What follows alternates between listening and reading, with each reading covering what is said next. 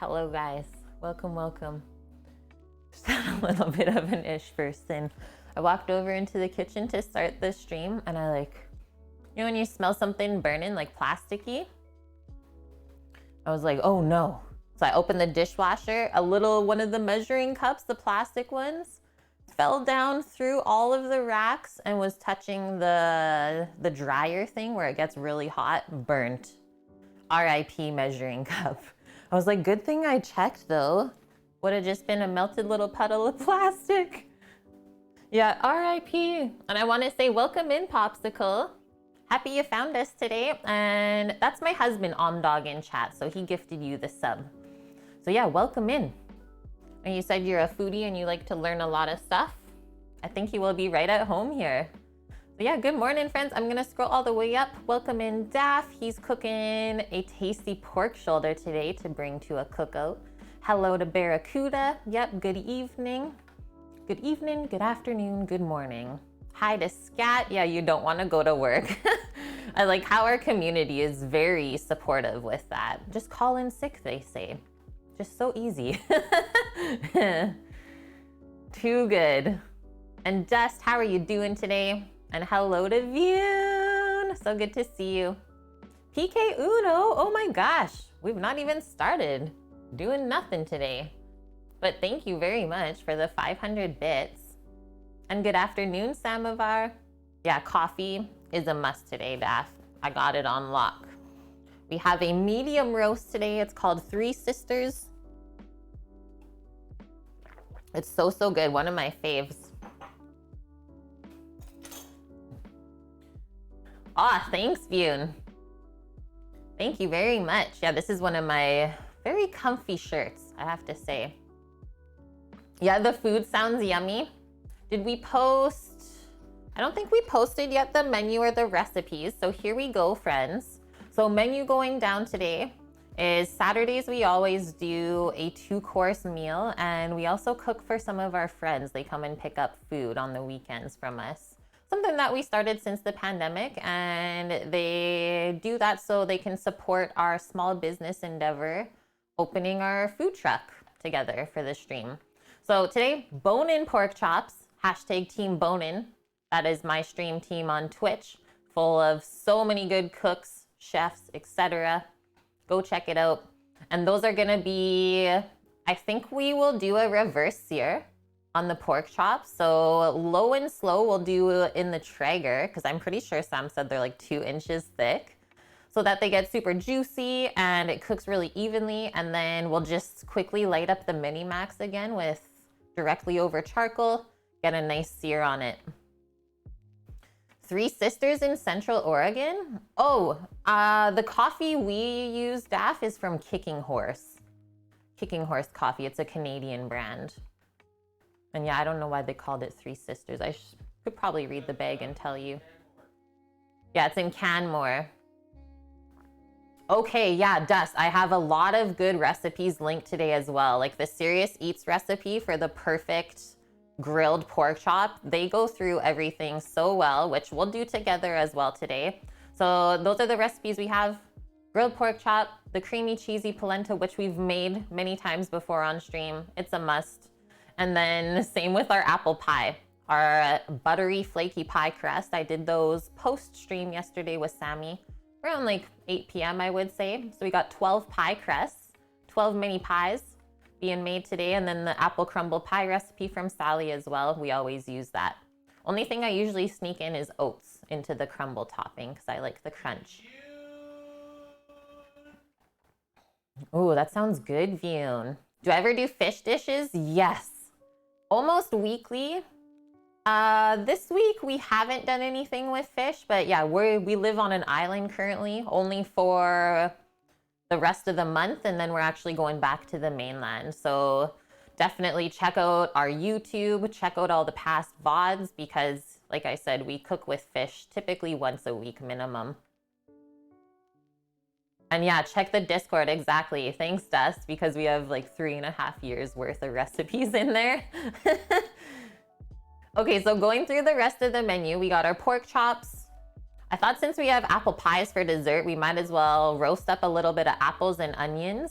probably gonna do that low and slow in the Traeger while the chops are going. So they get like really buttery and soft. And then that'll be like a little side to eat with the pork, right? I don't know if anyone else ever eats pork with onion or apple, but it's really good. And then cheesy cheddar polenta, super simple. It's just cornmeal, milk, some cheese in a pot, one pot wonder. Braised Swiss chard. Got a little bit of chard from the garden, and then Sam picked up a couple bunches from the store to marry on up. And if you've ever had Swiss chard or collard greens, you know it's really good with pork, but I actually like to cook it with pork. So this morning, had a hankering. I pulled out this little pack of pork belly. So we'll chop that up. It's still thawing a little bit. Yeah, we'll chop up the pork belly, fry that up in the pot first, and then put all of the Swiss chard in so it steams together. Little bit of wine, maybe some herbs. Super, super yum. Pork chops are super common in Vietnam. I have to say, yeah, when I was in Southeast Asia, pork was very common, and I didn't grow up eating a lot of pork, so it kind of was weird for me, Vune, but now I regret not getting all of the pork dishes there because it was probably so good. So good. They use sweet and spicy marinades and grill it. The street food is like none other. I mean, I have so many fond memories getting fried chicken as well there. Like they make bangin' fried chicken. Oh, it was on a cool down. Awesome, glad you joined the Discord. Also glad you found us today. Yeah, pork and applesauce, something like that is standard around here. I know, the Asian street food. Man, Vune, just such an awesome place. Okay, I also have Goldilocks chilling out with us today. At some point, whether it happens on stream or off stream, I will be mixing up some sourdough ciabattas for tomorrow's Cook with Sammy stream. Tri-tip sandos going down. Good morning, White Dove. How are you doing? Okay, let's get the list done for today. Orders going out the door. Ready for this? 3 dinners, 10 desserts. And of the 10 pies going out the door, they're 5-inch, little kind of individual mini pies. 5 of the pies are baked. 5 of the pies have been asked to be frozen so that they can bake them up for themselves another time when we're not around. They're starting to be like little pack rats, like squirrels, scrounging all of Kate and Sammy's food. Mom and Dad are busy a lot, so they love it when you help with cooking and getting recipes. Totally. Yeah, that's what I did a lot as well, Popsicle. Was always helping around in the kitchen, and you do learn a lot. Hi, Lily. How are you doing? Yeah, 3 dinners, 10 desserts. That's a little bit skewed, we can say. Okay, so first thing we're gonna do today, good morning, Cookie. Hope you are well. Yesterday was, what, 6? Yeah, that's true. Yesterday was like 6 dinners and it ended up being 13 desserts. Good thing we made all 15 of the jars when we only had 9 on order because there was no leftovers. Like, good thing we savored the jar. The only thing I regret is I never took a photo of my one jar that I ate because I was like, oh, I got extras. I'll just take a photo of another one. Doesn't exist. The food that didn't get photographed. It sounds fun, Popsicle. It's really fun. Yeah, right, White Dove? Don't blame them. They're probably gonna miss a lot. And we got some like crazy news from our friends yesterday too. So one of the ladies that typically picks up, I know someone else was saying in chat yesterday that they broke their collarbone. So one of our friends, she ended up breaking her collarbone in the past like couple weeks or so.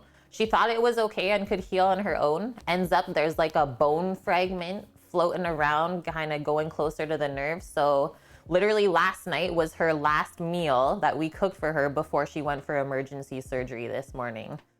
So I guess her partner was telling us yesterday when they got off the phone with the doctor's like, make sure you eat really good tonight before you come for surgery tomorrow. She's like, oh, I am.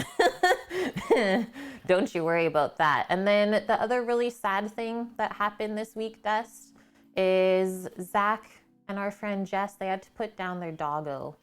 or I shouldn't say little, they're big bull mastiff. Really sad. They've lost like both of their dogs in the past couple years. So we're gonna be cooking them lunch tomorrow, and we're gonna deliver the sandwich, because listen to this. So you know the houses that they're building like right down below? Yeah, Zach's doing the plumbing in there tomorrow. So we're gonna walk down a sandwich for him. We don't stream every day, Popsicle. Right now we're doing Thursday, Friday, Saturday, Sunday. Yeah, super hard. Like I've met both of those dogs and they're just so cute. Yeah, if you have pets, you know how hard it is, right? Okay, let us begin. I got all my beverages. I'm feeling good. Yeah, Mastiff pup on a hike, totally.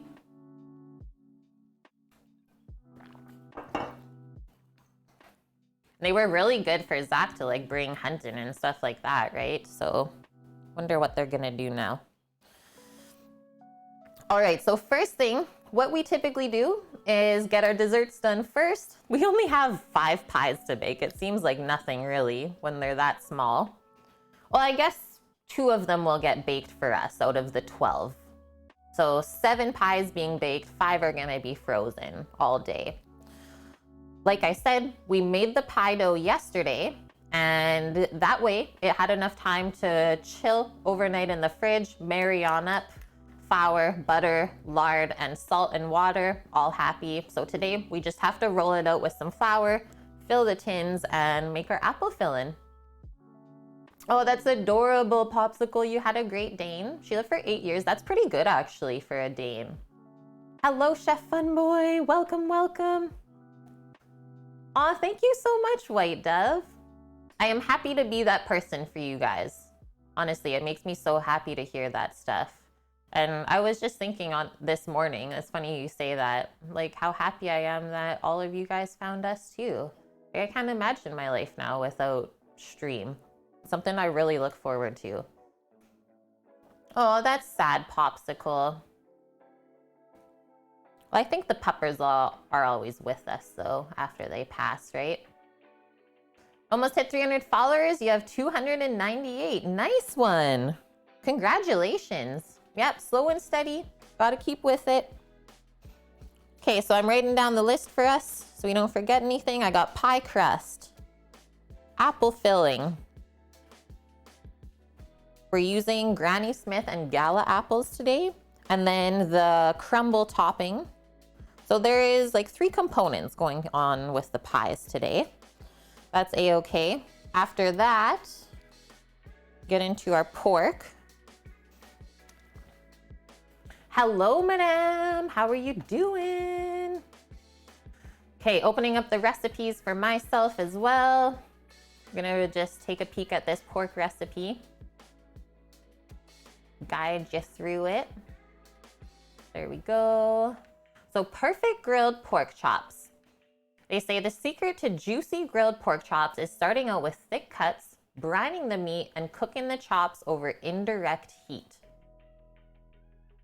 Why it works. Center cut rib chops have enough fat to allow it to stand up to the heat well, along with a nice degree of flavor. Chops about 1.5 inches thick allow some insurance in cooking. So there's less risk of you overcooking it, right, when it's that thick. And it says dry brining the chops, so just like salt and pepper, helps them retain more juices as they cook. Okay, so 3 things we know why it works. Yeah, I would say so, Lily. 15-year-old Dane in your childhood? That's amazing genetics. That's amazing. Yeah, they have one of the shortest lifespans of all doggos. Chaos Killer, thank you very much for the follow. Welcome. Okay, so this is what they say. Dry, chewy pork chops are a thing of the past. These thick-cut beauties are everything an excellent grilled pork chop should be. By starting out with thick chops, it's easier to prevent them from overcooking, while a dry brine keeps them seasoned and juicy. Here, we utilize 2-zone indirect heat, which allows you to gently finish cooking the chops after getting them browned over high heat. Yeah, exactly, right? Makes you sad that he didn't have any puppers afterwards. would have been good genetics down the line, you would hope at least, right? Okay, so they say active time, 30 minutes. Total time, 90 minutes. We're gonna go a bit longer than that just because our pork chops are thicker, and we're gonna do something just a little bit different than what they do. Almost backwards. Hi, Wilson. Happy Saturday. Hope you're doing good. So we're still doing like the 2-zone or 2 types of heat, right? One's low and slow, one is hot and fast. And if you've ever cooked a lot of meat or even thick pieces of meat, you know that this works really, really well. It slowly breaks down the connective tissue in the thick steak, pork chop, etc. And then it evenly cooks the whole time at the lower heat so that you end up with this perfectly cooked piece of meat that you just have to sear up. You been to the beach? Oh, I'm jealous. Hope it was fun. So this is what they say. Sprinkle the pork chops all over with salt, place on a wire rack, set over a rimmed baking sheet, and pop it in the fridge for 1 hour up to 24 hours. So that's the dry brine. So literally just salt and pepper, or you can do up a special rub, whatever you feel. Sam, should I just do the pork rub on the chops?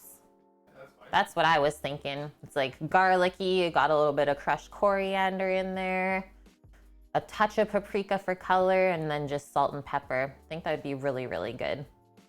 So that's what we're actually gonna do first thing right now before we even start the pies is take a peek at the pork. So on our list, we'll put season / brine, let's say, for it to sit in the fridge. Then we're gonna pop it on the Traeger. Let's do 250 Fahrenheit. We don't want to go really any higher than 275 Fahrenheit, I would say. And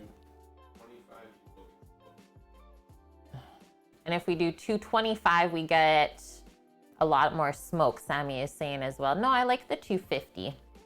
I like that. And then usually I like to cook thick pieces of meat. I want to aim for a couple hours, but we really have to watch the temperature, right?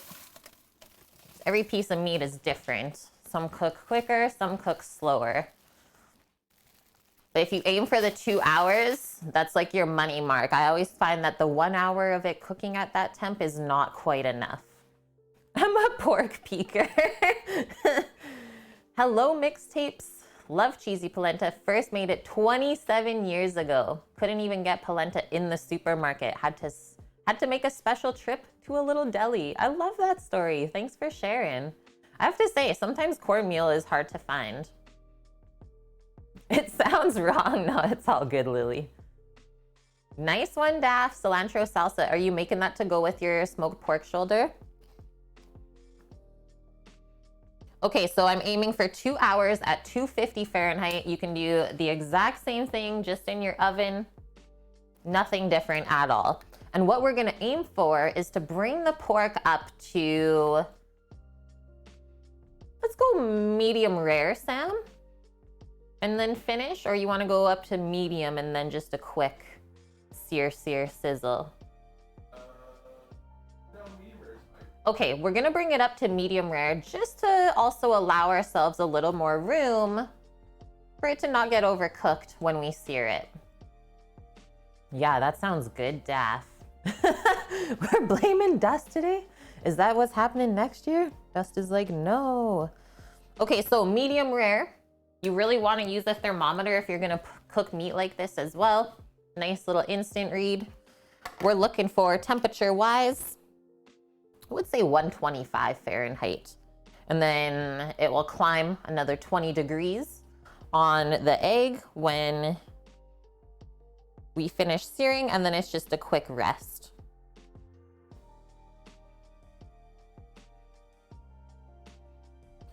Perfect. Okay, so that's the pork. Yeah, we're searing it last. So low and slow at first for a few hours until it hits medium rare. Then we let it rest as well for like 15, 20 minutes. Then we sear it. Magic about that, you can cut right into it afterwards. You don't have to like double rest it. And hi, DJ Shankzilla, Ninja Man. How's it going today, friends? I'm doing good. feeling like I have lots of energy, had good sleeps. Day is nice outside. It's like sunny, cloudy, rainy, perfect West Coast weather. Polenta is El Salvadorian. I actually am not sure of the origin of it, madame. I'm sorry about that. Should we look it up together? Okay, still going down the list. So our polenta, let's get into that one next. Super simple, like I said. The basics of making polenta at home. You heat up your liquids in a pot until they boil or come up to a simmer at least. Typically there's milk, so don't burn it. And then we just slowly whisk in the cornmeal as we're pouring it in, and you wait to add the cheese until the end so it doesn't just burn and stick onto the bottom of the pot, because cheese likes to do that. Oh, Wilson says polenta is a northern Italian dish made of coarsely ground corn. Freshly cooked, polenta is soft and creamy like porridge or mush. That's the worst way to describe it. It's really yummy though. You really need a lot of butter and cheese to make it delicious. Yeah, samovar, you've never seared anything after the oven. Look up reverse sear cooking, specifically from Serious Eats, because they explain it very well. Very, very well. Okay, our Swiss chard. Obviously, we'll just cut that up, and then like I said, we'll do our pork, wine, and herbs for the braise. Swiss chard doesn't take long to braise. Maybe 10 minutes in a pot. Really, really easy. And then lastly, just our apple and onion that we can't forget to roast off. All right, that's the day. That doesn't seem bad at all. Yeah, grits, Chase. Grits are not a thing in Canada, sad to say. I've had them before though. That was actually a special order that we got through a restaurant. We ordered in some grits just to see. They're yummies. Yeah, or you know, Vion's poor boy method of sous vide. Looked like it worked pretty good.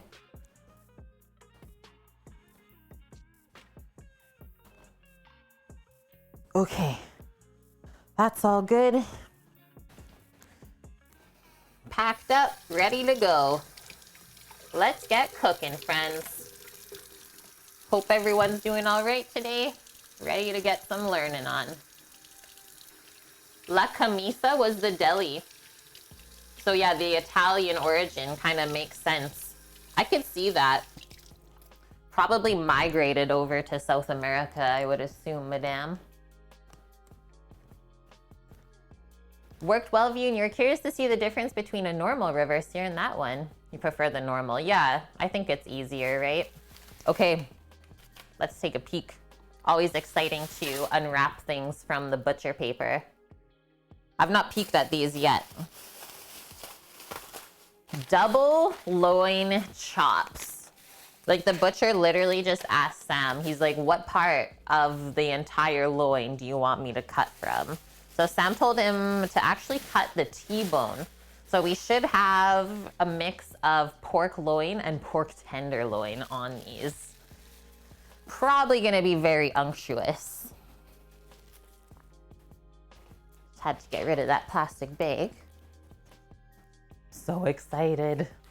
So price point, I think we got, what, 6 chops, I believe, in here. $43. They cost $5.89 a pound. That's not bad, I would say. And this is from Glenwood Meats, if we have any Islanders watching. That's our favorite butcher shop. They're the best. We're gonna miss them. That is fair, yeah. To say I've never had anything bad from them.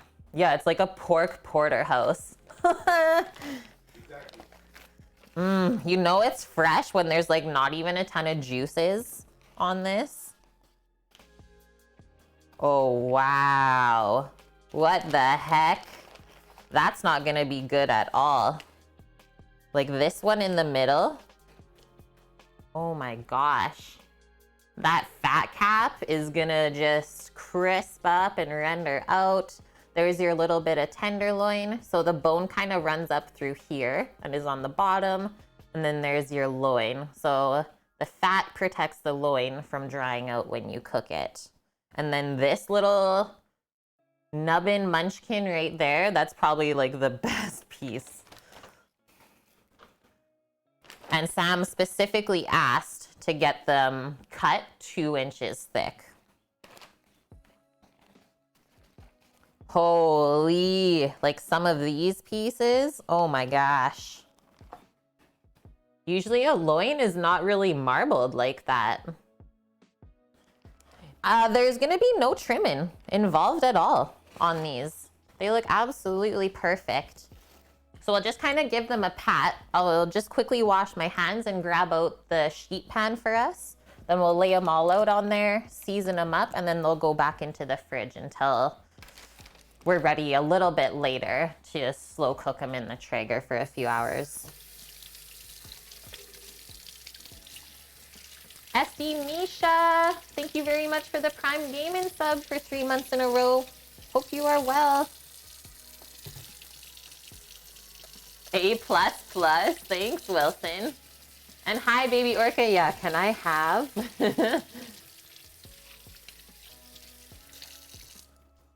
Yeah, you get to know your butchers really good when you're the person that asks for stuff cut 2 inches thick. They're like, oh, they're those people again. Like when Sam goes to the butcher shop, they're just like, hey Sam. I'm like, what? We don't even go there that often. But they remember. That's like when if you've ever worked in a restaurant on like the front line and you get to see the customers and you get to know the people that order. It's like, yeah, that person's here today. Yes. Something like that, probably.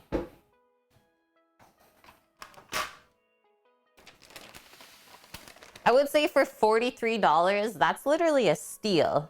Because you could charge at a restaurant $43 for one of these on a plate. Not even joking. That would be the price point for that size. Because pretty sure if I weigh this, that's like probably 12 ounces. So expensive, Yoon. That's why we cook this stuff ourselves, right? Really saves money. The butcher never forgets. Ain't that the truth, Daff? But then the other side of it, you don't want to piss them off either. Because then they really won't forget. Oh, that's amazing, Wilson. Pork is something you only eat processed, like bacon or sausage. It makes sense, Fune. Yeah, or the occasional pork hock. Okay, just gonna wash up one more time, and then I'll grab our pork rub. I don't think I even have to dry those off. They look nice. Yeah, we don't eat a ton of pork, I would say, either of you. Like, it's rare for us to just cook a pork chop like this. And like you said, typically it's processed into like sausages or something like that. Beef for the win. Yeah, I would always choose that as well. Okay, I'm just gonna grab a hand towel.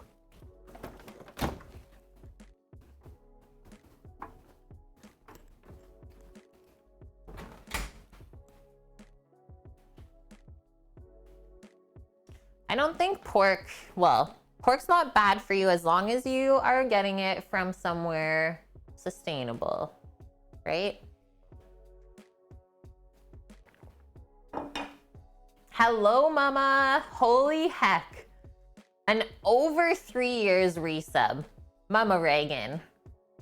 Been with us for pretty much forever, we can say. 37 months? Wow. Seriously, feel the love from afar. From you, Papa, your whole fam. Thanks for hanging out with us. And I'm quite sure I taught you something along the way. Except for Manitoba, they talk about how awesome pork is all the time, madame. Huge pork producers. I could see that. I love pork. Sammy loves pork.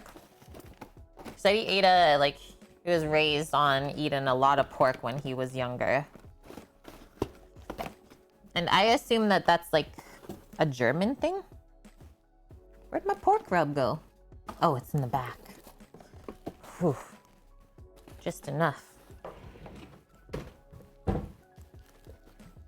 Favorite pork preparing? Bacon doesn't count. Yeah, that's so good. Schnitzel, or I like souvlaki grilled.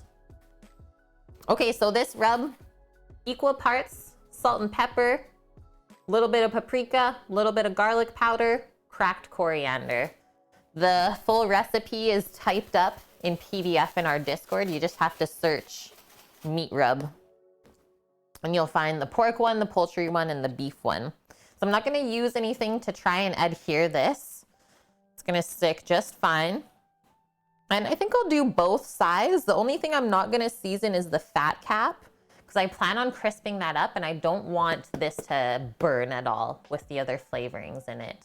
So just season both sides, flip it over, and then that can go into the fridge. Yeah, so you have a lot of Mennonites there. So yes, it does make sense, madame. And that's the thing, View, and it's like good beef is so hard to find, right? Okay, so another thing we have to think about, friends, when we're seasoning something of this thickness, we want quite a big crust, right? To season all the way through that thick, thick meat, which is also why we're doing both sides today. If you do like a thinner piece of meat, you can totally get away with just doing the one side. Anything thicker than like 1.5 inches, I would say, do both sides. I'm gonna just let the rub sit on there for a bit so it can kind of soak in and create the crust. We'll give it a press and then we'll flip it over.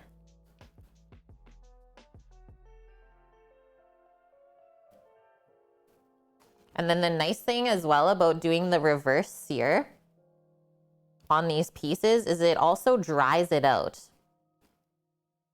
from the heat of the oven. So later on when we go to sear it, it actually crisps up really nice. Because the drier something is, the more crispy it's gonna get when you fry it up in fat.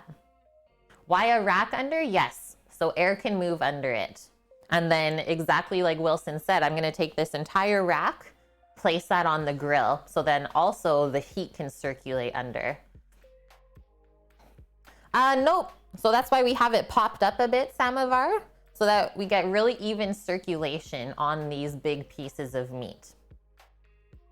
The pan is not gonna cook the underside. Okay, give this a press.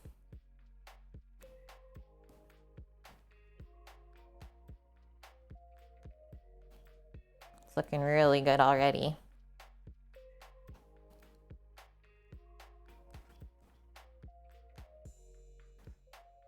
Have I ever had a longhorn beef? I don't believe I have, Wilson. I don't think I have. Like, I don't think we had anything like that at our meat day, right, Sam? No. I'm not sure the cows we had.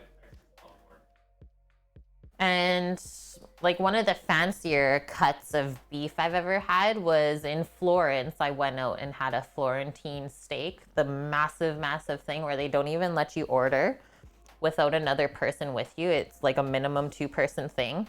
So I had to like sucker in someone to go from my hostel with me to come eat this massive steak. It was hilarious. I'm like, you're coming with me because I need this in my life. They're like, oh, okay.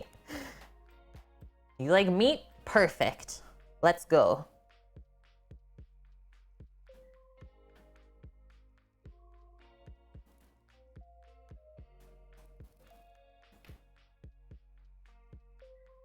And yeah, hello, Stardust Meatball. Loving the name. Rub is so good, Daff. I love this one. So the pork rub is just a little bit garlicky. And it's so, so good once it starts cooking together. So now I'm just making sure as I'm moving this that nothing is touching, so that we keep that even air circulation.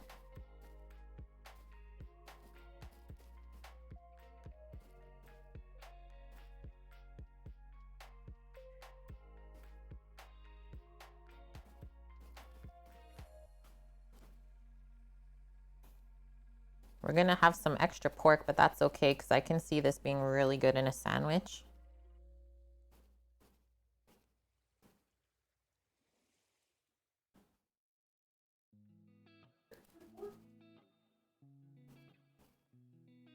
Yeah, there's one extra, but I'm not putting it in the freezer. Oh, yeah.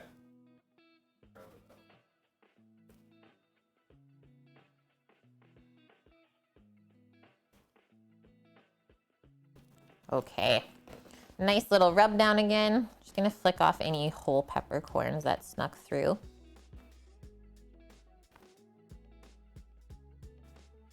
Yeah, you did so good on that too, View, and your tomahawk. That steak, like that cut, that's an experience, right? It's not an everyday thing, but once you have it, it's memorable.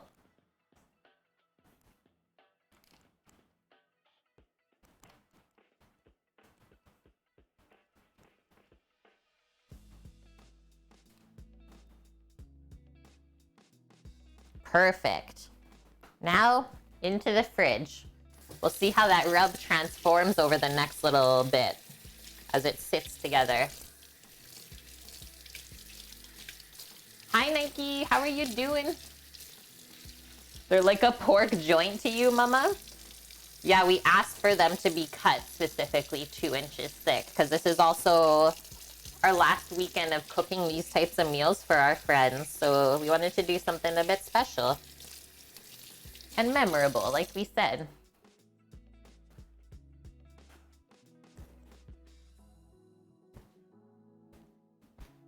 Yeah, they're getting so sad, Wilson.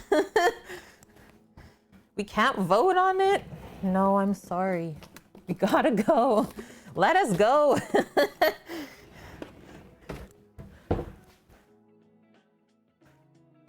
Yeah, last weekend and then the next 2 weeks, we're doing like our big kind of meals that everyone is ordering to pack away in the freezer. So chowders, pot pies, stroganoff, soups, all sorts of stuff coming up. It's gonna be really fun.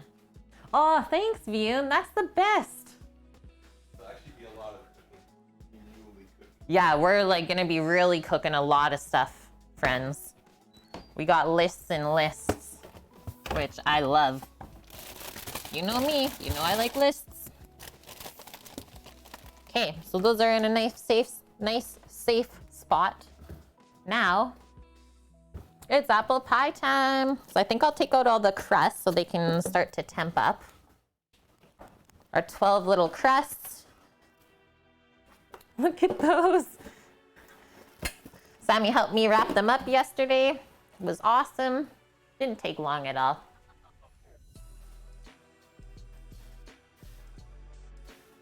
Yeah, just tease them and then we're out of here, Nike. But I mean, the thing is we gotta spread the deliciousness. Can't just like feed a select amount of people for the rest of our life. We gotta let other people experience it too.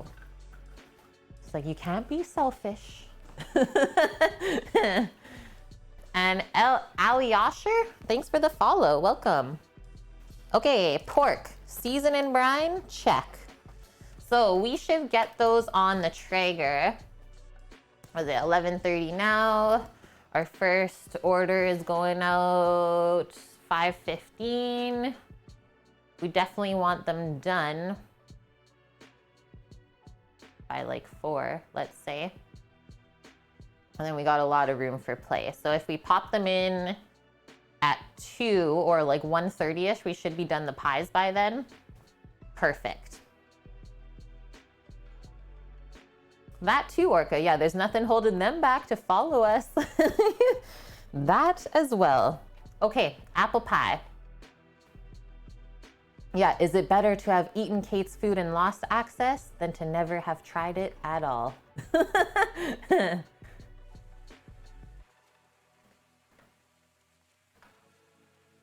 Okay, apple crumble pie, rolling on over.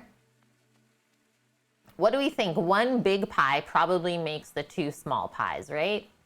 More than enough of the filling? That's what I'm thinking.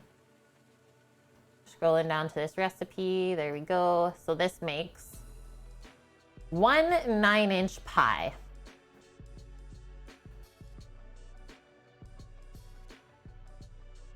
Five apples.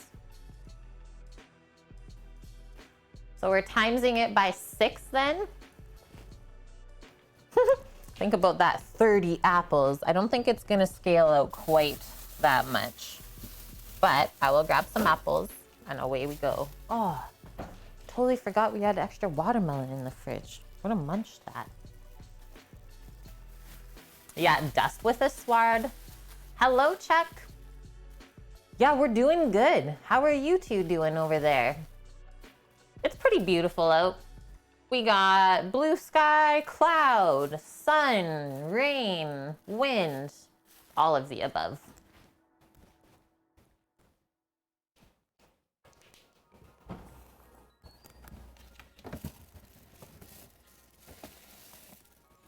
Morning, Dad.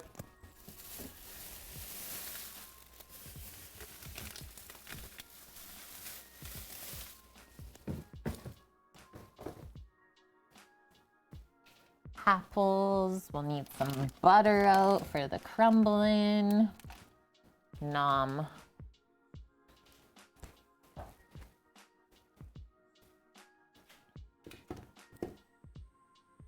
Oh, a Toblerone? Thanks, Blue Feather. I'm so into those. The nuts and the nougat. And hey, Izzy, how are you doing? Chuck says, doing great. Rain, wind, send pictures to Sam. I never saw those pictures. Hi, Tyson. Hi, hi. So these are all gifted to us. Oh, they're ambrosias this time. I love how small they are.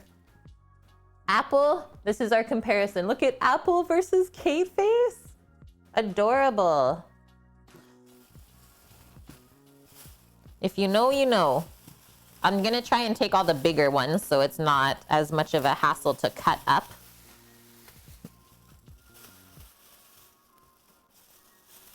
Probably do like 10 of each. And then I gotta go grab the apple machine. The apple machine. Maybe I'll just do it by hand though. Shouldn't take that long. So yeah, mixture. This one will be more sweet and kind of soft. Granny Smith, if you ever tried it, is sour and firm and crunchy.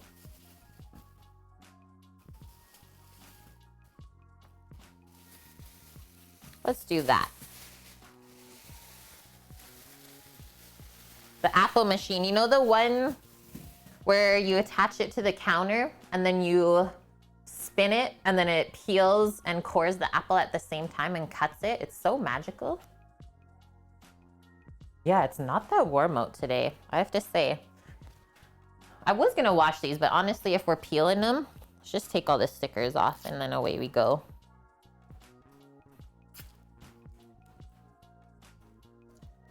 Yeah, Sam loves Granny Smith apples. Sometimes they're really sour though, and it's hard to eat in the morning. Favorite apples, Honeycrisp. So, so good. Yeah, feel free to put a apple poll up if you guys feel like it. I'm always down, honestly, with any polls. If you think of something, mods, you're like, I wonder, go for it. It's how we learn about each other, and I think it's brought us closer. We can relate. Or it could tear us apart, we could say. Depending on which hill people want to die on.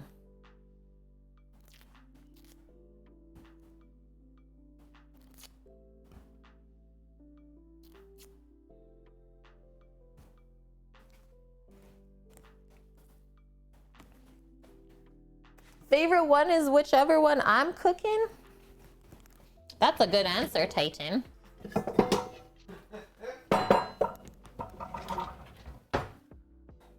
Okay, we got a big, big bowl, and then away we go. What else do we need? I think I might put the flavorings for the filling into there right now. Pink Lady are your faves, but a good Granny Smith caramel apple, yeah, is killer. Oh, you go with the Smarties on it? Pink Lady is so good, hey? Crunchy, juicy, it's like floral even. One of the fancier apples we've tried before was grown here in BC. It's called a ginger gold. Absolutely amazing. Ginger gold. It's like, what is this all about? Okay, so we're doing, what did I say? Like a 6 times this? I was thinking 2 pies from 1 9-inch. Probably get almost 3. So I should do 5 times only, maybe. Yeah. Okay, 5 times for the fillings. It's like, those are what size? 3? Those are 5.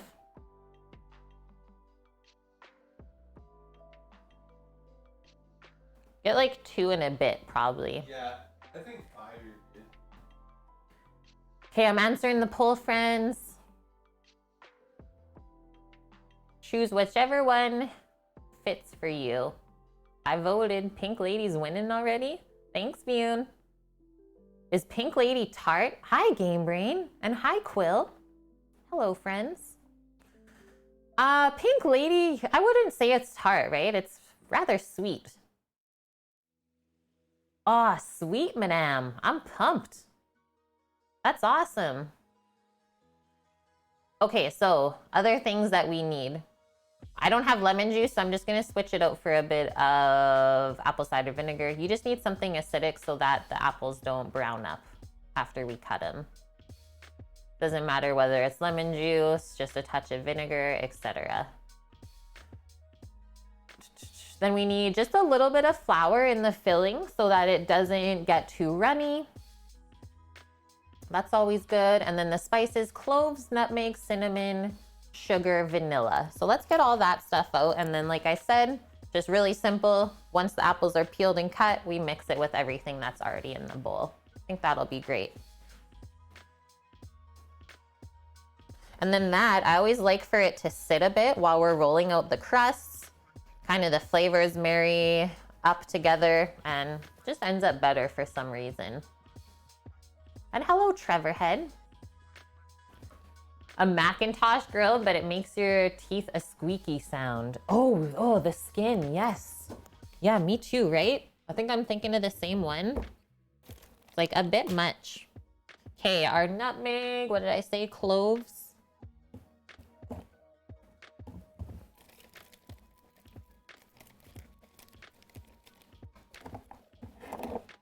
Or allspice and cinnamon.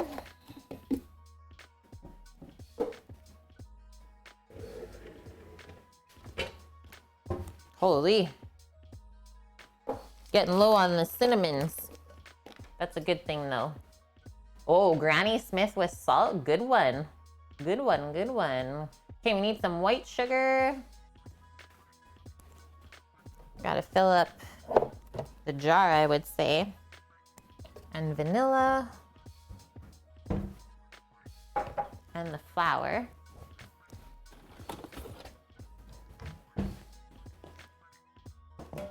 Probably add a touch of salt into there as well, right? Hardly toasted. I will have a sip, thank you.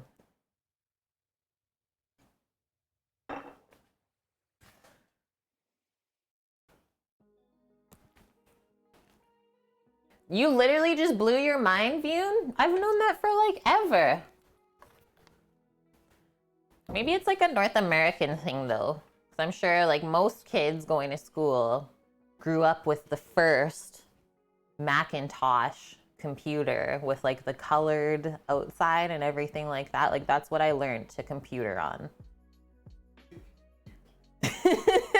I was like, oh, Macintosh and it's Apple. Oh. Yeah, PC in Europe. That's how I learned how to computer. How else would you say it? Yeah, you should definitely change your name to that. Okay, start with the... Maybe I'll leave the flour out actually till the apples are in, but definitely want The acid, the sugar, the spices, and the vanilla. I think a lot of apples were actually invented and are produced in Canada, madame. Might be worth looking that one up. So 5 times, we need 2.5 cups of sugar. I need to get the bag. Serious sugar. Oh, it's a new one.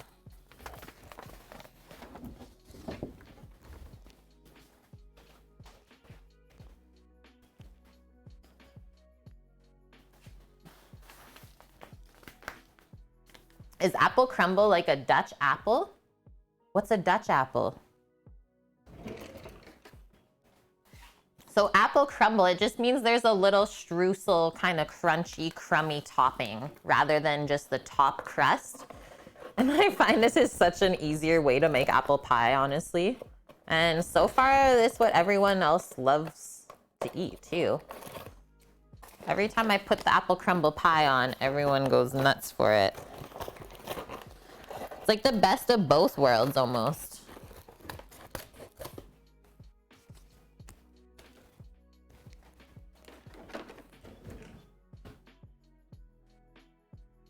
Dutch apple pie. Oh, okay, it has the lattice and sometimes nuts. Interesting. Yeah, Pink Lady apples are very popular here, Nike. Okay. All the cup measures are in the dishwasher. I'll just do this.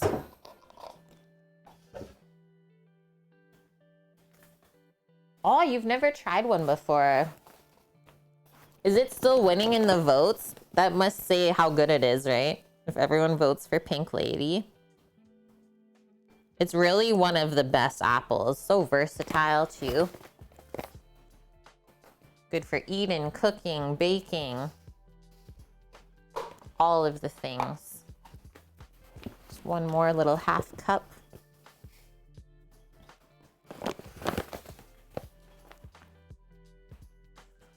So it's quite similar, we can say, to Honeycrisp. It's probably the best comparison. But maybe it just has a bit more floral flavor.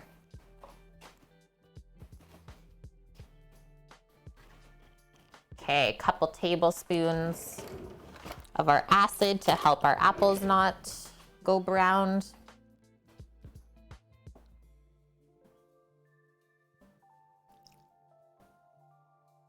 I think I'll do 3. And the acid I find in the apple pie, it also helps to like cut through all the sweetness from the sugar. It's super nice. Next up, we'll grab another scoop for all the spices.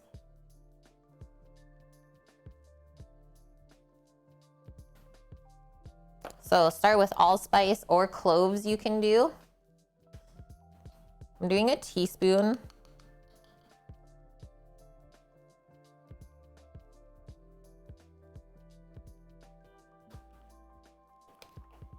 Next one, nutmeg. Yeah, apples are not a thing in Asia. It's true, Vyun.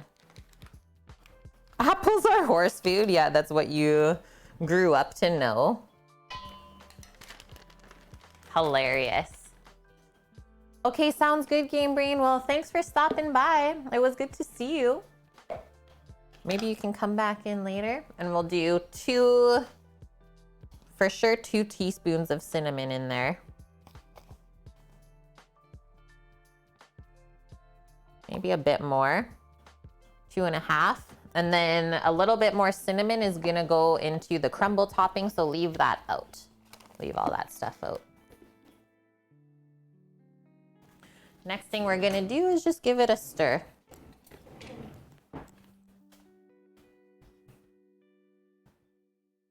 Yeah, more pulls. I love them too.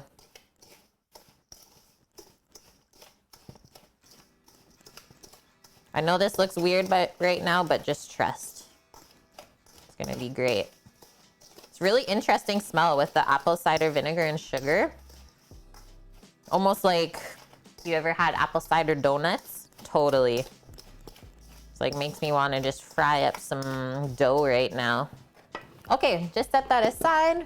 Next thing we need is a peeler, and then away we go. I think I'll just gather all of the peel over here, and then it'll probably go back to nature. Pop it all in this bowl as we work through. One quick sip of coffee. Super powered. Hello, Strike Nun. Hey. It does indeed look weird, Kate. How are you doing today? Yeah, you've had apple cider donuts. They're so good, right?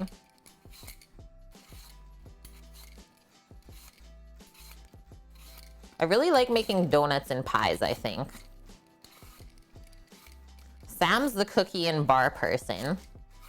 He's awesome at that, but me, donuts and pies is where it's at.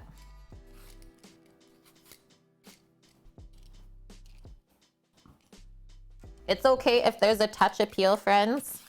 Don't have to go crazy about getting every little piece off, just as long as most of it's gone.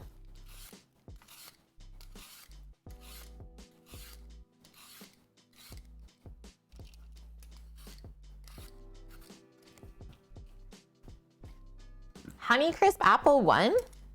Good one. I'm happy that one won. That means you guys have good taste in apples.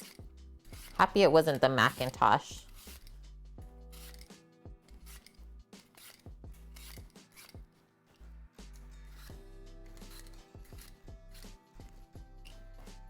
Oh, stay there.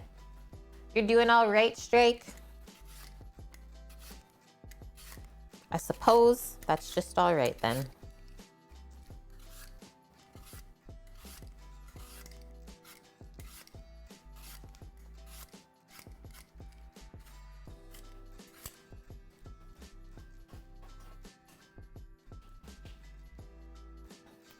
I'm flexing on you? No. Glibosinator. Just planted Malice, Freedom, and Freedom apples. Oh, what is that style? Now you get to teach us a bit.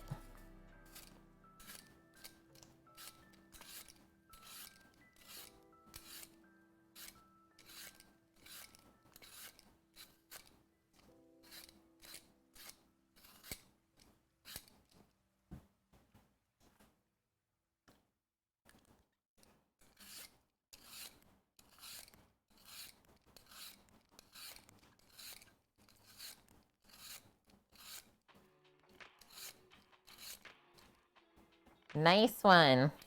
Sammy's the background photographer, photo guy today. Ah, sometimes when there's little boo-boos in the apple, it gets stuck. Silly.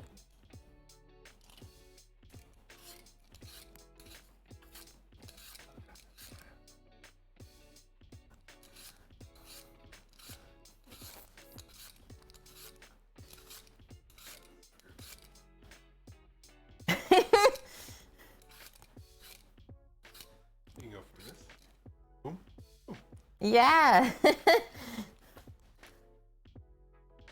Find this stream very appealing. Thank you, Dust, for getting the morning started. Yeah, it was a bit quiet there. Thank you. Phew. Was wondering. Everyone's just like in the... We're chilling. We're peeling.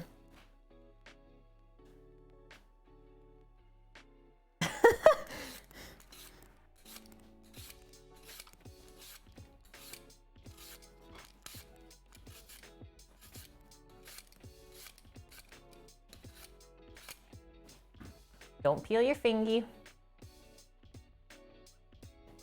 Oh, you're not sure how they look though?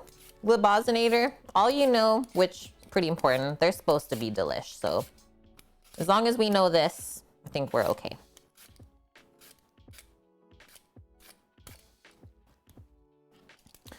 Go, go, go.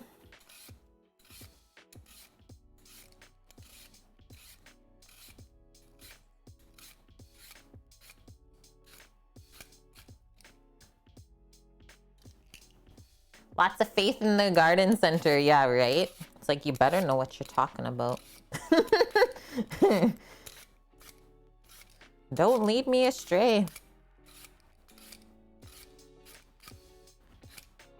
These ambrosias are actually really nice looking. Super firm and crisp. Juicy.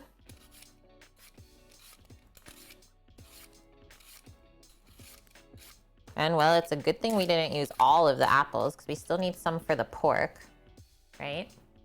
Oh, wrong one. I was like, that feels like it's been completed.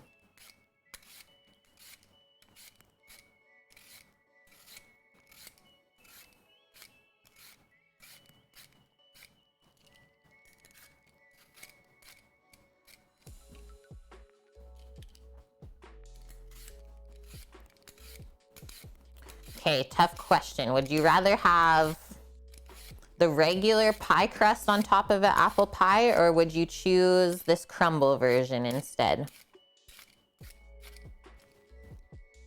What would you do? It got dark, Sam? Oh.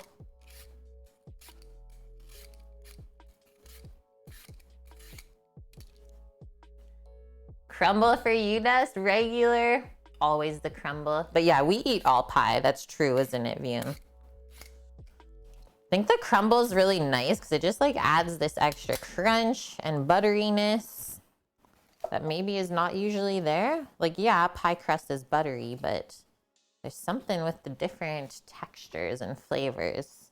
Makes you think, right? Okay, should be good to go with that.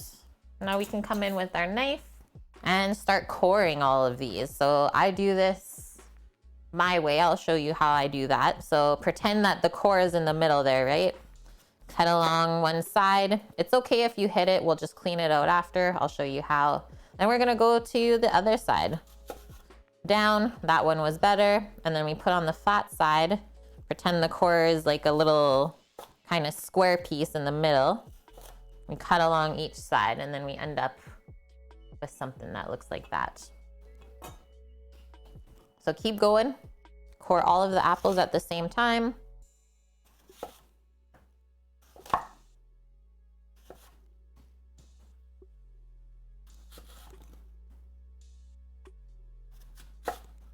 Oh, that one was a big one. But I am trying to maximize as well how much usable apple we're getting here, right? Oh, the crumble. Yeah, Nike, because it goes really good with the ice cream. Totally. And that's the thing. Whenever we make pies for people, we never serve like ice cream or whipped cream with it because everyone has their own, once again, way that they like to eat their pie. Some like whipped cream, some like ice cream. Some like cream poured over it. Ninja Man, I would choose whichever one that you make. You're melting my heart. Oh, good one, Sam.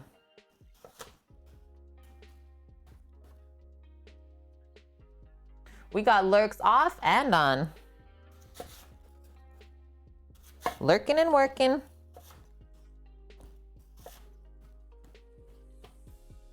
Look at the colors of the apple flesh. So different.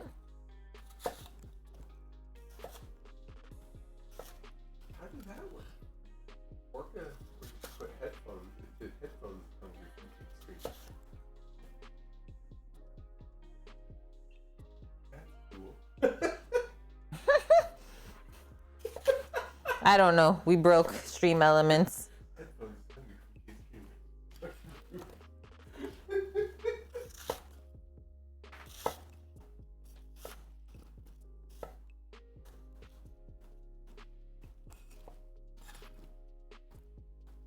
I think we're almost there, actually.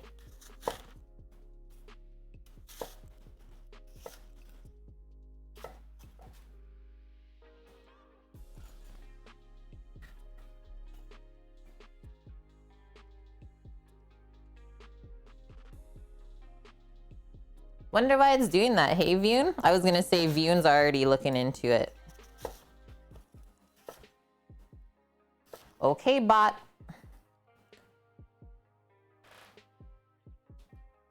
Yeah, I'll do the last 3. Yeah. I can use it for the pork too. It's not like it's gonna get wasted some. That's the first time I ever noticed that. Oh yeah. Lurk, cook with Kate. Gotta go. Streamer disappears for a couple hours. I was lurking. Okay.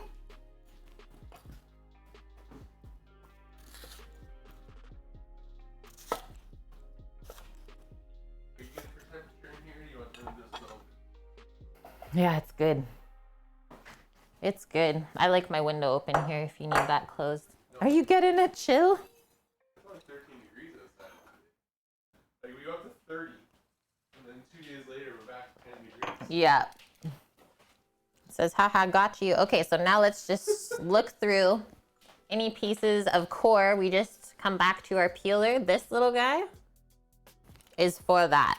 So it's used for like picking the eyes out of potatoes, but also works really good to take out the bit of apple core if it's snuck in there. Rather than a paring knife, I would say. That's why you're still here after 3 years, right, Nike? We crack you up. Yeah. Sometimes we offer comedic services.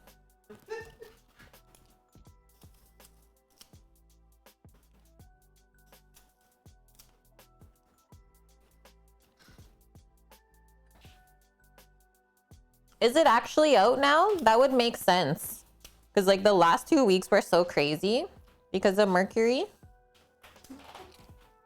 Well, think about it. Like the stories that we've heard from our friends and stuff, crazy shit's happened.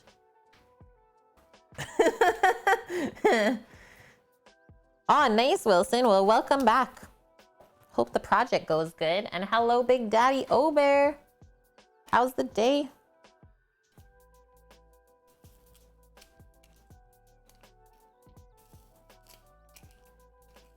No hardcore pieces in the pie.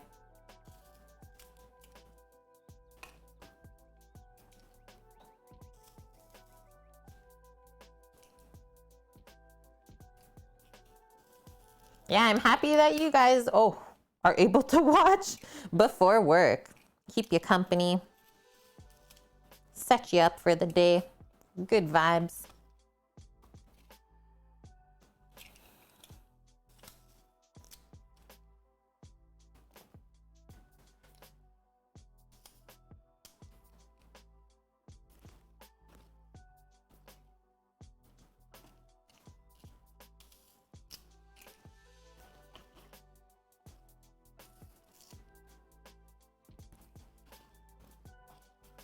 Okay, pretty sure that's it. Just my massive apple pile. The fact that they've not turned brown really yet, that's impressive too. Hello, Pause Haas. How are you doing? And hi, Nanny Moo. The camera above my cut-in board, that's a Sony A7. A6500? Oh, okay. No. We switched them around. It says... 63. So Sony A6300 is this guy. 65 is my face cam, correct? Yeah. And then we have the A5100 over the stove. Yeah, I updated all those. I just didn't say where they're all located. And yeah, we've been using this setup for what we can say a few years now. Yeah, I know. Isn't that funny, Orca, why they call it that? The Pro Max. But it has the really good camera on it. So that's why like our outdoor stuff always looks so nice. And it has a bigger screen too. So if you're a content creator, it's super helpful. Yeah, you're welcome. Always happy to help. And those things are not what we started streaming with. Don't get me wrong. Like we started using an iMac. I'm just gonna start organizing all these apples for us, friends. So we started with an iMac with just Logitech C920s and then just kept investing from the stream back into it and kind of got the better quality over the years. And it really, really helps, I would say, especially for a cooking stream. Maybe doesn't matter as much for gaming. I don't know. I've not really streamed too much games.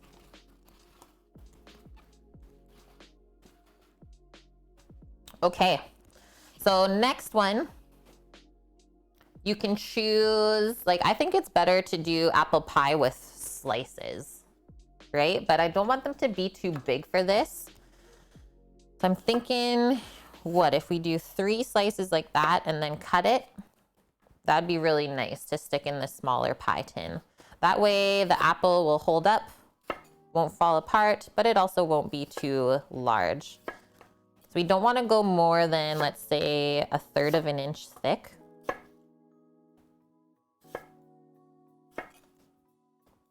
So you don't want to have some apples being crunchy, some apples being mushy, right?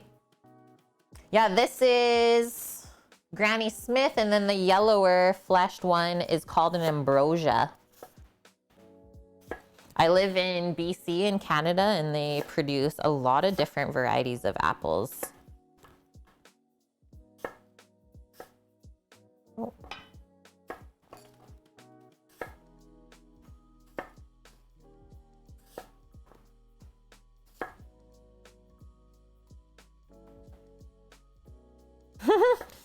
Thanks, Orca. Yeah, cook and stream, you really want to be able to like mouth watering. It's like, I want that in my face right now, right?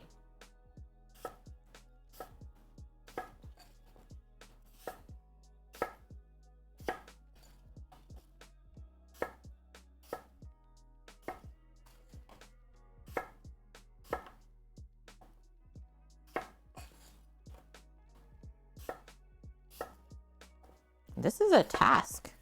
Now I can see why the apple machine is really handy.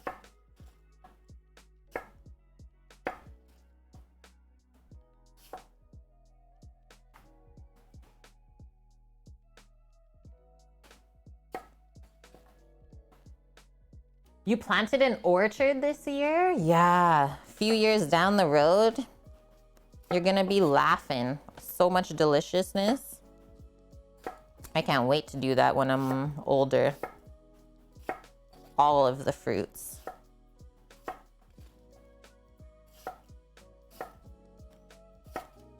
Okay, I'm gonna move some of those into the bowl.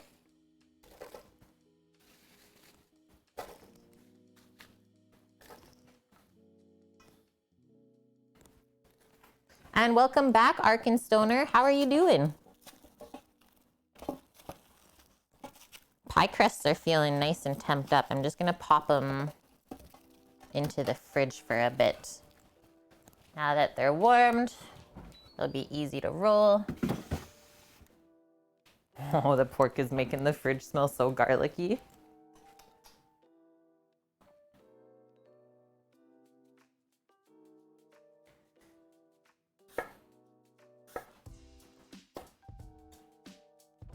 Yeah, totally, Orca.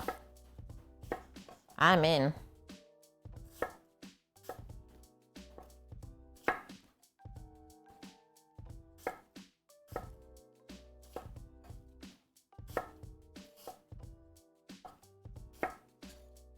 Okay, now these same thickness, but it's a little bit easier to go all the way through, right?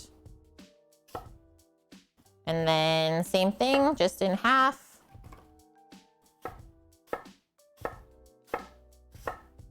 That one was a little bit thick.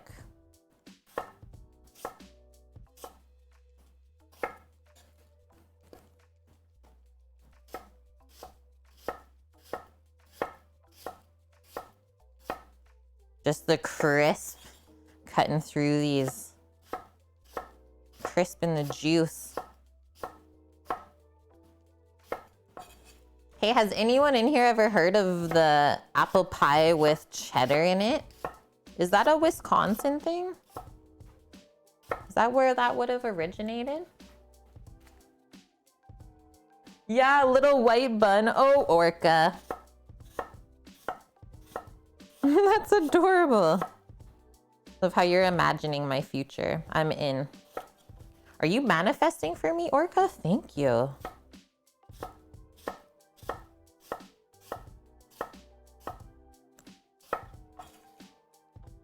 That's where you draw the line, Wilson. But is it, you're in Wisconsin, right? Is it a Wisconsin thing? Or is it from somewhere else in America? Because I know it's an American thing. I do know that. I can't recall if I've ever made it or not. I think I've eaten it before, but yeah, I don't think I've made the cheddar apple pie. It's intrigued me though, because yeah, I like cheese and apples together. Oh, you're in Alabama. Sorry.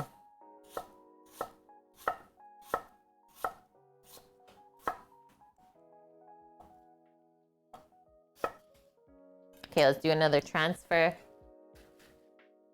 You low-key want to try it? It's supposed to just like add another depth of flavor, really. You don't quite taste it, I would say. Yeah, I don't think you would ever hear of that in Europe for sure, Orca. It's like, Kate, that sounds weird.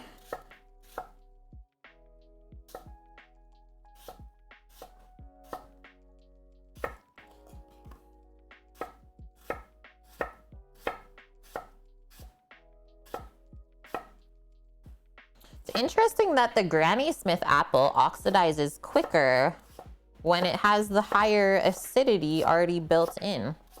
Interesting. This is what I'm noticing.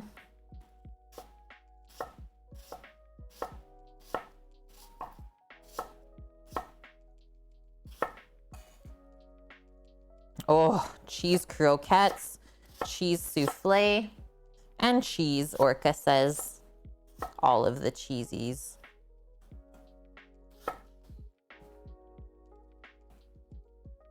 Slice of melted American cheese on top of a slice of apple pie dust. Are you saying right now that you've done that? That's crazy. I didn't think it was like that. I thought it was like the cheese was either in the crust or the pie. Oh no, but you would. Even better.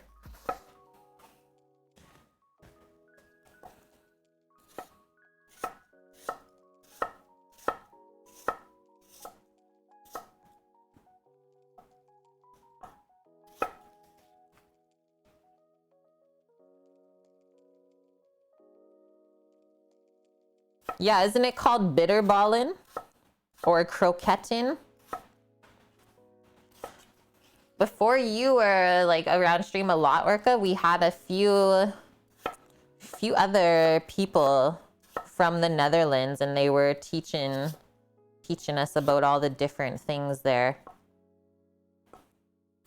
They'd always send photos when they went to like the pub or whatever you call it, and would have the croquettes and all the other little cheese snackies. I was like, that all looks delish. As a serious snacker myself, yeah, I'd be happy there.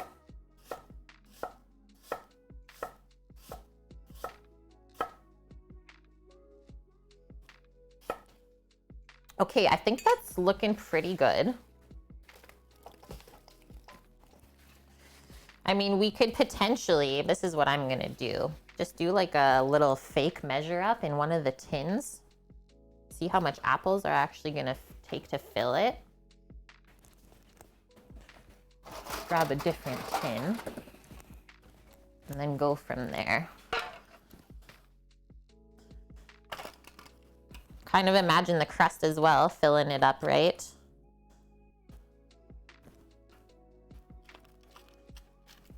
Something like that. So now I got a cup measure here. This is a 2-cup measure.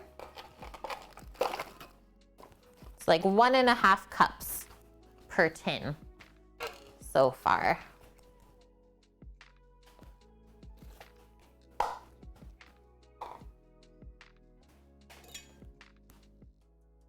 Cheese croquettes are a fun cooking challenge. I've never made just a cheese croquette before. I've done some with meats inside with the potato. But I could see that being possibly an explosion.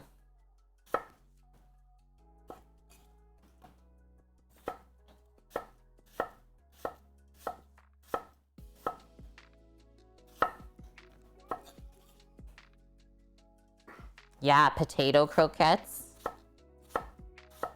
So nom. Potato is such a good binder, right? The starches.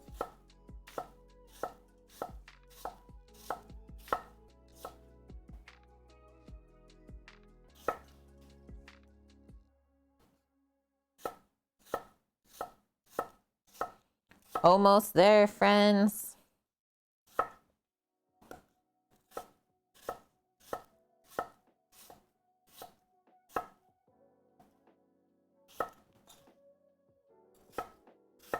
That's good knife skills, at least. Shows how repetition really makes things go quick as well.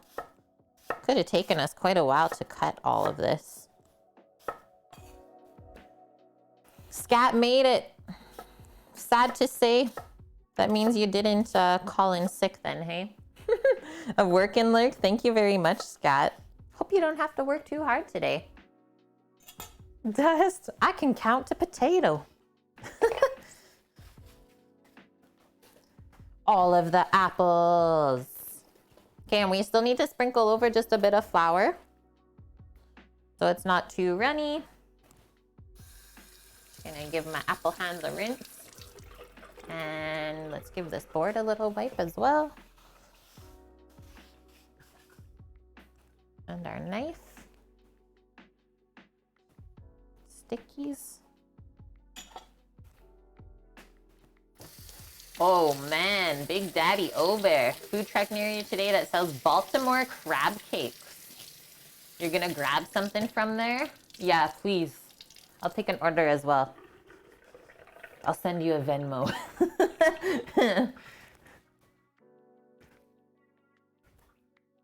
Yum. I've not had crab cakes in a hot minute. They're so good.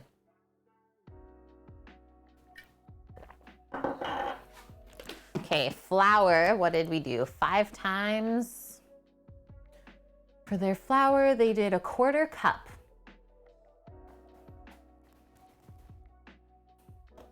So just over a cup of flour in there. I think I'll start with this, honestly.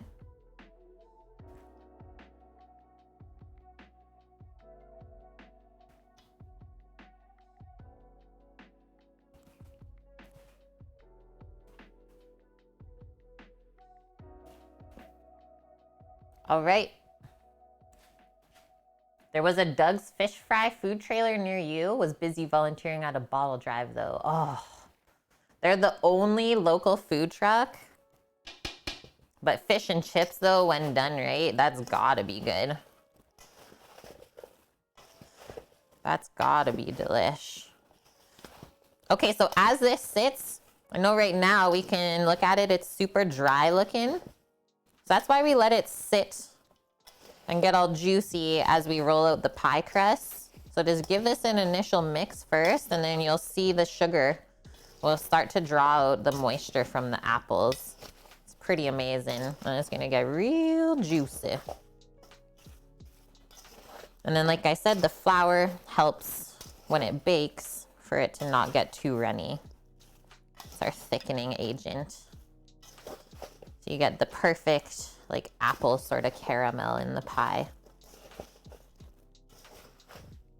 Smelling really good.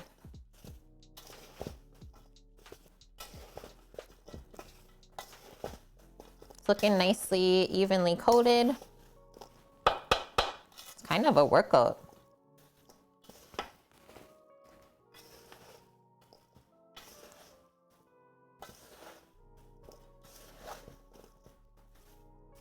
All right.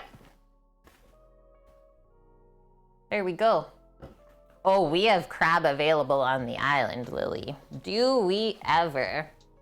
It's mostly Dungeness and rock crab here, where we can literally just go fishing for it. But you have to make sure that they're the proper size and everything like that when you drop the pots.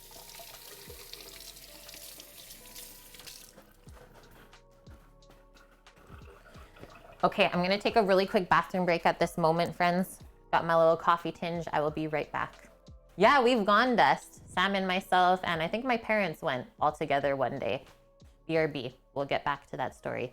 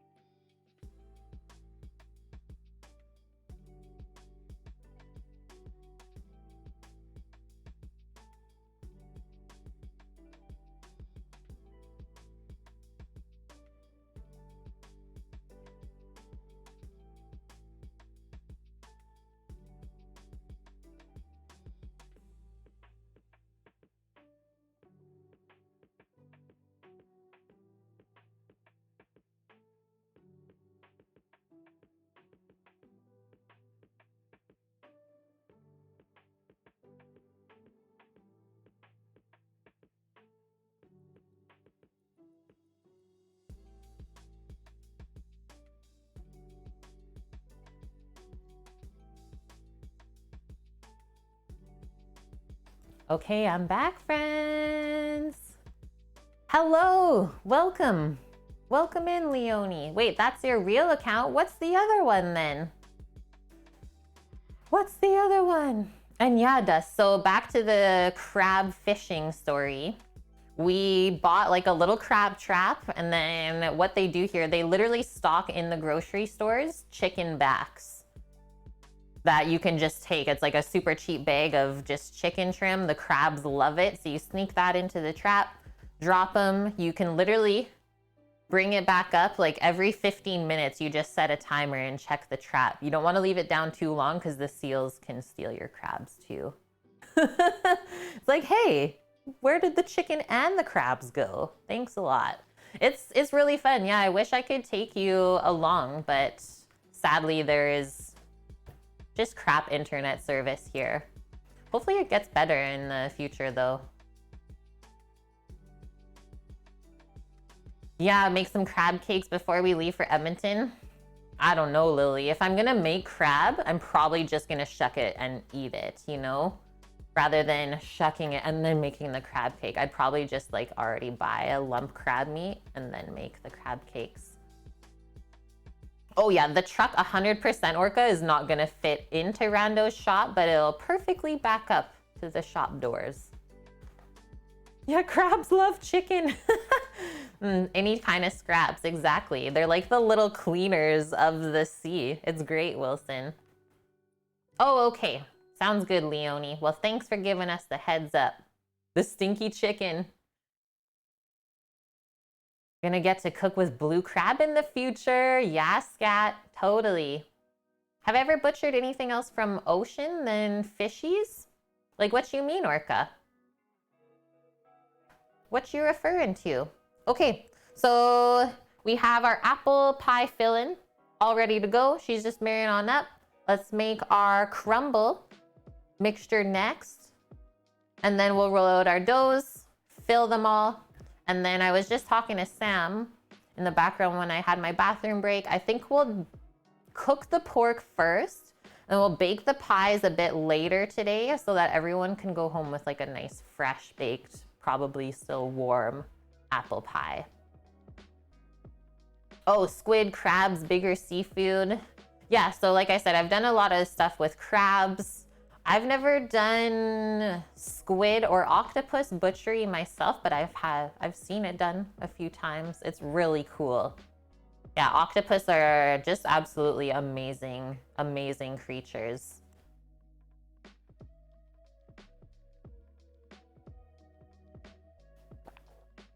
How long am I still live? Oh, we'll be live for probably another 4 hours. Three minimum, maybe 4, Leonie. So you got time for sure. Okay, one thing off the list, apple filling, crumble topping next. Sounds good, Nike. Yeah, thanks for hanging out before work. Don't work too hard, my dude. Stay safe and healthy out there. Hope you have a great day. Okay, crumble topping, we need brown sugar, cinnamon, flour. I'm switching out walnuts for oats. That's my little thing. Whoa. I think I'm just gonna get rid of these apple peels and use this bowl. Be right back. Hey, look, the sun is shining in full force now.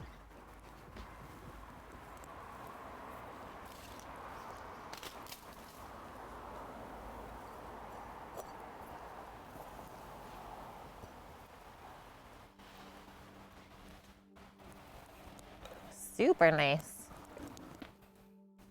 For the moment.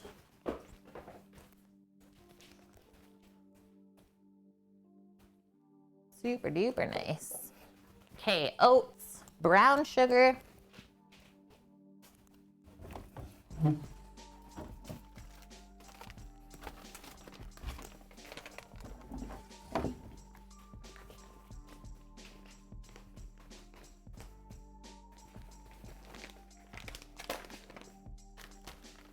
Got our cinnamon and then just butter. And she actually melts the butter for the crumble topping, so it's really easy to mix up until it's crumbly and sandy, and you're good to go. So to make the crumble topping, combine the sugar, cinnamon, flour, and oats, or walnuts is the other option. Stir that all together, but then stir in the butter, and then you just sprinkle that over the apples. Okay, so 5 times for us is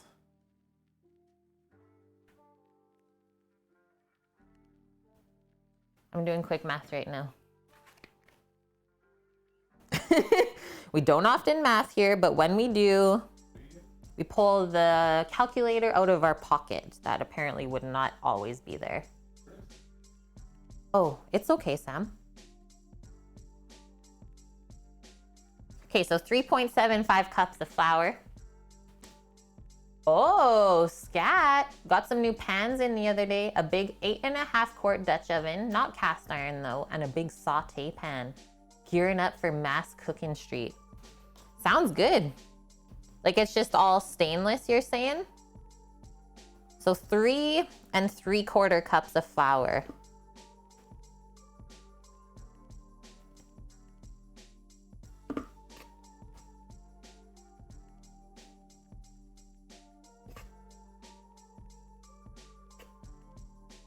Gonna do that.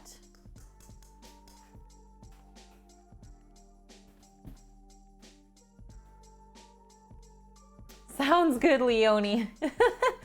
Sounds good. Yeah, we look forward to you popping by again. And like Orca said, so Orca's also a European that always stays up late with us. There's always the VODs. And yeah, that's the thing, is you don't have to be a subscriber if you want to go back and watch the VODs. All good to go. Okay, a bunch of cinnamon. They did 1 teaspoon. So I'm saying if I do the 5 here, that's probably it. We need cinnamons on the list. 1, 2, 3, 4. Whoa, 5. Not scary. Finally used it up. I'm impressed. Sammy, may I? Yeah. Cinnamons on the list, please. Do you have any sticks left? We have sticks, but they're really hard to blitz up. Like even the item? Yeah. It doesn't blitz nice. It just breaks it up. Okay, next one. Oh, there's no other spices. Okay, so I can put the allspice and nutmeg away then. Carrying on. Next one, let's do our oats. I'm using large flake oats, so they got like a nice crunch texture to them. See you soon, Leona, and hello, JK. Welcome, welcome. Oh, thought the water was gonna fall on me. It didn't though. Phew. Okay, so next one are oats. So pretty much same amount of oats as flour, if we can do that. I think that's doable. 1,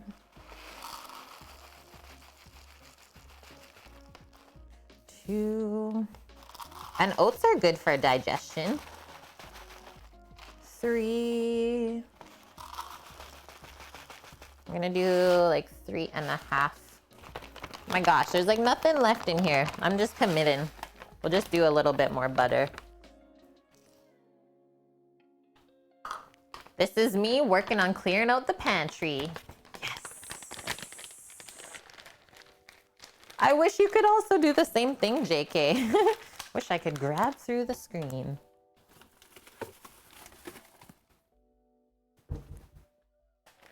And hello, Green Fang. Isn't polenta just Southern style cornbread? No, not at all. This morning we are learning that polenta is of Italian origin, and think of it as a cornmeal sort of porridge. It's not baked, it's all done on the stovetop. Yeah, 10% chance of rain, Daff, and it's pouring. Welcome to the West Coast.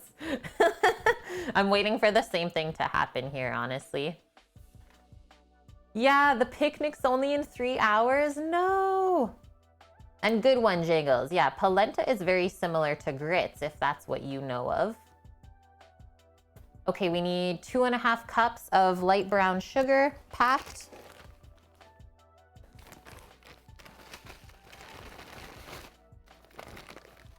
And then our butter. Whoa, making a mess.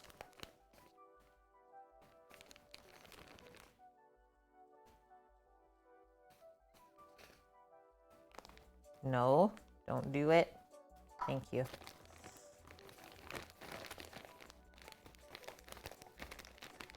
Just telling the sugar bag not to spill on me while I transferred that. Sometimes things listen. Not often, though.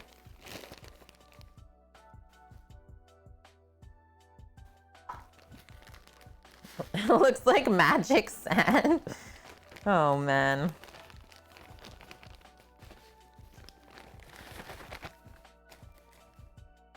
This plus whatever's on the board, perfect. How are we gonna mix this? Don't even ask.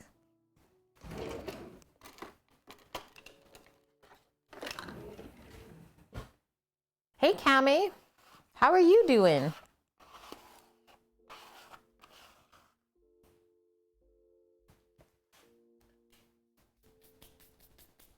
Okay, leave that for now. Why is brown sugar so moistened? Is it mixed with molasses? Is that what they do? Or is it just not? Yeah, so this is what they say. Made from natural cane sugar, the extracted cane syrup is then filtered and crystallized to preserve its distinctive natural molasses flavor and color.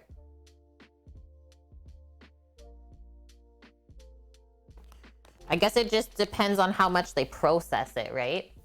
Yeah, molasses. That's why it has such good flavor too. Okay, butter time. Scott, you should totally make shrimp and grits this weekend. I think you would impress yourself.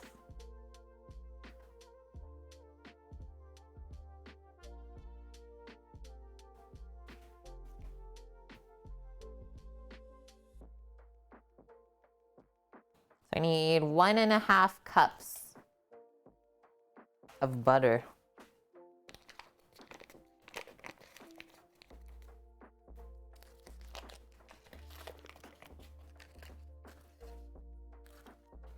Yeah, learned box has been crossed off for stream, Scat says. Just learned something new. So this is gonna get melted. I'll just put it in Chef Mike.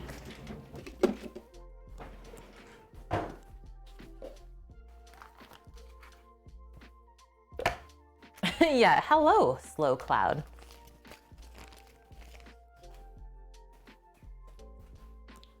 A little bit more. Yeah, we like brown sugar with our butter for sure. Nanny Moo, thanks for the follow. Happy you found us today.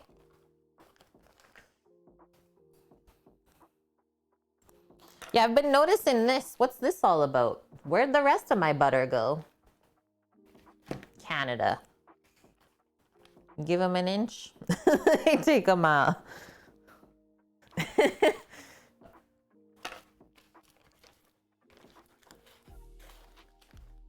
They say, haha, tricked ya.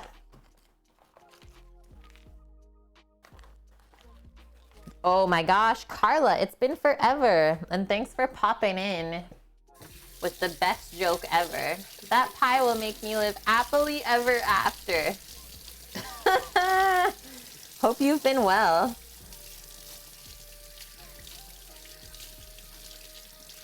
Yeah, that's right. Good one, Slow Cloud. That's perfect. I thought there was no inches in Canada.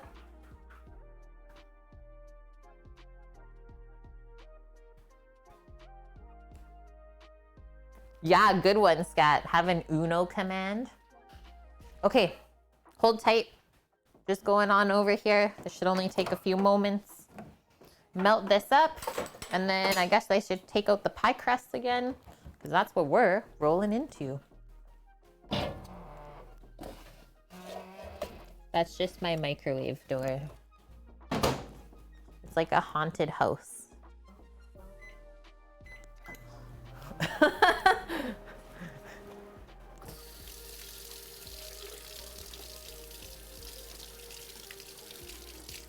Ah, thanks, Carla. Well, I appreciate the lurk always. Always, always. And I'm happy you enjoyed everything from yesterday. Yeah, the no peas. Peas. The bees and the peas. And Minute Man with the 11 months. Oh, man. One more month and we got another VIP in chat. Cannot keep track of you anymore. Yeah, eat, drink, and be merry. Wait, what was that show? That was a show. On Food Network, pretty sure. I'm just doing 40-second increments there. Absolutely insane, Minute Man. Thanks for hanging out the last 11 months with us. Oh, wait, Jiggles, how did I miss this? Your dad got stung by 35 plus bees yesterday? Now you're wondering how long until he starts to develop superpowers. Oh my goodness, is he all right though?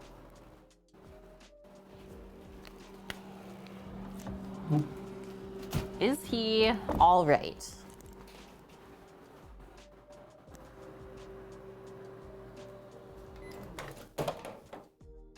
Okay, we're making progress here on the melting. A little bit longer. Don't want it to like explode in here.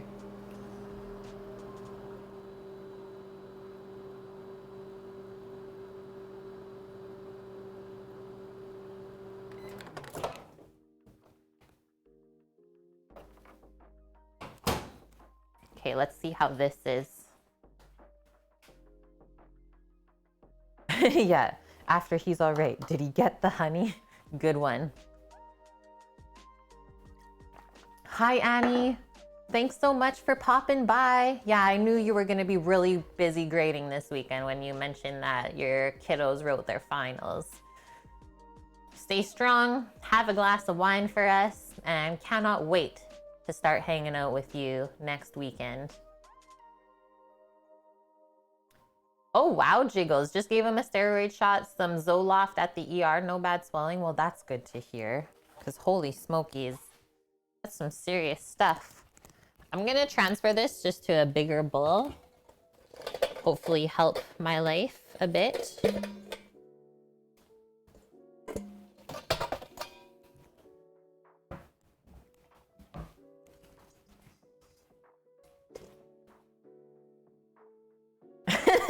Yeah. I offer you 5 liters of coffee. Good one, Orca. Okay, and let's grab a spatula to mix this rather than our hands.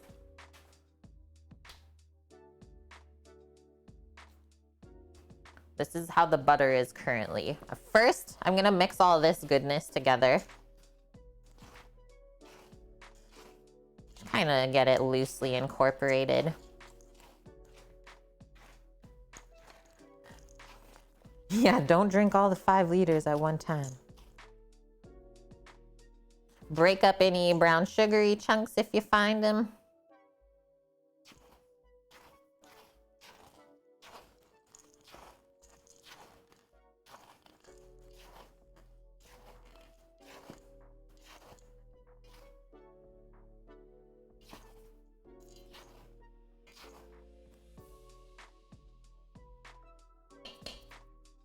No, I haven't, Scat.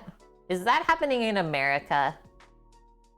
People are having heart attacks right now because they're just taking pre-workout straight powder. Shake my head, honestly. Like when there's warnings on the package, not gonna listen to this.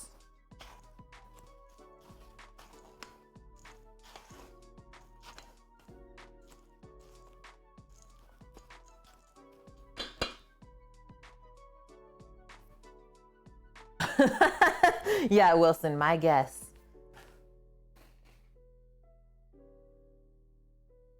Yeah, the Tide Pods. Oh, man. Am I a chill, easy person to talk to most of the time? Totally. Not being rude, just genuinely asking. I am very easygoing. The only time I really swear I get worked up is if something doesn't work out, but that's really it. Doesn't often happen here. We always make delicious things. Pour in most of this good meltediness. I think it's okay if some of this is also just softened too. Let's get this started first though. Darwinism's working well in the States lately, Scat says. Oh, too good. Too good. Yeah, I always say to you guys, like, I don't watch the news often because it's quite silly these days. Just, like I said, it puts my head on a swivel. Just my head won't stop shaking.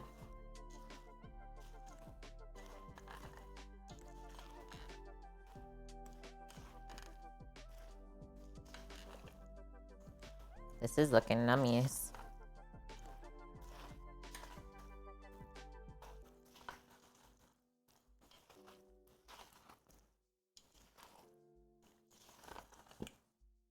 So we just keep mixing until there's no more dry bitties hanging around. Notice I didn't pour in all the butter at the beginning.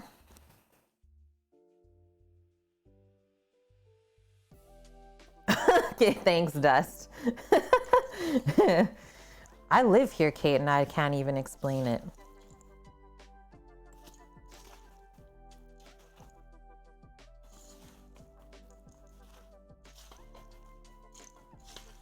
I think that's fine. I'm not even gonna use the rest of that butter. We'll use that for the polenta or something. So if I go in with my hands, especially down to the bottom where sometimes the dry bits like to stick, if you can make the crumble in your fist like that, that's perfect.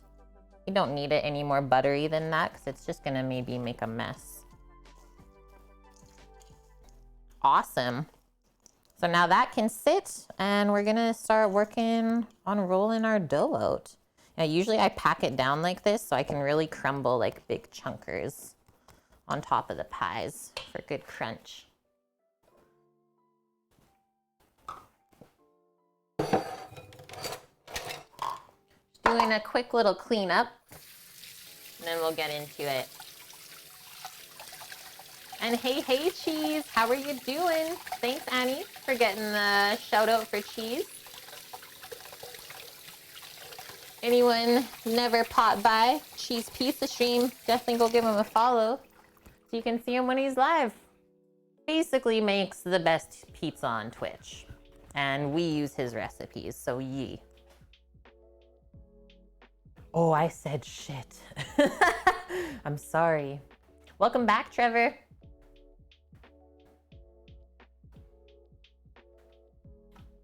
Yeah, it's true, Annie. Annie knows. Good times. Okay, pop that over. We need our flour out still, right? To roll out the crusts. I'll probably do it just on a cutting board so we don't make a mess of the wooden one that we have to work on still. One thing as well, just want to show you real quick. Look at the apples. They're starting to get more juicy. And then I realized we forgot one thing. Didn't add any of the vanilla yet. So we'll sneak some of that in and give it another stir. But it's looking really good right now.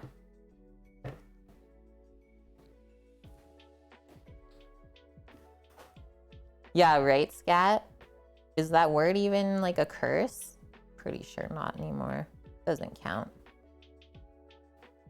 Gonna kind of drizzle that around so we can distribute it. And that stuff's done.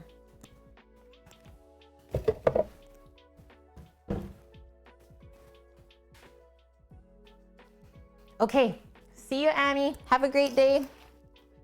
Once again, thanks for stopping by. Always love having you in.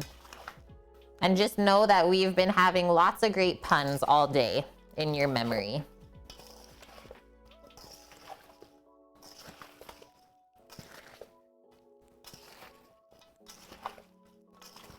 Juicy apples.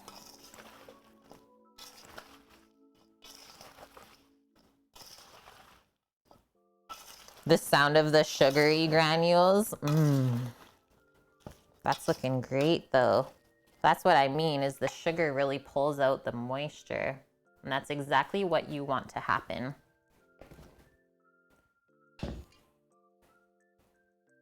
Okay, grabbing the pie crust and the rolling pin. And away we go.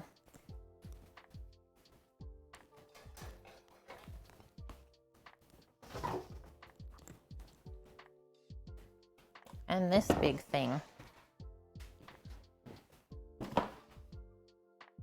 And this massive one. You having some sort of going away party where Paul and everyone drives by and waves? We are thinking of just doing like a big cook up and have people drop by throughout the day, Madame. One of our last days here. Kind of clear out the fridge and freezer with all the snacks. I think that would be all right.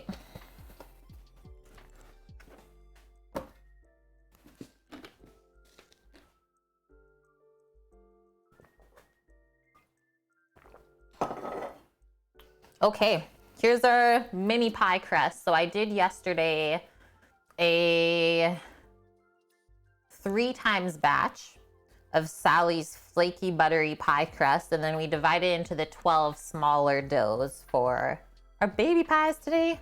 So those should fit our 5-inch diameter individual tins. Let's also take these all apart first.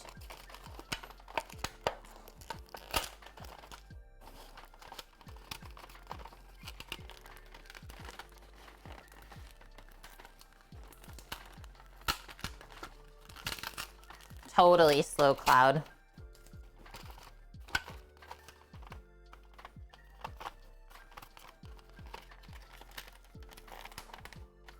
Yeah, we're not in full lockdown, and nor have we been at all so far, Madame. I guess I can say we lucked out here on the island, because it could have went, I mean, one of 2 ways. Either we do good or it's really terrible, right? Because then it just gets isolated here.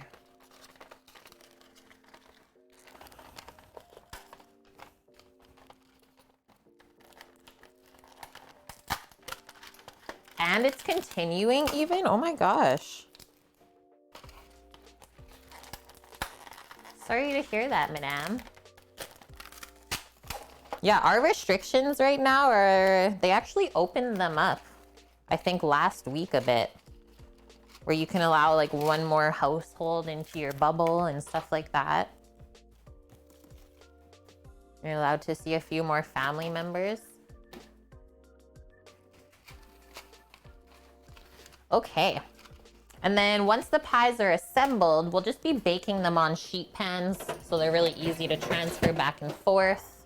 Maybe let's see how many we can get on a pan. Say probably 6, right?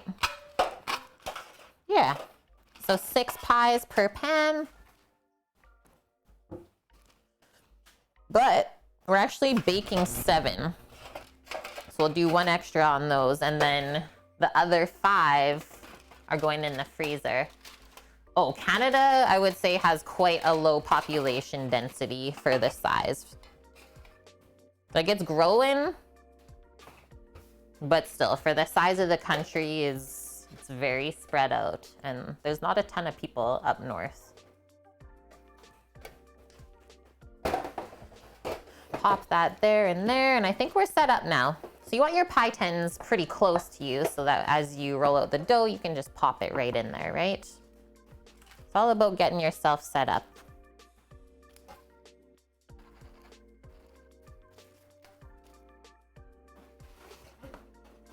Yeah, in about the next half an hour, maybe I'll start the Traeger up and we'll get the pork going low and slow. Manitoba's the hotspot in North America for COVID right now? Yeah, that's why I don't really watch the news, kind of out of it, and that's on purpose, right? But I love when you guys update me, so don't stop that. So just enough flour to cover the board, and when you're going to roll out your pie dough, you want it to be a little bit pliable, not like rock hard from the fridge, because then it'll just crack and make a mess.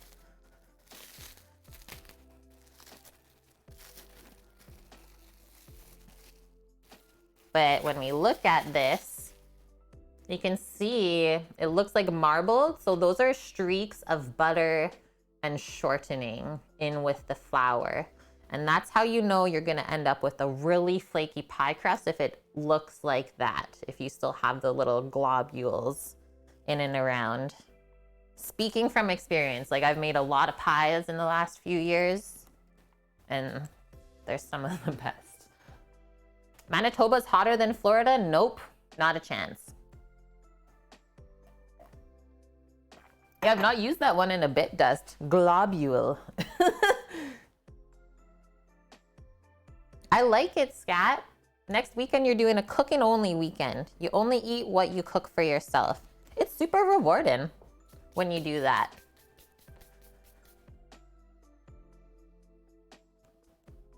Yeah, like resting the pie doughs overnight, you can't beat it.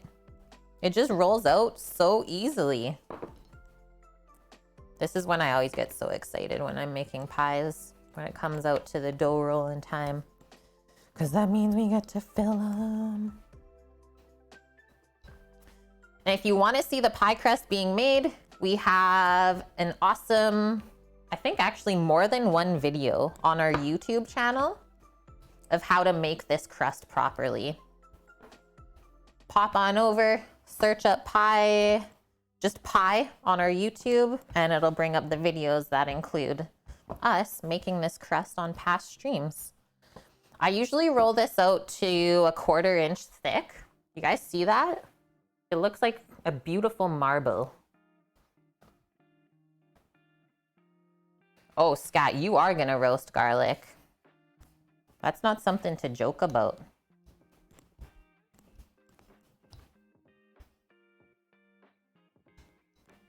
Looks good to me.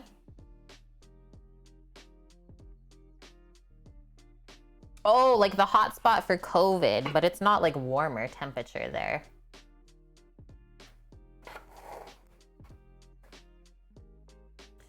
Does that also show, Madame, just how much the country is not really supporting the Indigenous communities? That's how I'm feeling. Like, it doesn't help to just go full lockdown, because then they get even less support. Pardon?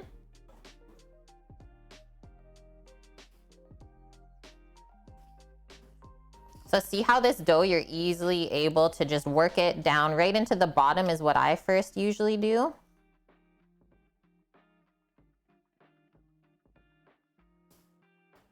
and then press onto the ends, and then you'll just have a little bit extra. So Sam, for sure, our 150 grams for the size would be perfect.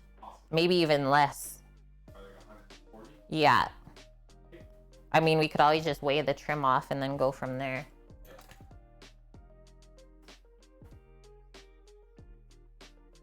The G word? What did I say? Oh, yeah, I said the G word.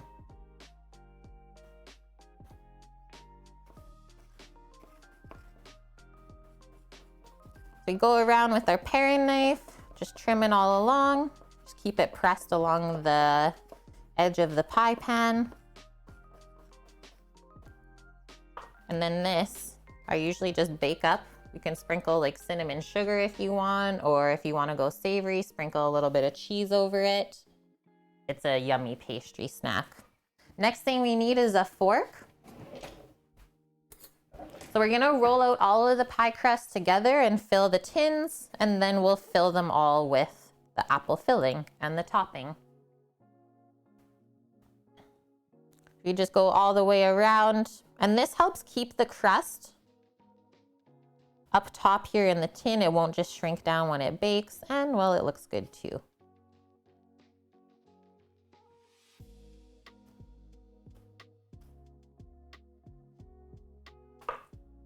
Oh, just like that.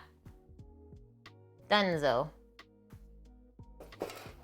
Or do you think I should do it different, Sam, and just not trim and do the crimp, and that way there's no waste? It looks good? Okay. G word, garlic? Oh, I like that G word. G unit? Gangsta garlic, Scat?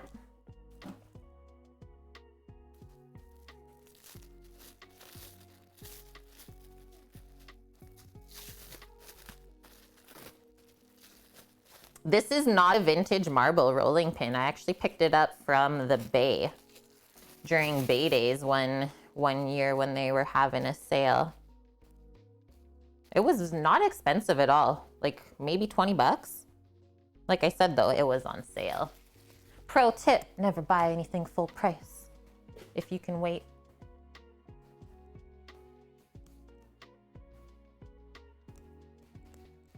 Swirl that around, get it all nicely floured, and away we go.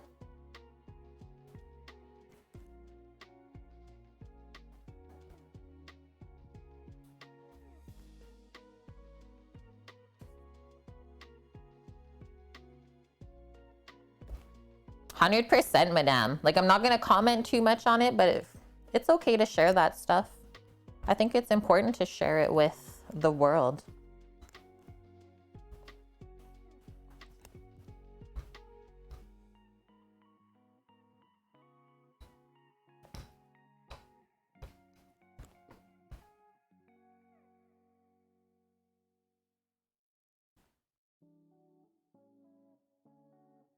Yeah, exactly, Minuteman. And on a lighter note, I also like food. Literally perfect.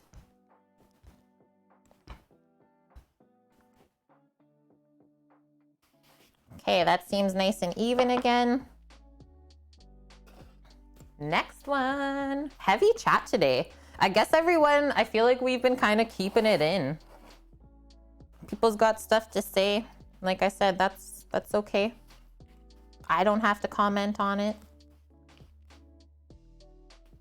And if it gets a bit too heavy, if anyone feels that way, feel free to speak up and say something. Sam says he's speaking up and saying something.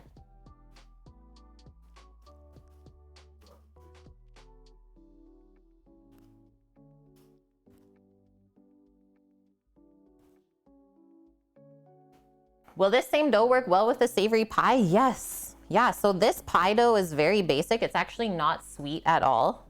Slow Cloud, it's a savory pie dough. There's no sugar at all in it. Works very, very well. I've done both ways. So I've used this for sweet pies, and I've also made a ton of pot pies. I'm not sure I understand. It's okay, Siri.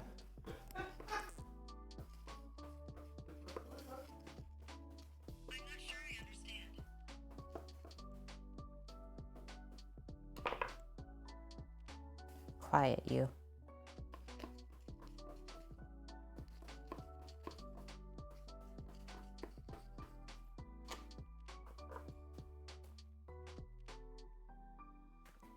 Good dough for the pie of chicken pot. 100% scat. Speaking from experience, happy to say.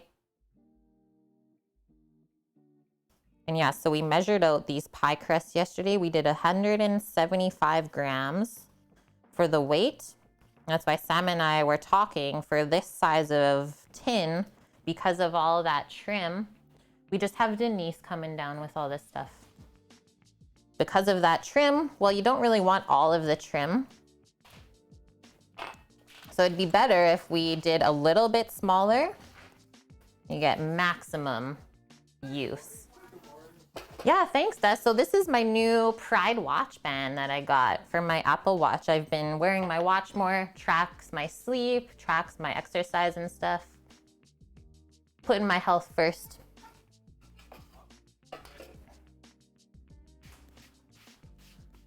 Linda says she should have ordered 4 desserts. Oh, man.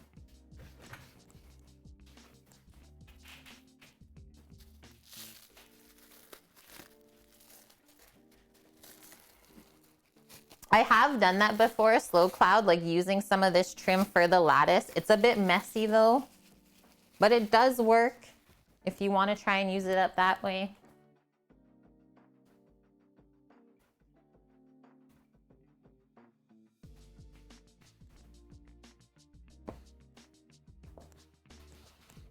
Notice how we don't need a lot of flour for this either. Like I've only been sprinkling just a pinch.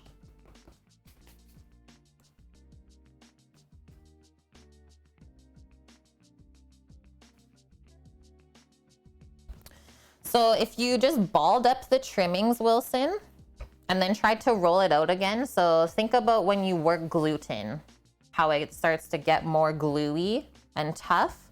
So that's what would happen if you just balled it up together and then tried to roll it out, is you'd have like a very crunchy pie crust, which you wouldn't want to use for a pie. But what you could do, like if you didn't use too much flour, is just kind of lay it out and then press it back together. That works okay. Like I said, you just can't get it too floury, otherwise it just doesn't stick back. Welcome back, Popsicle. How did the lawn mowing go?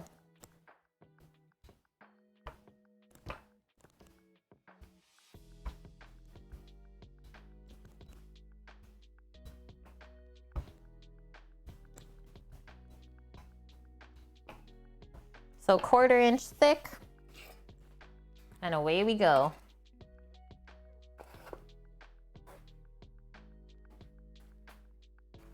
Scat's gonna VOD it for the chicken pot pie. Yeah, I think we also have those for YouTube as well already. Nice shortened down, only 30, less than 30 minute to flip through. And that recipe is in Discord already as well.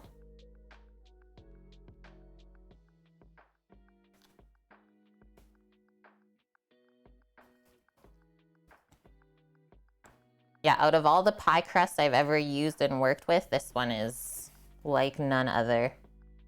I will never ever use another one.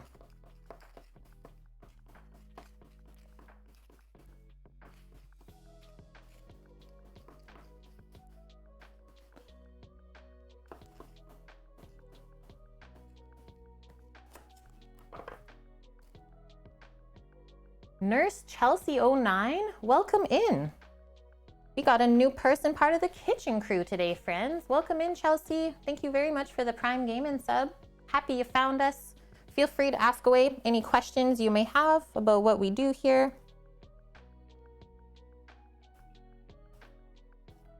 We all learn together. There's no silly questions.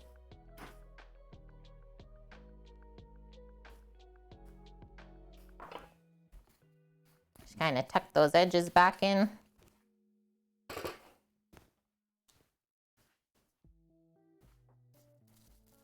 Do I know any indigenous food recipes? Any wild rice dishes or something? I don't know a ton, I have to say, madame. I have a couple of books local to BC. I have a deer home mushroom book. So all about foraging the wild mushrooms here. The author is literally from Victoria, pretty sure, or somewhere on the island, I forget. And then he has another one about just like foraging wild stuff. I've not read through that one as much, but it's really well written, I have to say. But yeah, I have to say, like, I have, or Sam and myself, we have a few friends up in Hattagwai.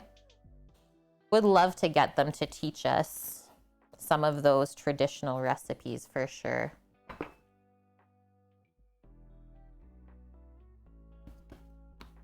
So if you see that the edge of your dough just cracks a little bit, you can just sew it back up. Just press it back together. Good to go.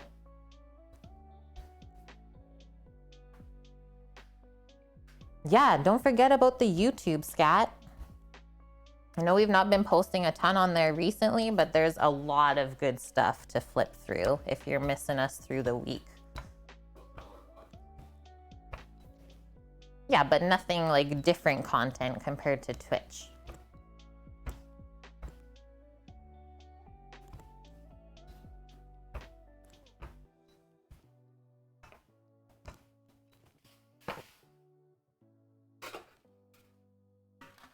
Yeah, you did, Popsicle. Roasted salmon recipe. Which one? Is it the one with the like herb salsa? Or is it the one, I think we did one with like a tomato style salsa with it? I mean, both of those are good, but I haven't tried the one with the herb salsa. I just saved it for myself. It's like, this looks really good. I'm gonna pop it here so I can make it on stream one day.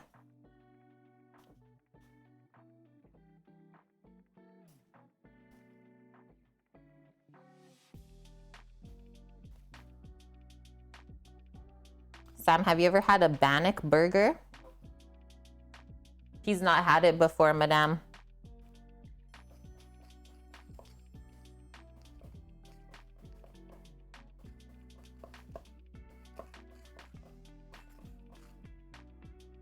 Thanks for the follows, friends. OMG, it's me 93 and Lizeth Dayani.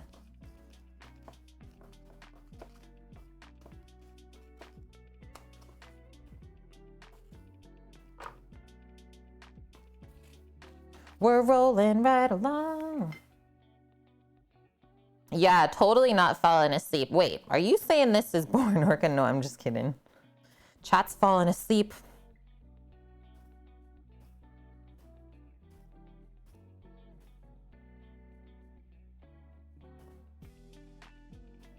This part of making the pies is always very relaxing for me, so I can understand that.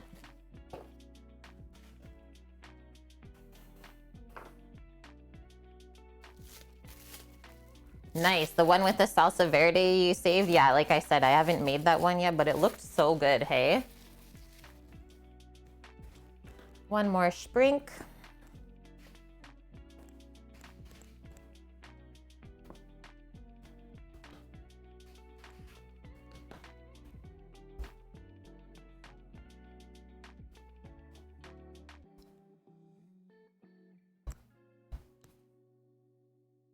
Yeah, if you're looking for seafood recipes, Popsicle, not long ago we did a Pacific Rim style seafood chowder. One of my favorite chowder recipes ever. It's so different from the typical like New England or Boston style.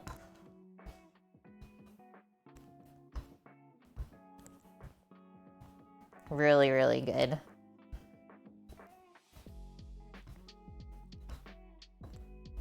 And yeah, everyone that we fed it to, they want us to make a bunch before we go so they can put it in the freezer. Lumpia from a food truck? Deadly. That's gotta be good. Oh, a message from Bonk in Discord. Bonk lost power and cell service is being overworked. Can't watch streams right now. Bonk hopes to be in here quickly. Sounds accurate, hey? Does that literally... It's giving us deja vu right now, Orca. From literally last Saturday. When we had the same thing. Like, luckily I got on the iPad on Twitch when I did, because otherwise we wouldn't have been able to chat like we did. You have like a minute to get on the network before everyone jams it.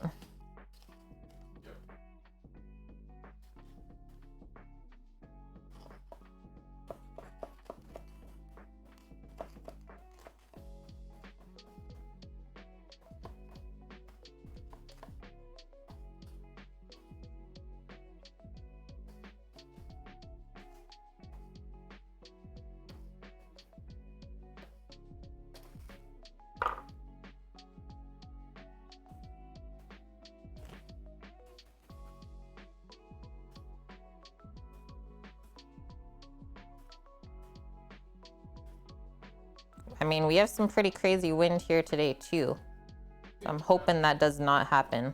Hey, there was no wind the day the power went out. Yeah, that's true, Sam. So there was no wind. It was a clear, sunny day.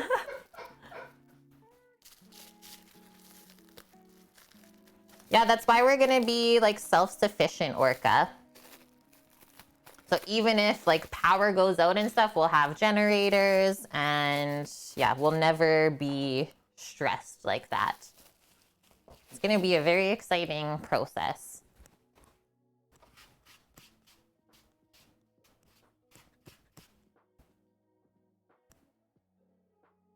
Basically, we'll be to the point that we'll be off grid. So after this crust, we just have 6 more, so we're halfway through. Hardly toasted.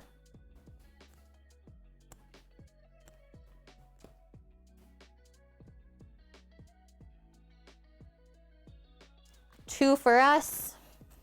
10 are leaving this place today. Out the door and into someone else's belly.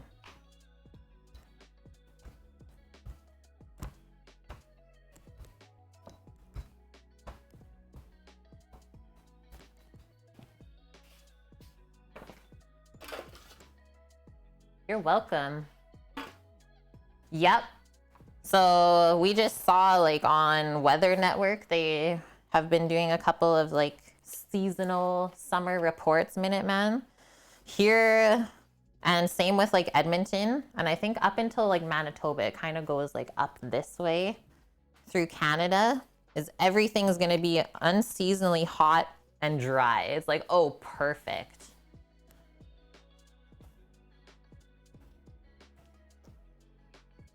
Kind of scary, right?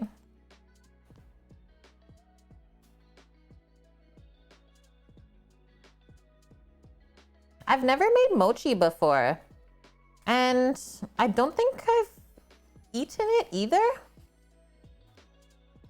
I've never had the chance to even eat it. No, that might sound crazy, but it's the truth. Gonk Duke, thanks for the follow.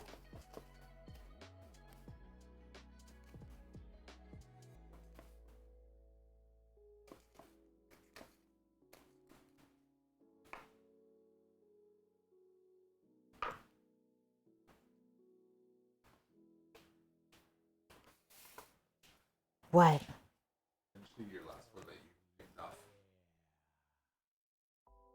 What? Your last one. Oh.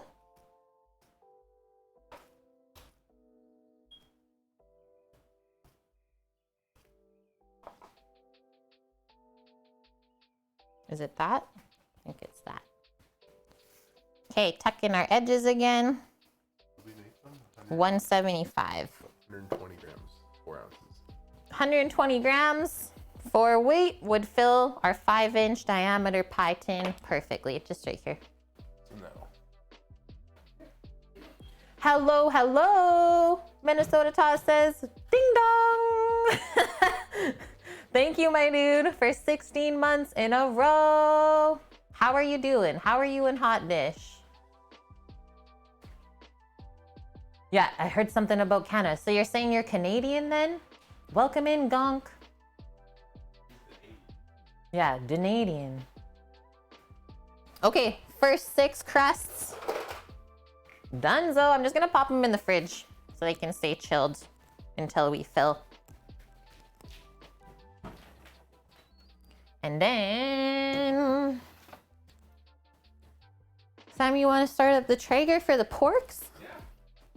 What did we say? 250F? Nearly 40 centigrade right now. Burnt your feet on the ground outside. Oh, that's always like so shocking. I remember that. That happened to me as well when I was small. You're like trying to run, but it hurts so bad. So yeah, it's going great, Taz says. Perfect. Watch those feeties, my dude. And thanks very much to my real life mom chat, subscribing for 18 months in a row already with us. Thanks, Mom. She's also getting some of the nummies from today that we're making. Hello, Thrash. Yeah, stopping in for lunch. What's on the lunch menu today?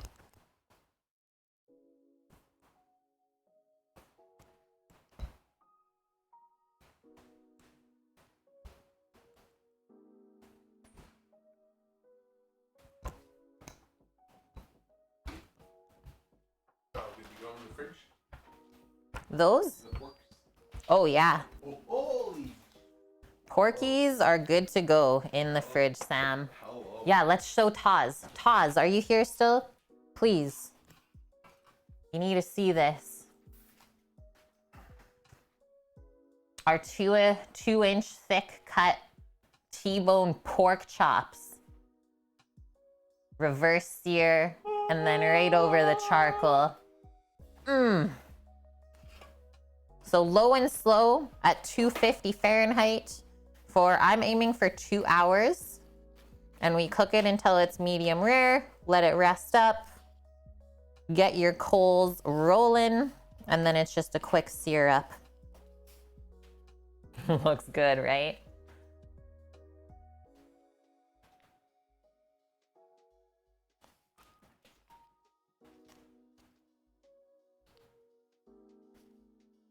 Oh, yum, Thrash. Angus roast beef sandwich on a croissant with garlic mayo and spinach? Yes, please.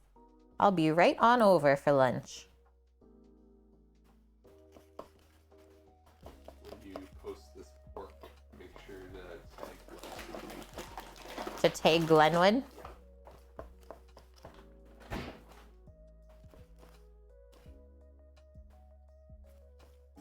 incredible. Might be my new background. Sammy's saying the pork is his new background on his phone. It looks so good. You've never seen a pork chop that big? So yeah, pro tip. Just go to the butcher shop. Ask them to cut the pork chops 2 inches thick. And then our butcher even gave us the option of what cut of the pork chop we wanted. So we went with T-bone. So it has the loin with the fat cap. And then the other side is the tenderloin, which is just gonna get so buttery. Insane. Okay, only 5 more. We're almost there. We can fill everything and then they'll just chill out in the fridge until the pork's out of the Traeger, and then we'll do a switcheroo. Not turning the oven on inside today. Yeah, nom indeed. Considering that entire tray of pork was only $43, you're saying, Scat, like to get a chop like that in a restaurant would cost that much for just one, not 6. And getting that style of bone, I would say, is also more cost effective because it's not that big. So you're not paying for all of the weight of the bone.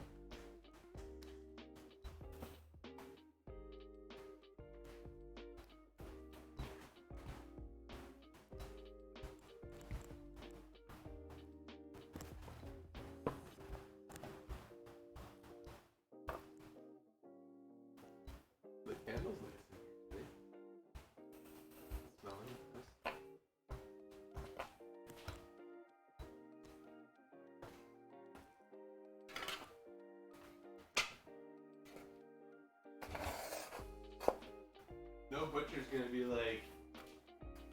cook it. I don't want to cut you a 2-inch pork chop. What are you doing with that pork chop? Yeah. Well, we've had him ask before. His name's Rick, right? Yeah.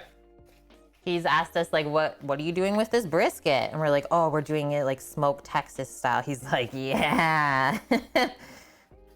Not very many people in Canada know Southern style barbecue.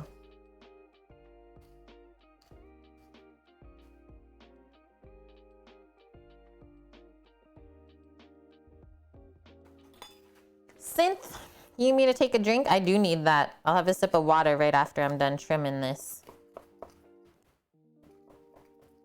Gotta stay hydrated in here while we're working.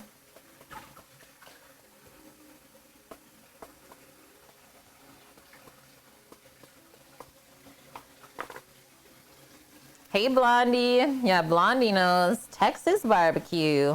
Yeah, buddy.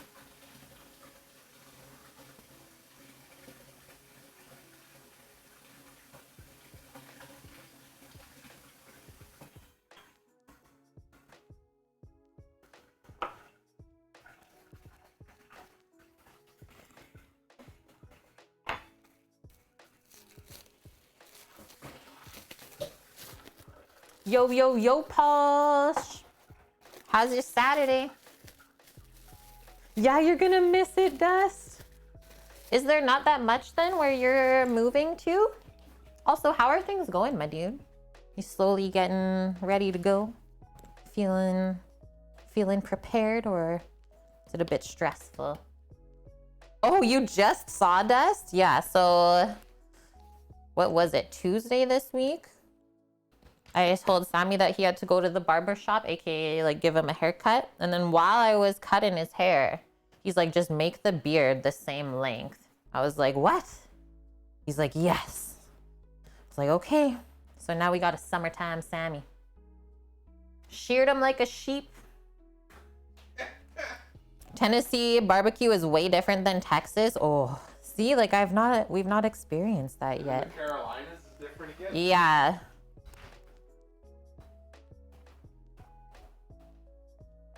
And then you got me up in Canada. You got Vancouver Island barbecue. Yeah. Sammy style. Sammy style for sure. Working with the realtors this coming week. Nice. Start prepping the house to go on the market. Sounds good, man. Pardon? It's actually being okay out there. Polish says not bad. Allergies are getting the break with the rain. Awesome. And the garden is getting a nice drink. Yeah, anyone who complains about rain, it's like, well, how do you think things grow? How do you think you're able to eat vegetables and stuff? Or anything for that matter.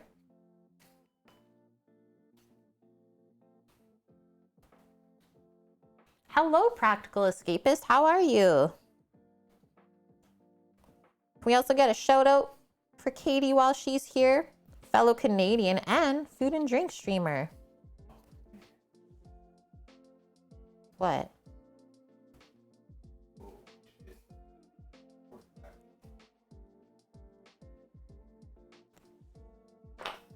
Thank you very much for that, Dust. Minuteman, yeah, I have not met barbecue that I haven't liked. Well, that's a good starting place, I suppose. I will say, I have, sadly, had barbecue that wasn't the best, but it was nothing that we made for ourselves. It was at a restaurant, right? I was like, I feel like this could be better. How long has this been sitting?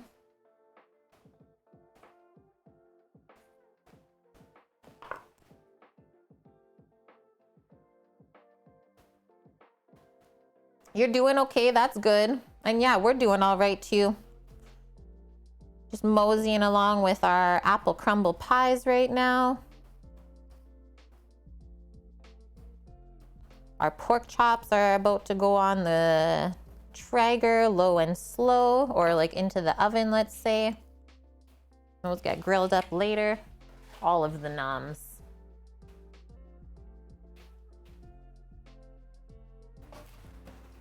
Yeah, when the barbecue smokes you out, Orca.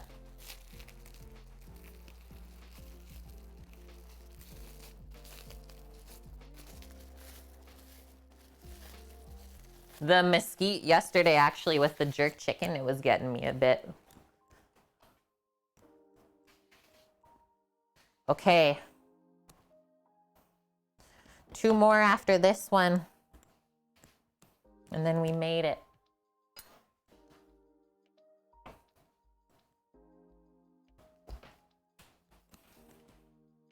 Should we put up a pie poll? Should we do pie flavoring poll?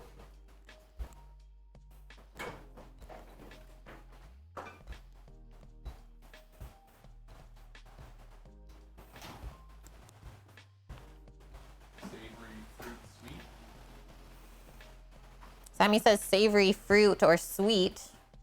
I don't know how you want to divide it, really. Man, that... Yes, if we lose power... Yeah, just once again, sad to say, we're kind of aware of the wind gusts today, friends. Island life is we are on a rock, so there's not a lot of soil for the tree roots to hang on to. So when it gets super windy here, the trees fall on the power lines because everything's above ground. If we lose power, we're probably not going to get it back today. We always let you know when we got weather like this. Blueberry wins already. See, I'm a cherry pie person. Like, a bangin' cherry pie, kind of hard to come by. And when you do, it's just so good.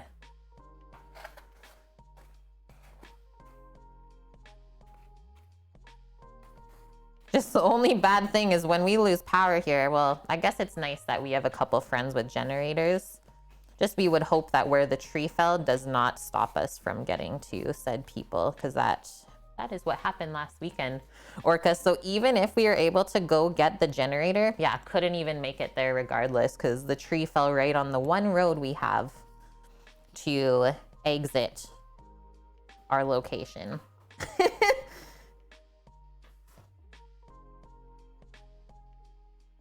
Oh, I'm in, Orca. Down to try all of the things.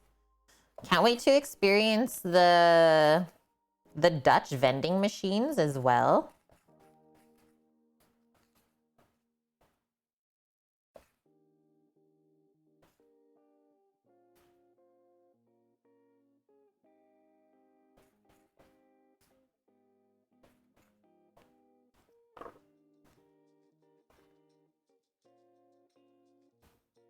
Yeah, snack from the wall.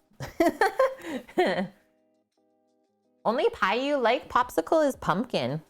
Yeah, see, everyone likes their own variety of pie. I can't believe we got 2 people that are just like, yup, blueberry, that's it. I mean, hey, as long as there's pie, I'm happy.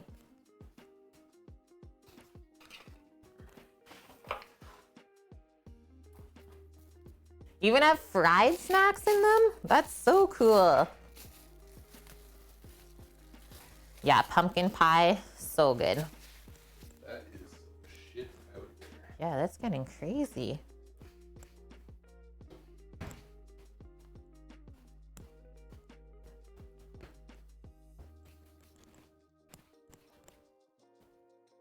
Good size I pressed them to yesterday? Yeah, Okay. really good. Practical escapist? Yeah, my answer to pie is simply yes. Especially strawberry rhubarb. Ooh, that's such a good one. See? Like, I always just get torn. Start talking about pie, I'll take them all. Get out of the way, fork.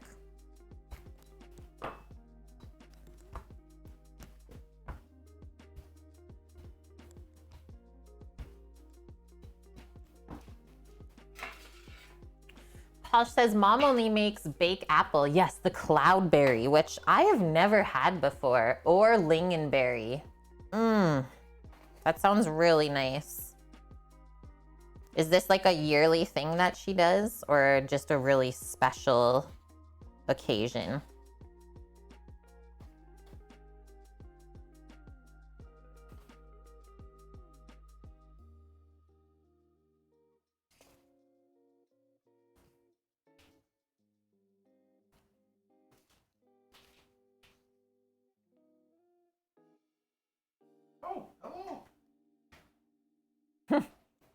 Schmappa.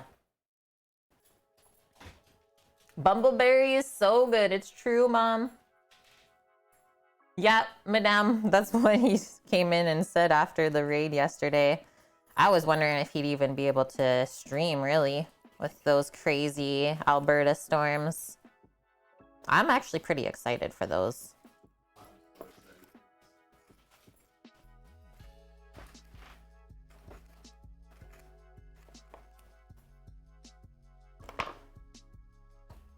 That's just the only pies she'll make, Polish. Every month or two, she'll find an excuse to make pies. It's pretty easy to find an excuse to make pies, really.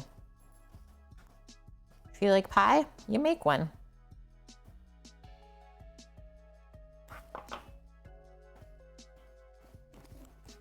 Okay, one more dough. Phew. Oh, the hardest poll in my life. That's right, I gotta answer.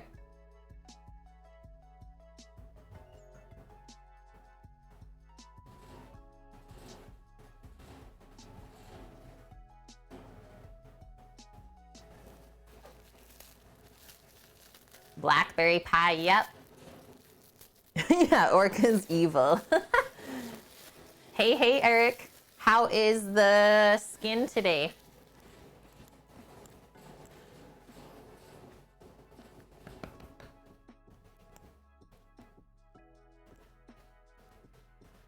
I love that polish. Yeah, birthday, long weekend. It's a Sunday. It's a day to make pie. Skin is pretty crispy, yeah. Only person to blame is myself. But I mean, new bike. Kind of worth it. In the moment, it was. No different than what we did on these two the first days we got them. Yeah, like the first day that we got our mountain bikes, Eric, we did the exact same thing. Like, oh, gotta go for a ride. It's a little bit sticky. You can tell as we get to the end parts of these doughs, it's starting to warm up. Want to stick to the board a touch more. But it's the last one. We made it. 12 mini pies. Went out for another 4 hours. I really don't blame you.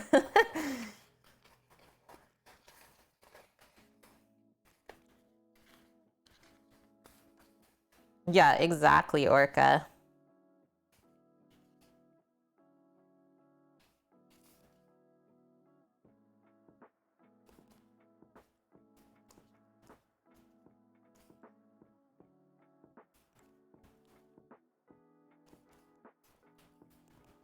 And see how I'm like really not fooling around with like making the crust perfect looking?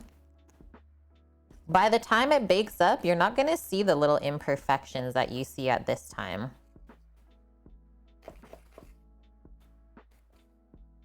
And honestly, I always say it's kind of nicer to have it not as perfect because then you know it's been made from scratch and with love.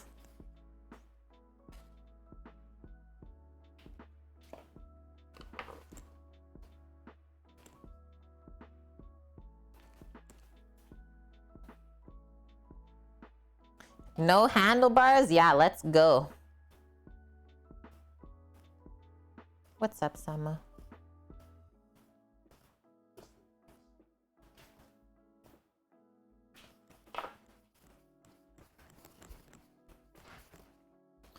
Okay. Now we get to start filling. Excuse me, I almost had a cough there.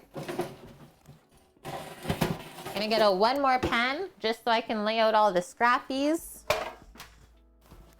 Grab my silicone baking mat just so that they don't stick.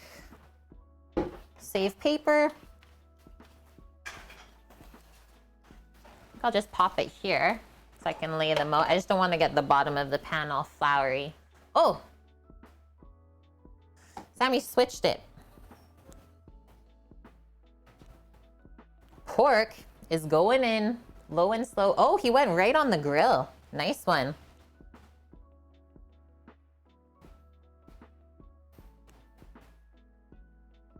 Yum. Like the sun's shining, but man, is it breezy today. Probably have the same wind that Bonk is having.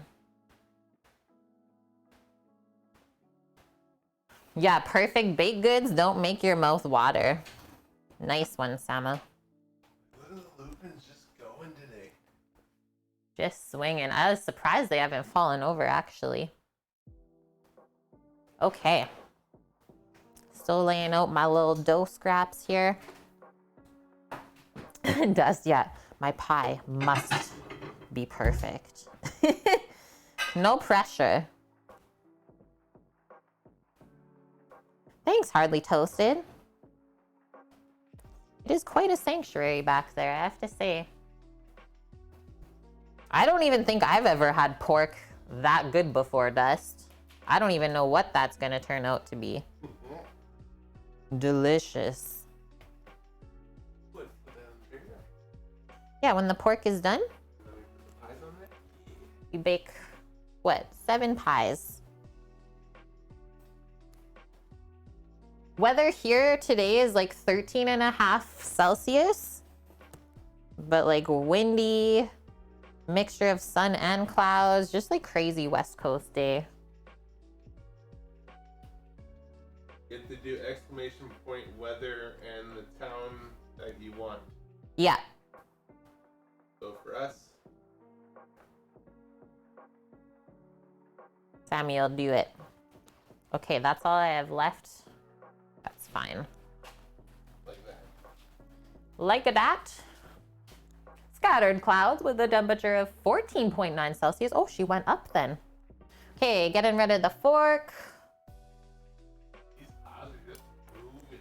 Yeah, they're flying by. Getting rid of this.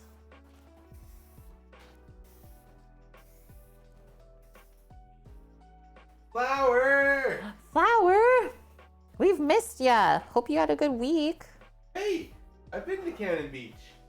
Not found. I don't think you gotta put Oregon. Nope. Just put Cannon Beach, Ampersand. And yeah, we've been there. Flower, thank you very, very much for the 14 months in a row. I was gonna say busy but good. That's good to hear. As long as everyone is well, you and the fam. Always good to see you when you do have the chance to pop in. Okay, done with this big thing. I don't think I want to put it in the sink today for us. It's a bit much. Okay, quick wash up. Mr. Puddin', thanks for the follow. I think we broke the weather command. I'm sorry. It was so nice. I mean, the day that we were there, it actually was terribly, like, just misty, rainy, but super nice. We're used to that sort of weather, so we weren't scared. We were, like, literally the only people on the beach that day. Yeah, that's the photo I took of Sama. His hood's up. Only ones out there. I was like, how perfect is this? This is our own beach.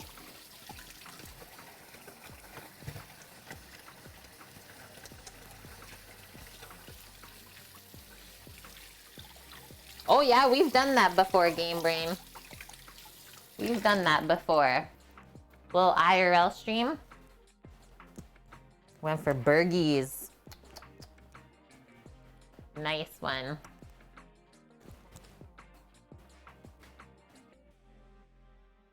Oh, the beach visit? No.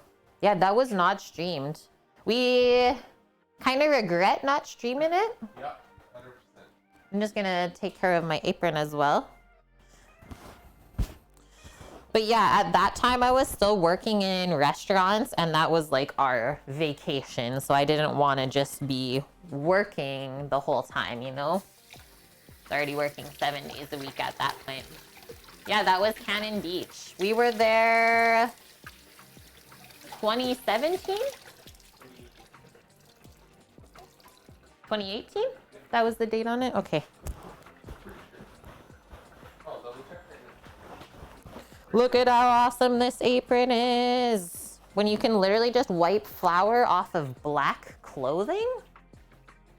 Amazing. October 31st, Oh, we were there on Halloween. That's right. Yeah, that night when we were going to get to California, everyone was dressed in costumes while we were driving through. It was so much fun. Thanks for the follow, Urses. Yeah, definitely a throwback. You're planning a road trip? Awesome.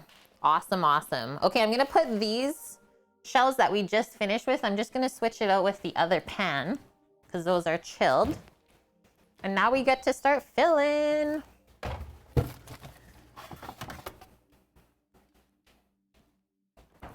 Okay, the really hard part of the day is complete.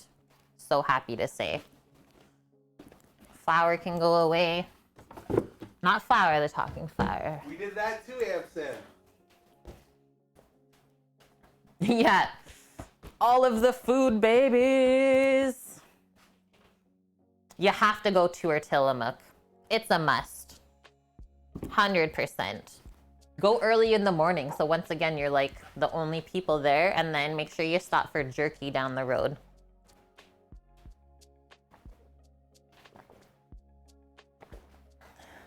Pies are forthcoming. Yeah. We made it. Here, I'll switch to this All other of the one. cheeses. Yeah. The cheese factory. Are we gonna make it today? I don't know. Oh no, what happened here? Just got a little smooshed. It's okay. All right, now I think I'll turn this way and just get the apples up here with us. Oh, you're looking at Airbnbs? Yeah, we just stayed in like hotels and motels along the way. We didn't really plan the trip too much. We just stayed wherever we ended up, and that was really fun to do. Not often traveled like that. There's a hotel, motel, Holiday Inn. Yeah. And yeah, we mostly stayed spots that had included breakfast, because winning.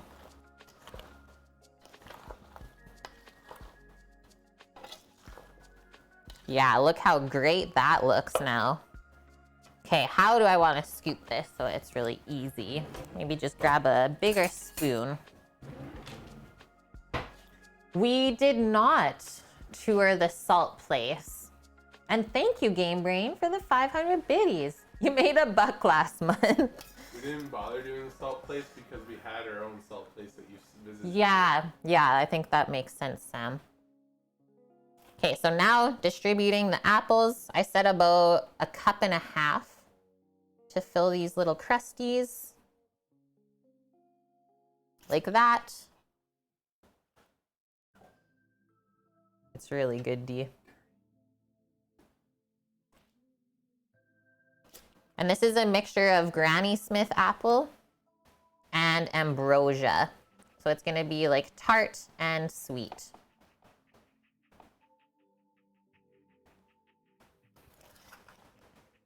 And then don't worry about all the juices. I'll distribute those evenly once we get all of the pies filled first. Just don't want some of the end pies to get dry if there's not enough juices left for them. That's why we pour all the juice at the end, so I have a slotted spoon. You made the caponata arabesque and it turned out amazeballs. Good. I'm proud of you. And thanks for letting us know how it turned out. I really like caponata. And yeah, your version sounded very unique. Yeah, we're making mini apple pies today, Amstand.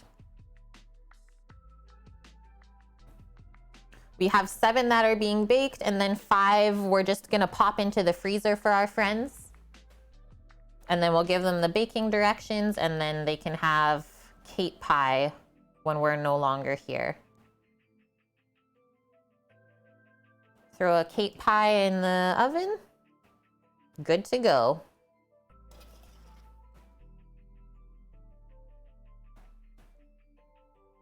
Ooh, that does sound good.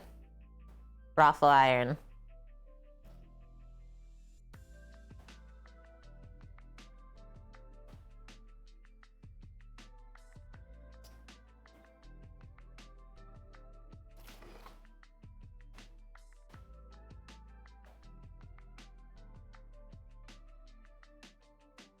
Yeah, right, game brain.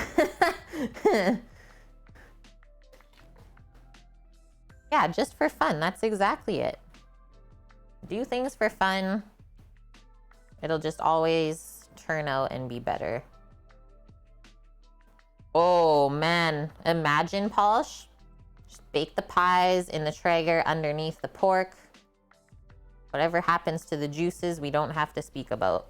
You're sick. I love it though.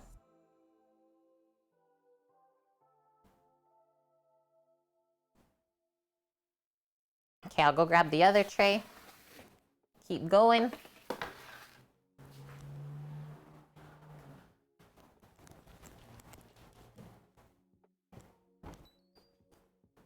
Nice raffle iron.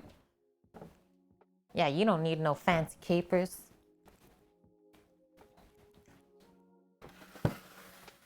Yeah, pork chops and apple pie are a thing.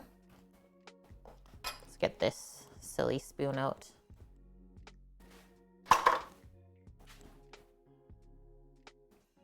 Oh, I'm sure. Like, I'm pretty sure the lard in the pastry crust is from pork, right? So we already have like a pork and apple thing going on then, because we do a butter and lard crust to get it super flaky. So yeah, I can imagine using rendered pork fat in a crust. Money. Hello, Bonk. You made it, and right now we're actually the ones wondering if we're gonna make it. So welcome back. Good to have you back, Bonk. We currently have some insane winds going on.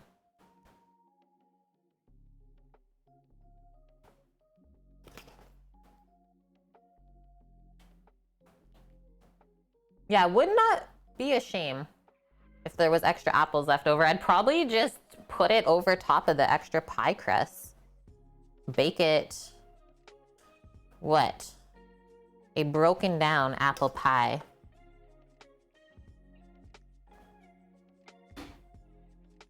Oh, there's not even any winds there? There's just no explanation of why the power went out. That was last time. Yeah, that was us. What? Did we just go backwards?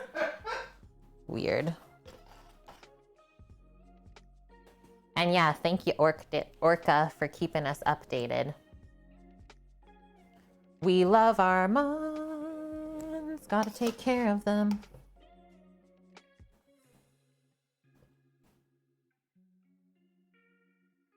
Bonk says, power, please. We're trying to make pies here. Like, you know, it can't go out on a Friday or a Thursday when you go to work. Oh, just even your little section of town. Maybe just some maintenance. Who knows?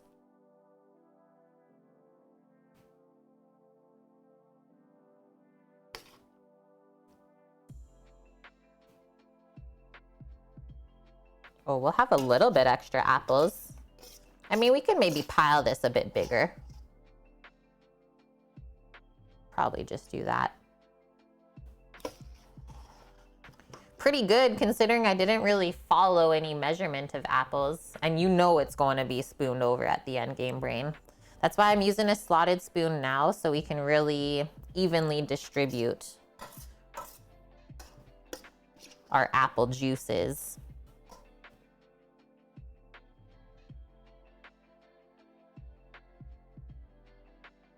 Yeah, that's like liquid gold right there. Okay, I'm just gonna do like 2 or 3 apple pieces extra in each one. We got nothing left over. We'll do our juices and then the crumble next.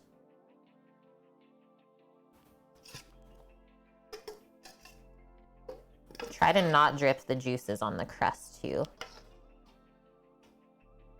So it'll just kind of caramelize.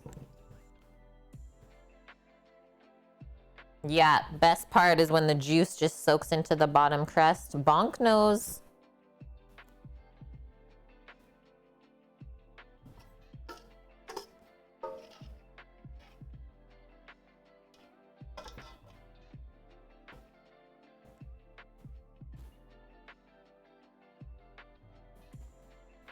Okay, done with that. I'm just gonna even out our apples just with my hands.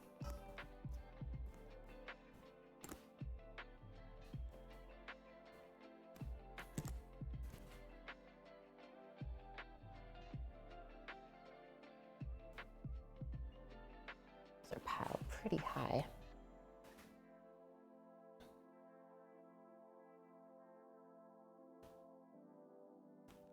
Okay. Get this other tray up here. Check that out.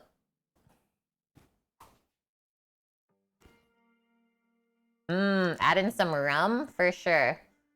Oh, Lauren? Lauren's a hoot. Definitely go give her a follow. We were hanging out yesterday a bit after dinner in there with her. We're seeing how her hot tub stream went. She was all right. Got her to snort laugh, which was perfect.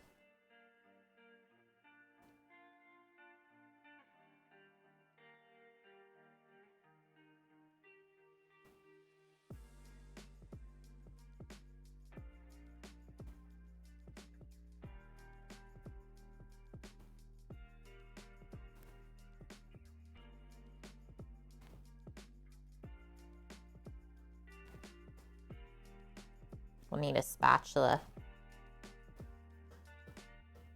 to get the last two. Because we don't waste anything.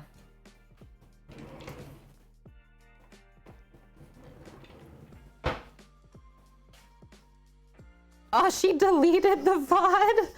Freaking hilarious. We never actually saw the hot tub stream. We got there afterwards, bonk, so we missed out too. But she said it was good.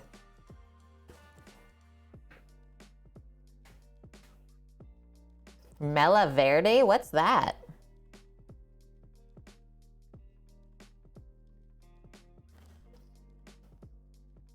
Juices for the last one. Okay, awesome. We crushed those pies. Considering everything's homemade.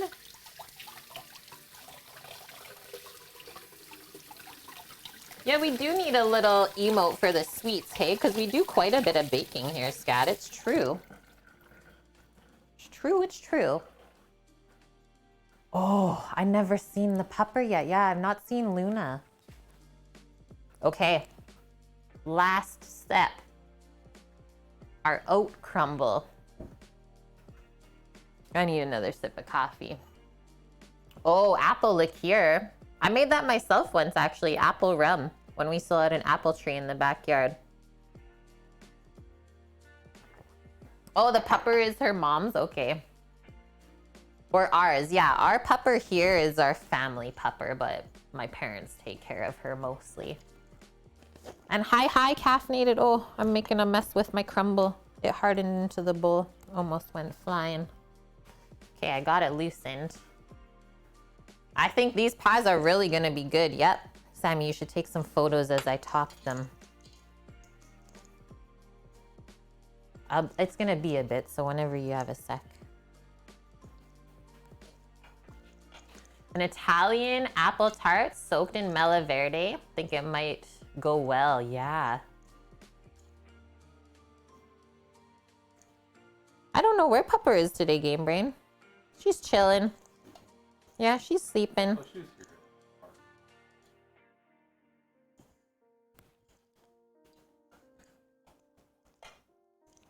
And yeah, the garden, that's all anyone comments when they come and see us. They don't really care about us, but the garden's so beautiful, they say. And I'm like, yeah, it is. Okay, now I just fluffed up all of the crumble again. What is that? Granola, Eric says? This is, so flour, melted butter, oats, brown sugar, cinnamon. Kind of like a granola, but way less healthy. It's a crumble. Have you ever had an apple crumble before? That's how we're topping these pies rather than the pastry. Yeah, we're just here for Posh and Sam, Paul says, which is accurate.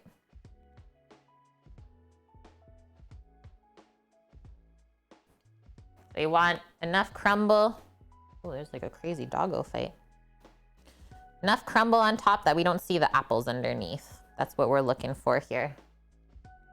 Yeah, Maya, way less healthy, aka way more delicious. Yes.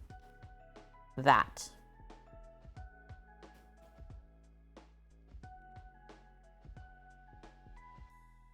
No, it's all good. I love that you asked the questions.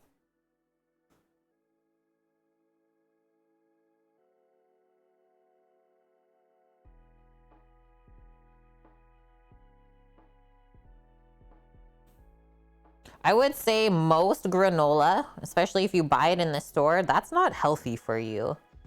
If you turn over the label and read how much sugar is actually in there to keep it being able to be like clumpy, yeah, you'll second guess your breakfast. Yeah, like Orca said. If you're diabetic, you would realize really quick that trying to eat granola to be healthy is impossible. Because even all the dried fruits and stuff, that's still a lot of sugar. And hey, Chris. It's been a while since you had a crumble. Yeah, me too. I'm excited. Both Sammy and I, we each get our own pie today, so there's no fighting later.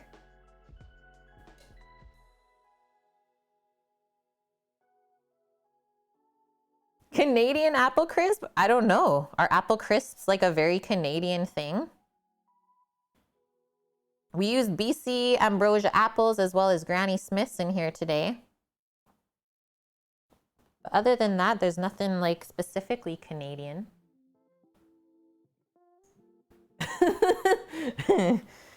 We each get a pie, so there's no fighting later.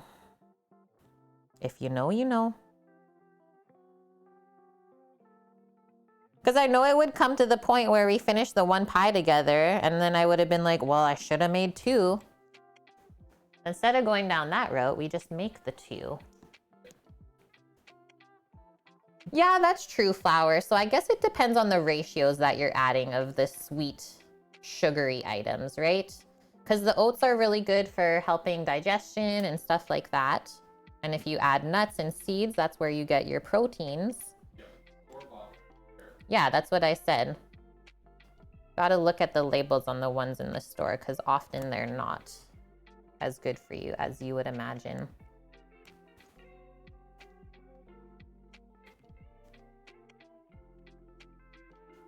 Raffline. We would finish the one pie. Yeah, I guess this is time for a divorce now.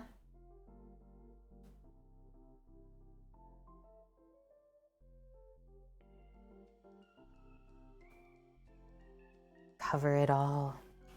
Don't let anything peek through. Oh, Lasker, good one. Yeah, it makes it Canadian because my hands touched it.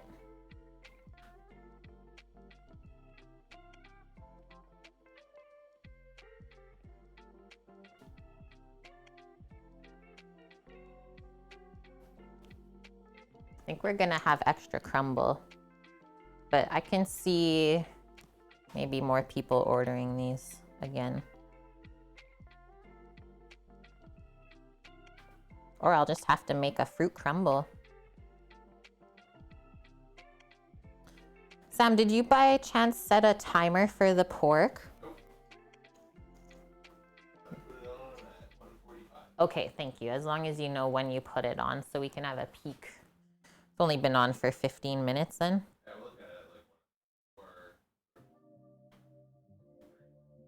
Okay.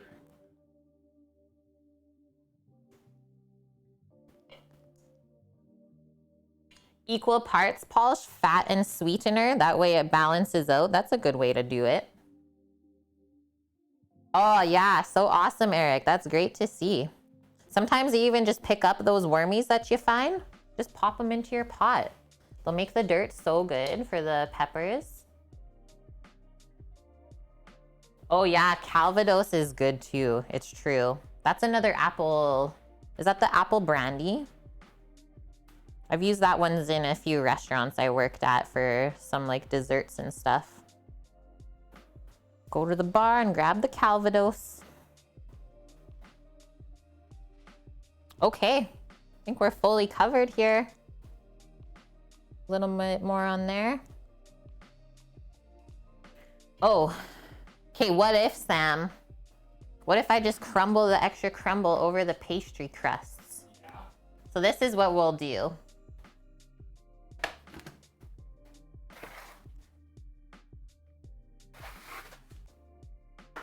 And just to show you also how high these are piled. So if you've ever made a fruit pie, you know that the fruit gets cooked down and gets compacted thanks to gravity, right? So if we pile it higher, that allows for, what should I say, that baking down so that you still have a full pie by the end of it, by the time it's been baked. Okay, back to this. Yeah, shrinkage. Why are words so hard sometimes?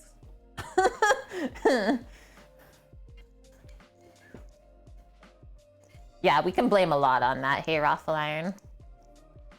I love Sugar Crisp, Game Brain. It kind of does look like that. They get lost. Okay, thanks, Maya. Took the wrong turn. Gravity and chemical reactions from heat. Yep. Okay, so this is what I'm doing because we're sick like that. I guess we're making crumble pastry. Part of your balanced breakfast. Never done this before. So if you're wondering what I'm doing, I actually have no idea.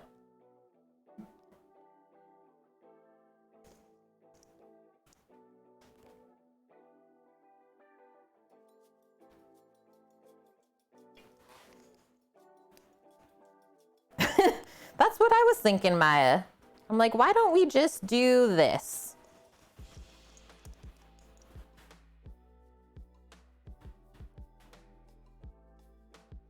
I'm really just gonna cover it, I think. Don't hold back, chat. You never know unless you try something new. So we're trying something new. Oh yeah, you could also twist the pastries, it's true. Do like a little cinnamon twist. Nummies. But we'll get good cinnamon flavor from this crumble. And it's healthy, right? Because there's oats. We got the oats. Okay, quick wash up, and then all of that's just gonna go into the fridge for now while the pork is still in the oven. Because they both cook at different temperatures.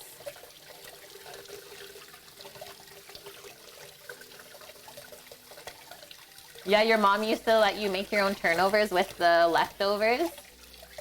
Not really edible. Dill pickles and mustard. That was like when I was really young. My aunt was watching myself and my brother in the mornings. I was like, what if for breakfast I do toast with mustard on it? She's like, okay, if that's what you want. So I tried it. I was like, yeah, it's good once, but I don't think I'll make it again. I didn't make it again. Yeah, you were different. Another thing I did, this was like one of the weirdest combos ever. I guess my crazy creative food brain started early. Peanut butter toast with only red and white gummy bears. I was like, well, the berry flavors will go good with the pineapple on the peanut butter. Okay, I was not even in like kindergarten yet, and I still remember that. Yeah, what indeed? Yeah, why wouldn't it work? I was like, the lime and the lemon bears would not be good. Yeah, really cute, hey? Welcome in, Shush Pads. Thanks for the follow. Okay, so make sure you got a nice safe place for all these to sit.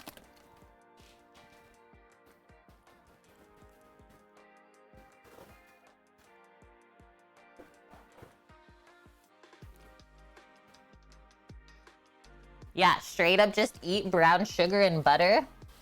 Who would do that? That must be a Canadian thing, honestly.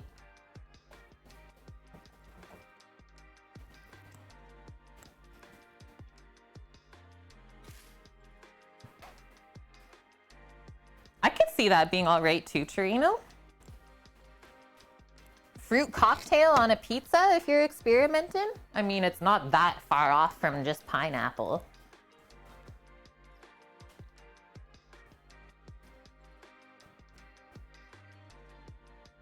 Yeah, that's how we learned. Exactly.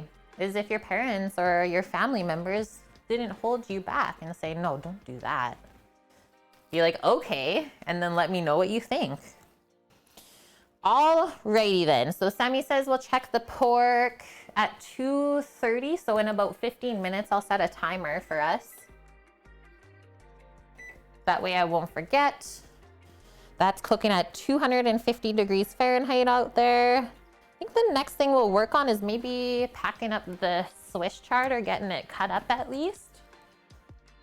Because yeah, all we got to do for the pies now is bake them. I think it's 350 or 375 Fahrenheit for about half an hour. Let's get all these greens. And whenever you're cooking Swiss chard, grab about double of what you buy, because that's what you kind of lose when you cook it. It really reduces in size. Kind of the same way if you've ever cooked spinach. Cooks down to almost nothing.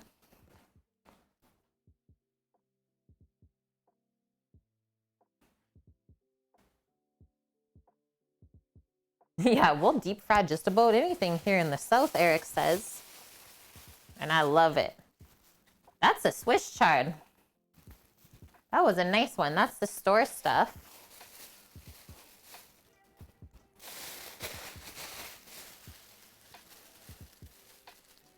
Or kale, yeah. Yeah, any of the greens like that. That was a bouquet, hey? And then we have our rainbow chard from the garden. I picked a little bit earlier this week. So we'll start taking all that down. I'm gonna take one more quick bathroom break at this time. So I'll be right back. Hold tight. It'll be about a minute, and then we'll move on to the next thing.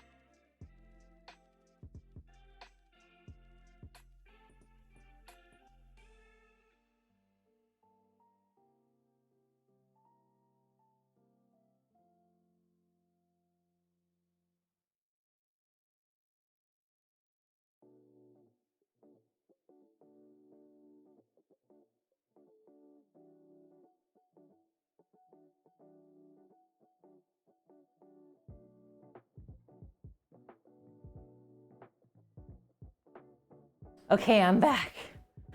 Whew, it's getting hot in here.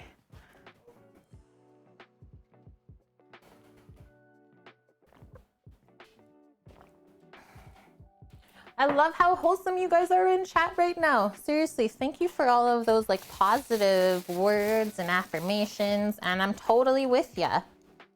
What you're saying, celebrate yourself, do stuff with love.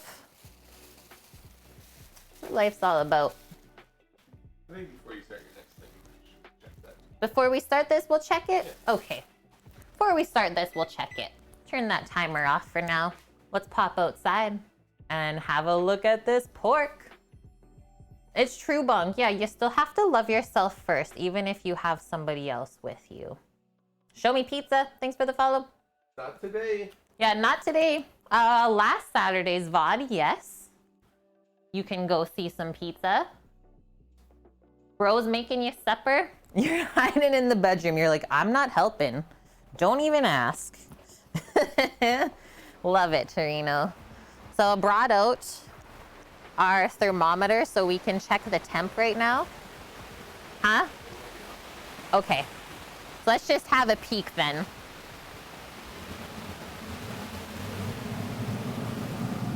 Oh, yeah. Yeah, it's still literally like raw. But that, you can see the fat starting to glisten, so it's just getting warm in here. After an hour, 45 minutes? Yeah. Oh my gosh.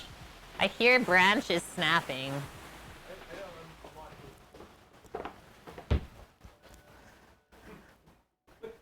Yeah, it's the Home Alone furnace again. You have power? I'm surprised. We'll make it through, chat. Okay, so why don't I set now? We want to check it again. Probably let it go for an hour then. Yeah. 1 more hour, we'll pop on the clock. And we'll check the pork at that time.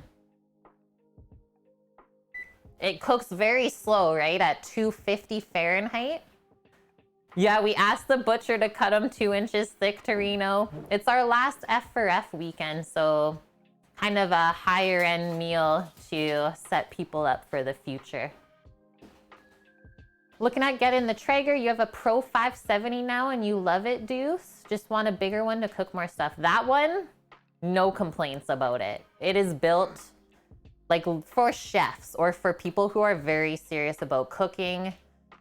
Yeah, it's just built so much better than the other ones. Timberline 1300. Yeah, last F for F for now for these Fs. Now we go to the next Fs and give them more F. Oh, madame. Okay, so we got to chop this up, wash it, teach you how to deal with the Swiss chard. If you've never had it, it's really delicious, I have to say. Like, what are your feelings on Swiss chard, Sam? I guess it's only delicious if it's made by someone who makes it delicious, because it can be a bit terrible. So we're cooking it with a bit of pork today. I pulled out a few little pork belly end bits that I had sneaky in the freezer. I think it really needs it. Like, it's just kind of asking for pork. Oh, look at these little bubbas. We'll get rid of those real quick outside. Those are the worst things actually ever. Bane of my existence, earwigs. Get that outside. Obviously, there was like a little nest in one of the leaves or some eggs. Flick those off. And that's why we always wash our organic foods. Little nasties, exactly. They're the worst. Okay, now we gotta watch to see if there's any more that sneak out. But yeah, like so Swiss chard leaf, the stem is nice and crunchy, all usable as well. And then the leafy greens cook super quick. And they really absorb any flavor you put with it. Yeah, literally light it on fire. That's what I typically do, Amsan. I'm kind of savage that way with those. I just hate them. Burn it with fire. Burn it.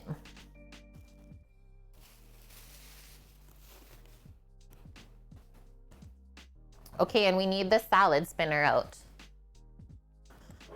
And then I guess I'll just put this into an insert or something. It's gonna be quite a large pile of greens.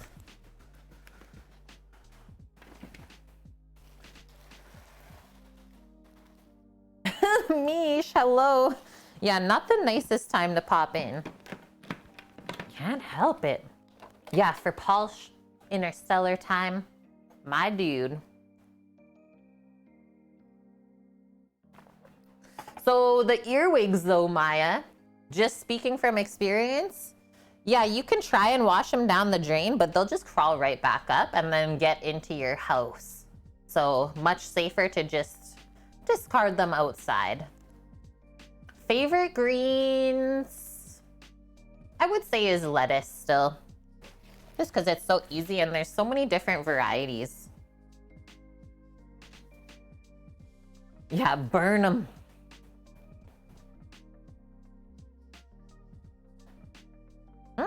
Yeah, potato soup with the Swiss chard stems. So I'm gonna show you guys how I typically cut these apart. We're gonna make a few different piles determined by the sizes of the leaves. So like big leaves over here that all kind of match up. And then we're lining up where the stem meets the greens because that's where we're gonna cut.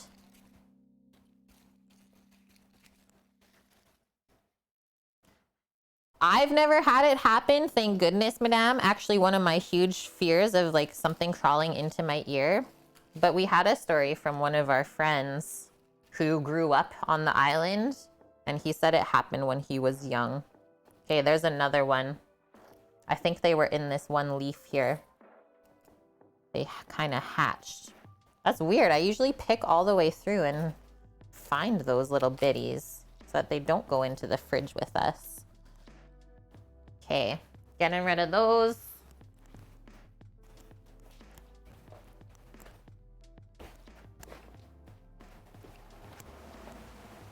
They're like, no, not me. Get out. If you know what's good for you, you'll leave.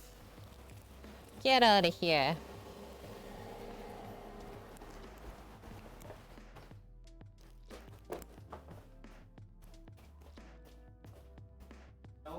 Told him. Okay, that one's already complete. I just broke the stem off because it wasn't that nice anyways.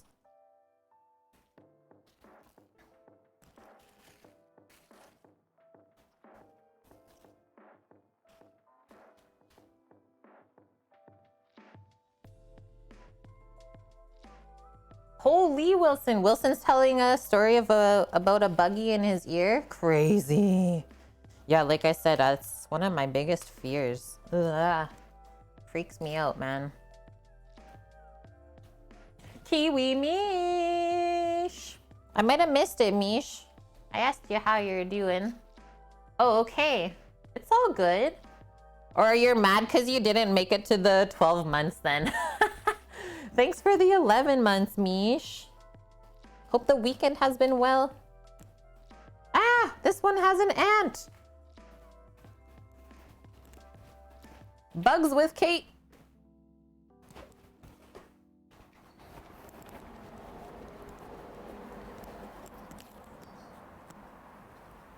Flick it out. Gone.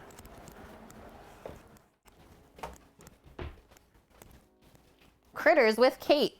This is the new critter vision? Man.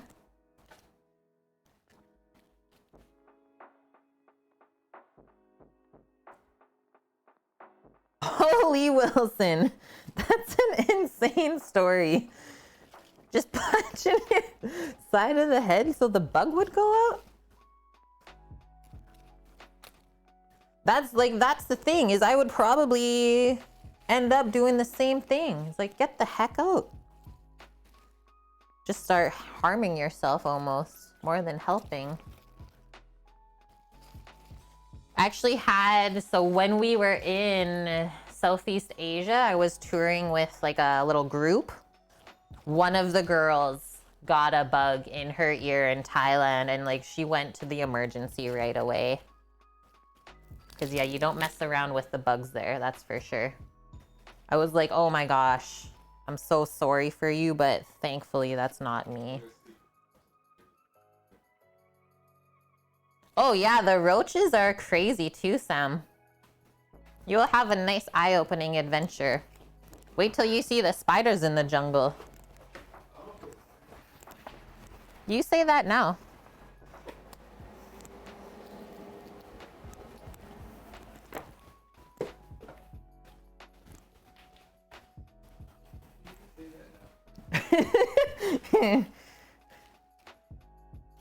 Okay, keep doing our piles. I'm just doing my critter removal as necessary here.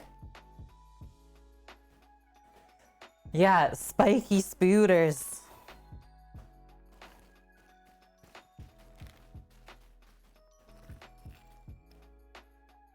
Yeah, exactly. I've not experienced the Australian spiders, but me oh my. Okay, we got our piles. Everything's organized now. So like I said, we kind of lined up all of the stems here so we can just cleanly cut them away from the leaves. Keep your fingers away because the stem kind of cooks at a different rate than the greens. So that's all right there. And then let's line up the other side now so we can just give this a little trim where it got a bit dried, where I cut it off the plant. Because this is all usable stuff. Obviously, we want to only trim what we need to.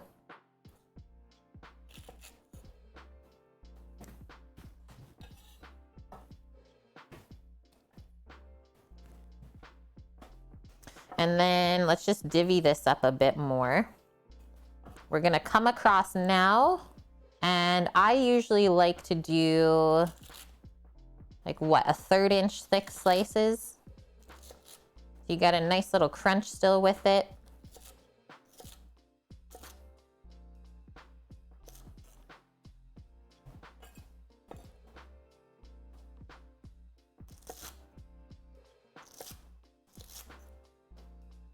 Obviously, the thinner pieces we can do a bit bigger. Like that. Okay, now that can go into the green spinner, salad spinner. And now this whole pile, we lined it up really nice already, right? All the leaves are nice and flat. We're gonna cut this into 3 strips lengthwise.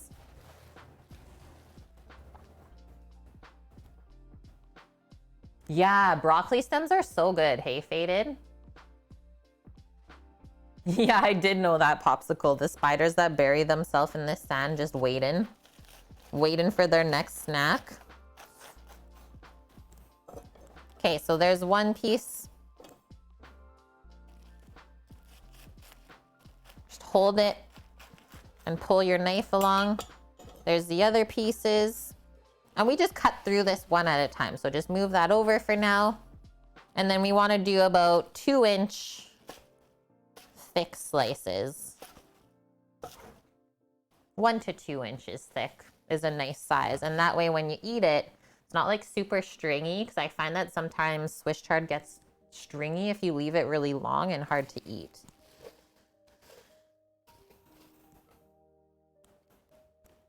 So I'll do a little bit more here and then we'll wash that, pour it out, and finish off the rest of this. I would think Swiss chard is quite inexpensive to buy as well during the season. And you find it a lot, I would say, at like farmers markets.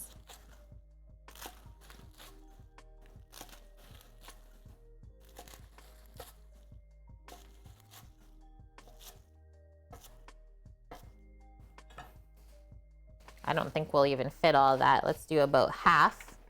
And then we'll just rinse under cold water, make sure there's no dirts, buggies, etc.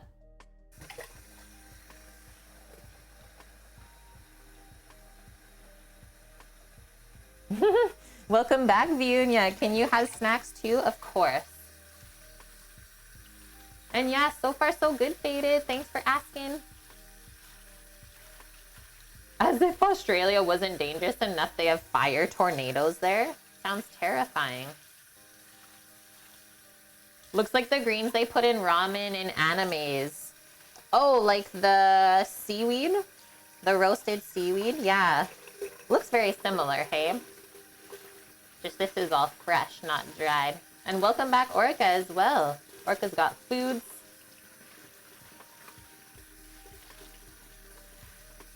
Yeah, Torino. Sammy's been telling me about these sand flies and like deer flies that I've never experienced before. What would taste better? I think Swiss chard still tastes better than kale. Kale's got a different texture, but Swiss chard has a really nice sweetness. It's a bit different. That's good though, Barracuda. Yeah, kale crisps are so easy to do at home. True, McGillicuddy. It's dependent on who cooks it, like I said with the Swiss chard too.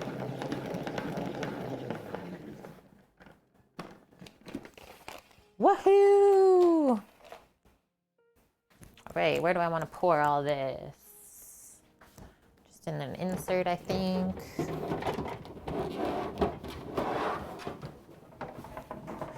All of the greens. Yeah, oven dried spicy kale chips.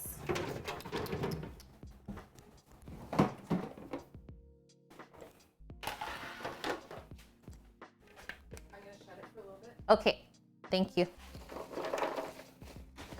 Mamacita's doing lawn maintenance. Closing the patio door so we don't hear the weed spinner.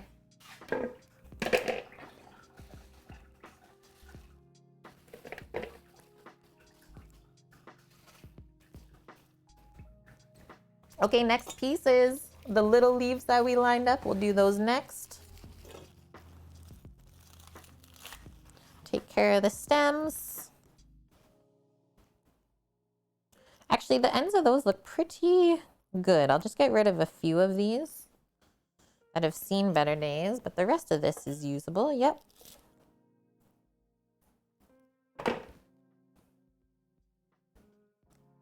That's good, that's good. Chop that in half. The little buggy's trying to sneak out.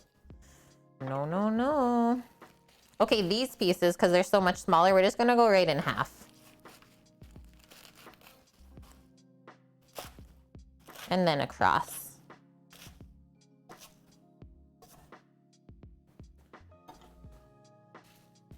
Yeah, bulldog puppies are cute until they grow up. Then they're just slobbering tanks. Also, want to add to that one, if you've ever had basset hounds in your life, you know about slobbering tanks.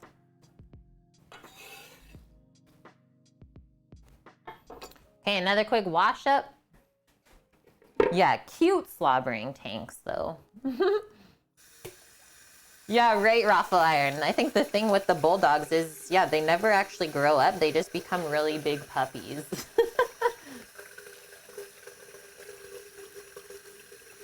Thankfully, Torino Nike's at work today, so we can't summon him with those words.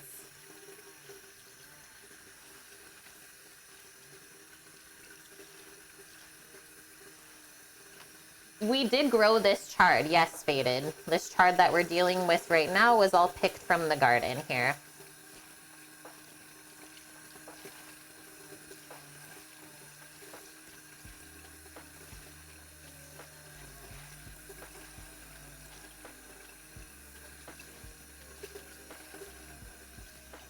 Okay, that looks good.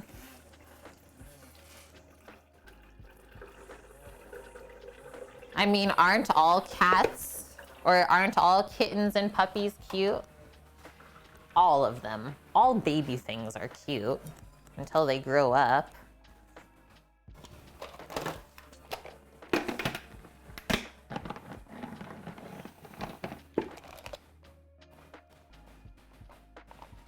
I think my spinner has seen better days, friends.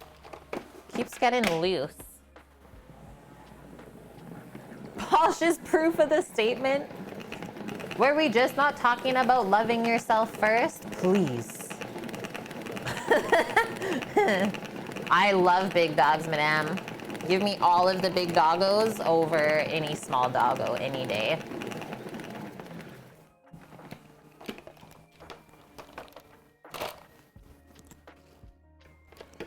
Look at all that water we just spun out.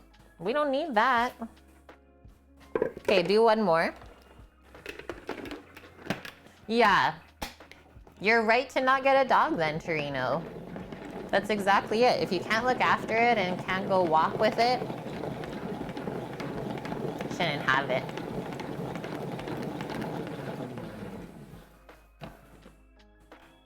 Holy, big doggo, Great Dane with a Great Swiss Mountain Dog. Sounds like heaven, Orca. I like big doggos like Danes until they sit on me. And it's like, excuse me, I live here too. Okay, our last two straggler leaves from the garden stuff.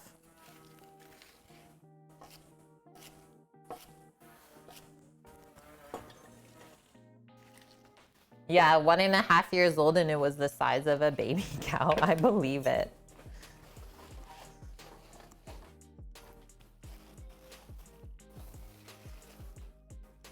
Okay, there's a couple leaves in here that are a bit dried. Just put those back to nature. That is a-okay. I think it was just those two, really. Just a bit wilted.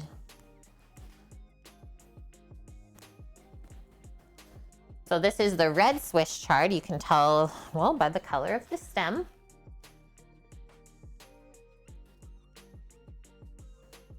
Yeah, right, Maya.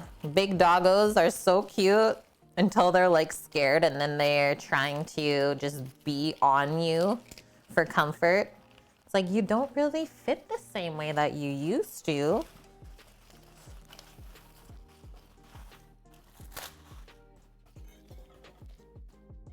Yeah, right, Torino. Red chard, not to be confused with rhubarb. Looks very, very similar. You are correct. Okay, these pieces. Keep going along.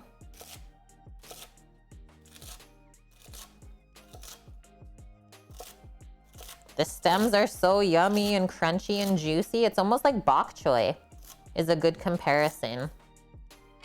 Once they get steamed and cooked through, really nom. Okay, this one I just didn't like the stem on it. So crisp. Okay, now we layer them on up again.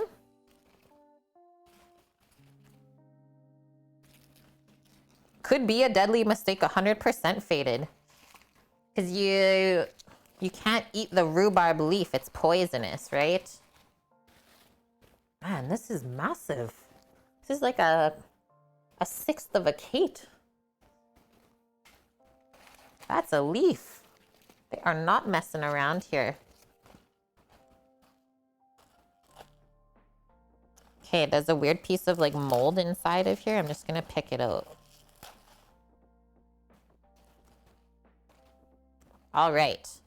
So this one, I think I'll go in half, right down that center sort of rib or vein. And then we'll go in half on each of the sides as well.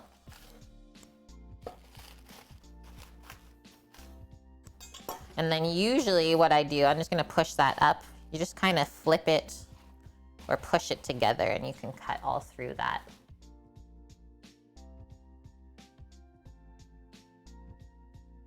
Or the stems of the rhubarb is poisonous. Well, I know the leaf is poisonous to doggos. 100%.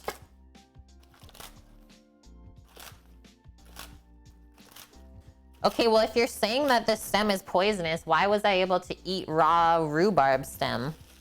All my childhood just dipped in sugar and I never died. Yeah. So what's this one?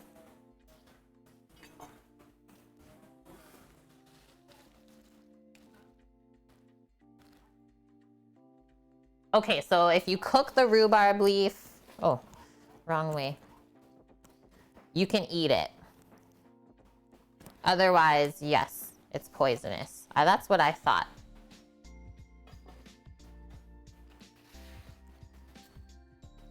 Okay, these little bitties. Yeah. Thanks, Kame. I'm hard as F. Don't mess with me.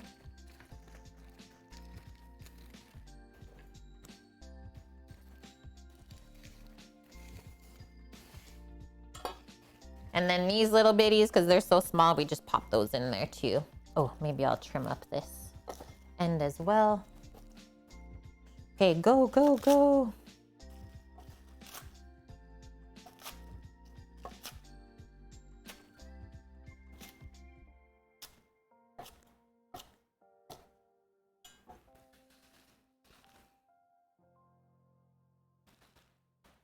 Poke salad? I don't know that.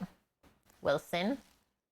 Yeah, we know poke as like the Hawaiian little fish dish. Yeah, tell us about it. We're learning here. It's true, it's true. I would say, yeah, Swiss chard. Is it of the collard greens family? It might be wrong, actually.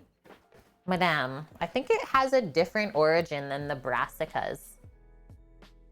Oh, Eric, get your reacting in ya.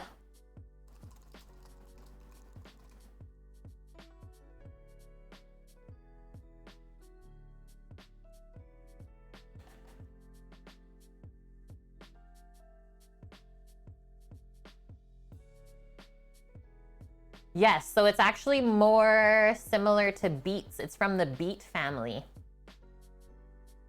So cool. Beta vulgaris.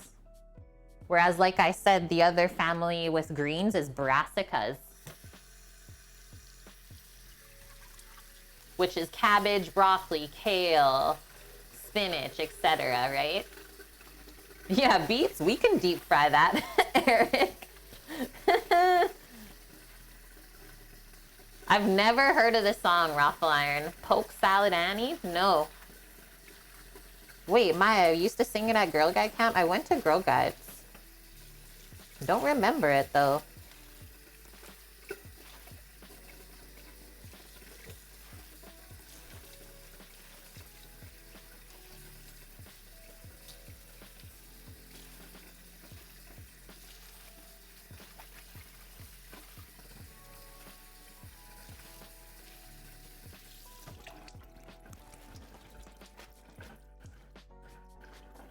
I probably would, Dust. If I heard it, I'd be like, oh yeah, I know that one. Hopefully.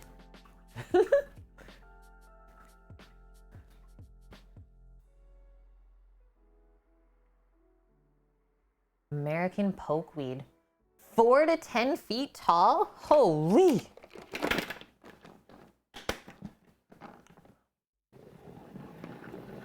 Okay, so the birds eat the berries from it. Nice, and animals. So cool. The best of the stuff is about 4 foot. Yeah, the bigger it gets, it's not as good, right? Hi, Tokasito. Welcome, welcome. Hope your weekend is well.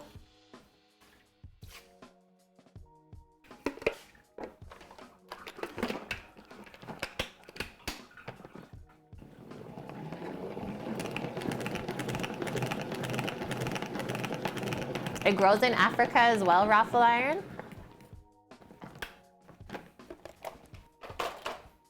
Yeah, so it has a pretty rich history in in USA, we can say, that weed.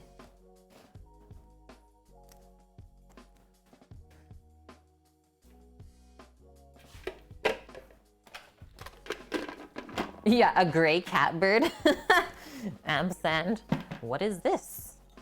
Okay, I'm not gonna do, at least I'm pretty sure I'm not. Yeah, usually I do, like, for a person, just a big handful of chard like this per portion. So yeah, we got more than enough.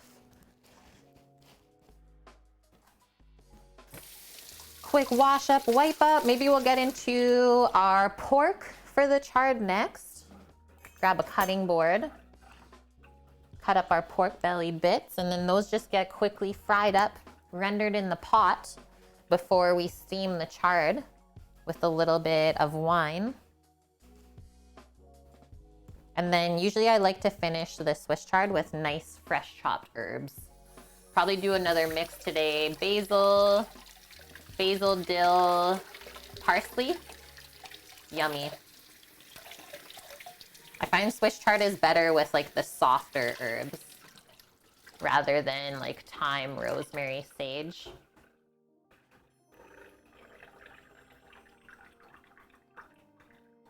Hey Daff, you took the pork off? Nice. Took off the barbecue, the bone started falling out. Yeah, I think it might be done. That's always the best feeling.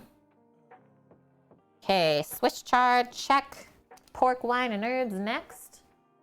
And thank you, Mythical Suki, for the tier 3 sub for 12 months in a row. You already got your VIP badge because you got a tier 3, so you're extra, extra special. Yeah, right? Like, how has it already been a year when it feels like you just found us? Thanks for being part of the crew. I know we've taught you something along the way. Hope you're having a good weekend so far. Yeah, I wonder, Maya, the songs that we're taught when we're young, we don't know what the words are actually saying half the time, right? And you look it up after when you're older, you're like, wow, all right then. Crazy, crazy. Okay, Porky time. Oh, I just saw my sourdough starter. She's combing on up. Goldilocks is waking up, friends. She's got a few things to say today. Hey. Hey. You guys saw the flickers? No, not today. We already had last Saturday.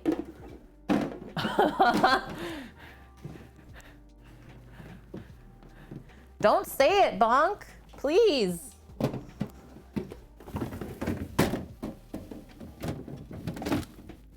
That's winning, Sam. One insert fits in the veggie bin.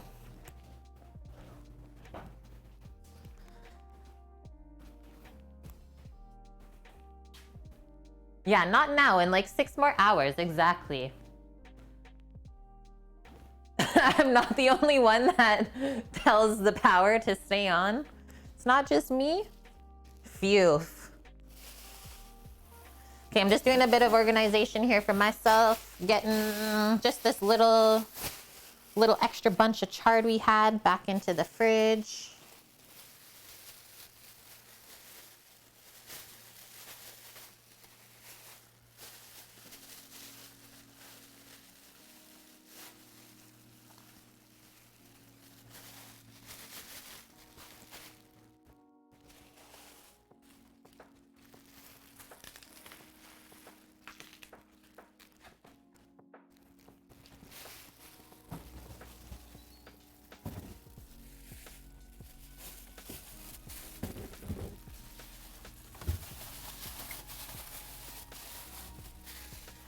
And we have 28 minutes on the timer until we check our pork.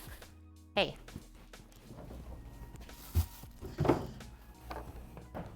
Pop back open. Crazy fridge. Okay, I'll just pop that back there. Show you Goldilocks. She's getting really happy.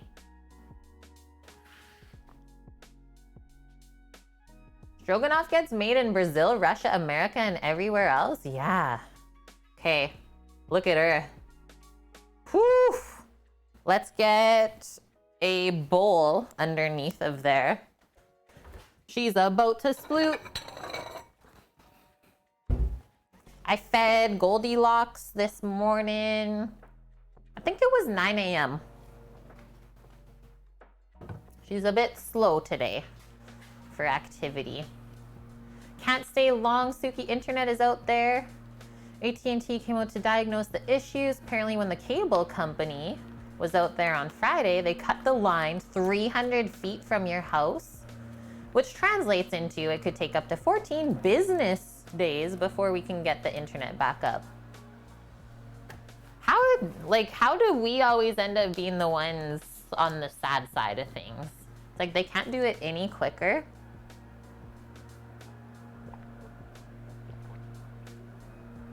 I feel sad for you, Suki. Well, thank you so much for popping by with the tier 3 1-year resub.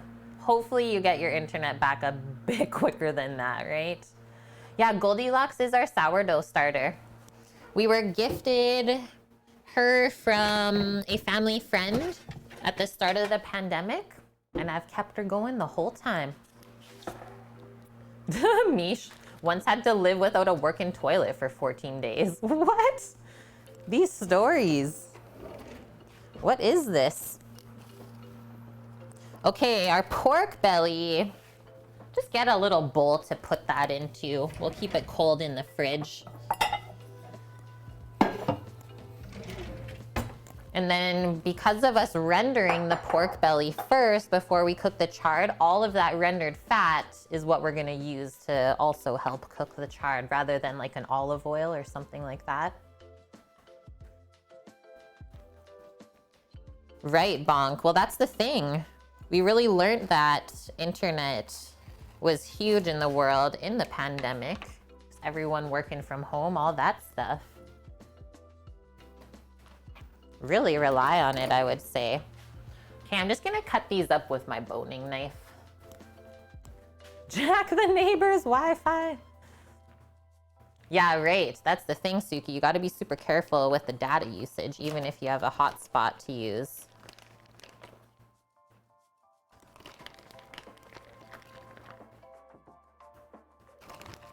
This is so yummy. And because of the fat content in here, it will definitely cook down a lot smaller. Wait, I think we broke Twitch, Mish. Is that a second resub from you?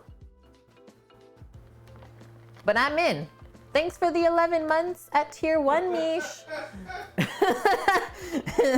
Thanks again, Mish. It is pork belly, Raffle Iron.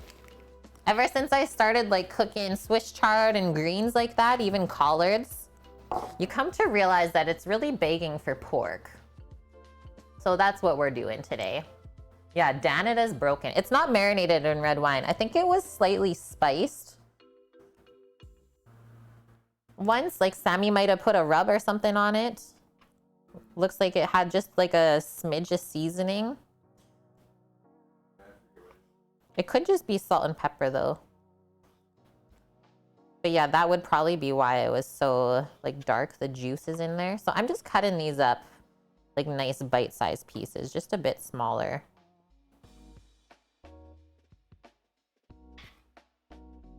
Yeah, right. Where's your badge? We broke Danita. Yum. Layers of flavor. Yeah, Stream Elements was just keeping me on point. Exactly.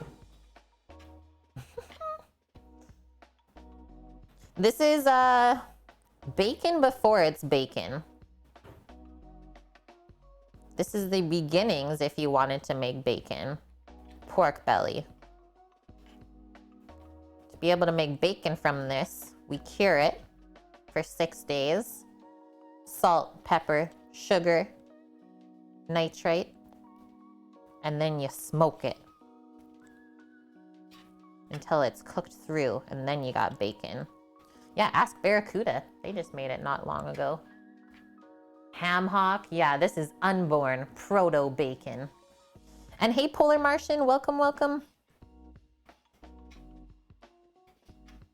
Good to see everyone filing in.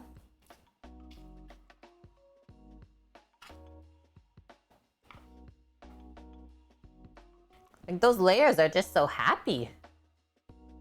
It's like equal parts fat and protein. I'm in. Smoked ham hock is amazing. For realsies. Okay, done with that. Pop everything into this bowl. Another step complete. Yeah, proto bacon. So good. In America, you use belly bacon with the greens, but you can add a smoky bone and use pork belly just as easy for the texture. Yeah, well, I thought like the smokiness in the dish today would come from the chop, and we just need the porky fattiness for the greens, right? So we'll really end up with the best of both worlds still. Yeah, pork belly is so good. I feel like it really gets a bad rap. But everyone that we've cooked pork belly for says they don't typically like it. Thank you. because it's too fatty. But then when we give it to them, they're like, that's the best piece of pork I've ever eaten.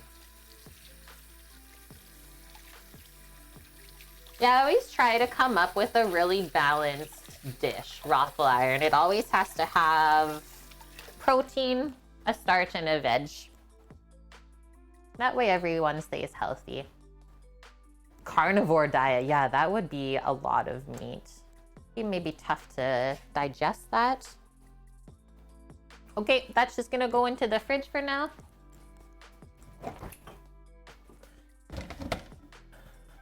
This one's really easy. For the wine, we just take out the wine bottle and place it by the stove top. Good to go. And then our herbs. So like I said, probably basil, dill, and parsley. Can chop those up.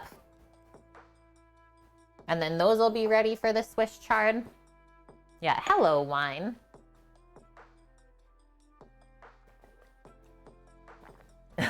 Faded.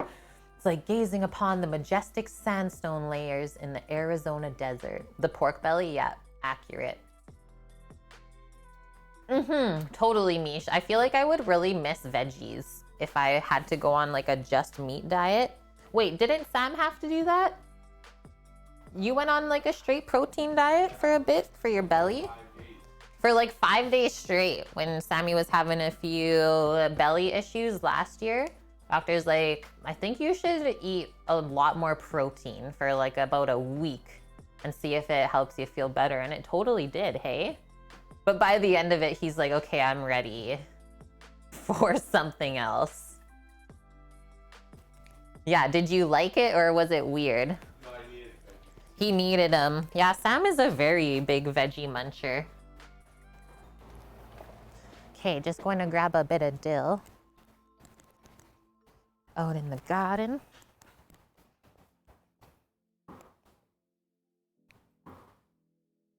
And then all of the fresh herbs get put in the Swiss chard at the end, so they retain their flavor. And it's good to pick herbs really often because it helps them grow better and stronger. So yeah, the more you pick and grow stuff, the happier it is.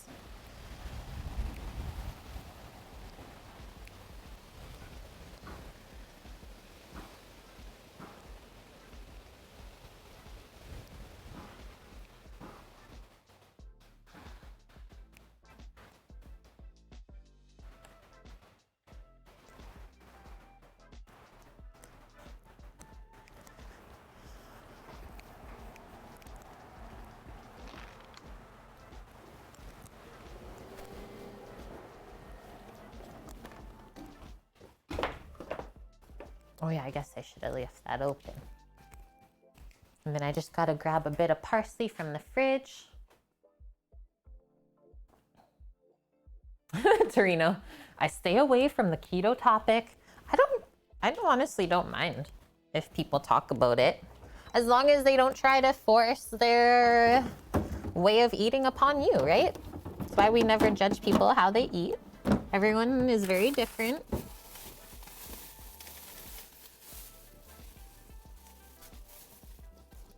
One whole bunch of parsley coming on up. I'm also gonna grab this onion.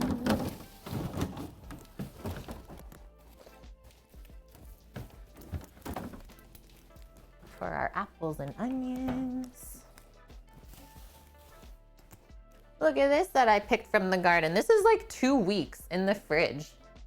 It's like a little bit of wiltage on this side, but still really nice. And then I tied it. Can you tell I worked at an organic farm before? Very OCD. Okay, come on in. I think what I'll do is I'm just gonna chop that there. Yeah, nice. Hey, Dust? Nah, I'm gonna undo this because I just want to take out some of the wilted-y pieces. Thankfully, there's not too much. It is a flat leaf parsley.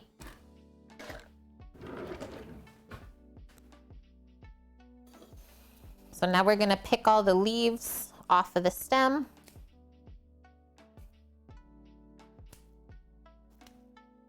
Yeah, very happy. Like I said, it's already spent 2 weeks in the fridge since I picked it. Still really nice. Smells so yummy. Do we have recurring dill in the garden?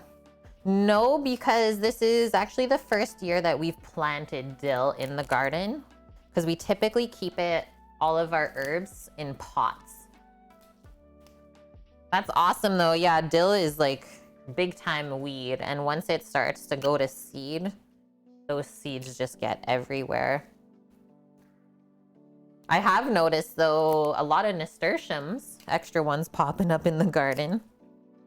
They kind of seed themselves as well, right? Yeah, this stem, so you can see how it was starting to go to seed. That's why I picked it all. Because as it starts to go into reproduction mode, the plant, the flavor goes more and more bitter, and the stem gets more and more tough. Like I said, it's trying to just reproduce. It's not focusing on the vegetative state. Best way to keep herbs in the fridge, I would say, like that, is I always wrap them up in like just a damp towel. And then just keep that in a Ziploc bag with like a little hole on the top so you let the air flow in and out, and usually it stays really good. Raffle iron. Yeah, mint. Pro tip, always grow your mint in a pot. Always.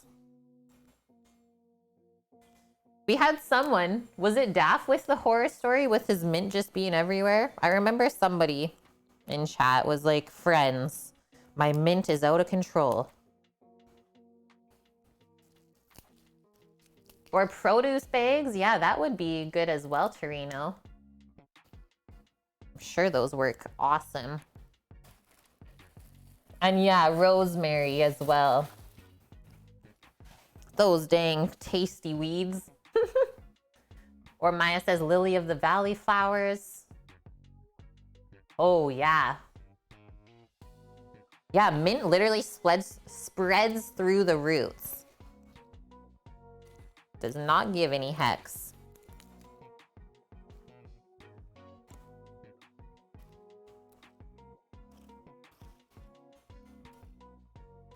Let's see how long we can keep this little basil plant going.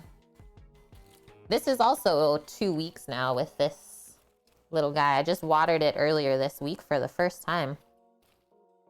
Really happy so far. Already got some new growth on top.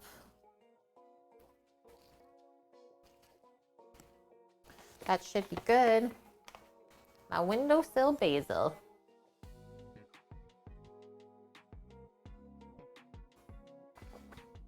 I have to say, when rosemary like first starts growing again in the spring, it does smell really nice if you go up to the flower. Or sorry, at the end of the summer then is when it would flower. Yeah, go put your face in it. We often use the rosemary flower for garnish too. Okay, so what we're gonna do, just bunch this all up like that, and then we're gonna come chop through nice and fine.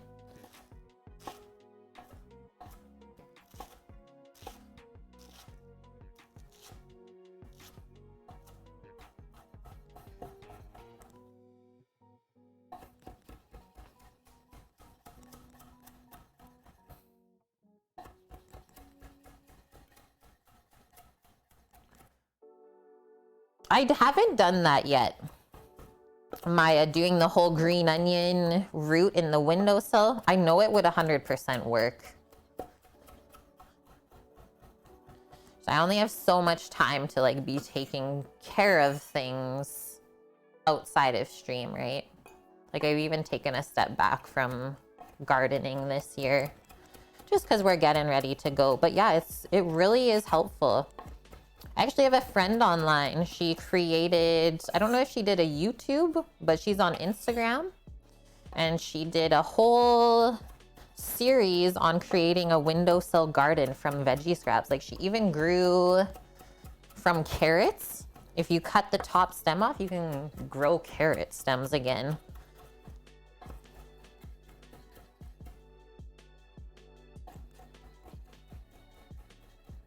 Yeah, bees love the rosemary flowers. Totally. Yeah, the bushes are just buzzing. Don't stick your nose in without looking.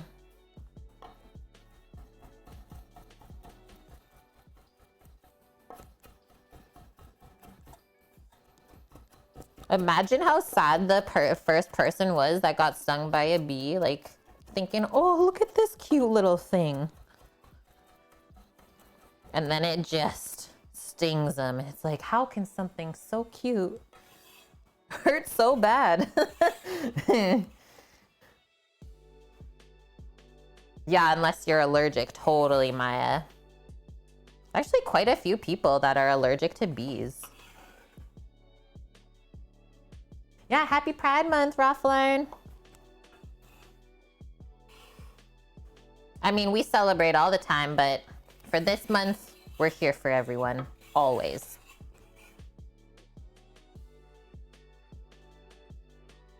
Okay, that's all cleaned up. I don't even think I'm gonna rinse or do anything. Let's just keep our herby hands.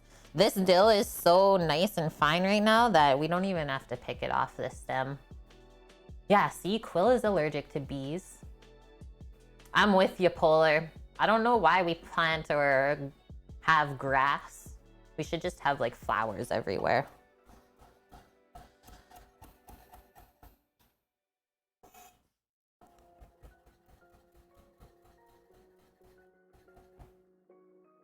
Not sure how bad of a reaction you would have if you got stung, but you don't want to find out. Have you never been stung then, Eric?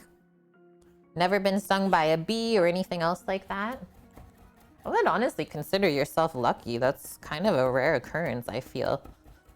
Sam, have you been stung by a bee? Oh, yeah. Okay, yeah.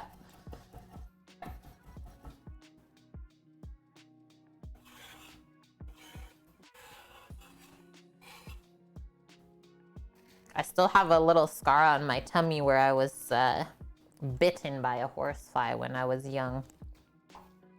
Flew up my shirt and got caught in there. Oh my goodness. Yeah, I've been bit by a carpenter bee. Yeah, it counts, Kame. That's rough.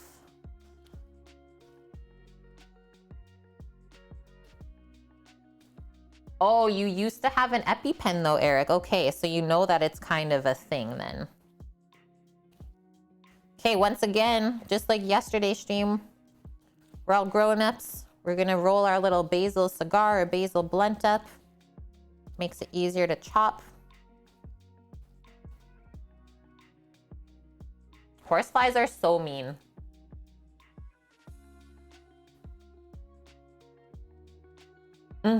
Right, Dust. It's like, wow, I never want that to happen again. Basil spliff. Oh, okay, so the first time you get stung, there's nothing, but maybe the second time after, then you get the real deal. Interesting.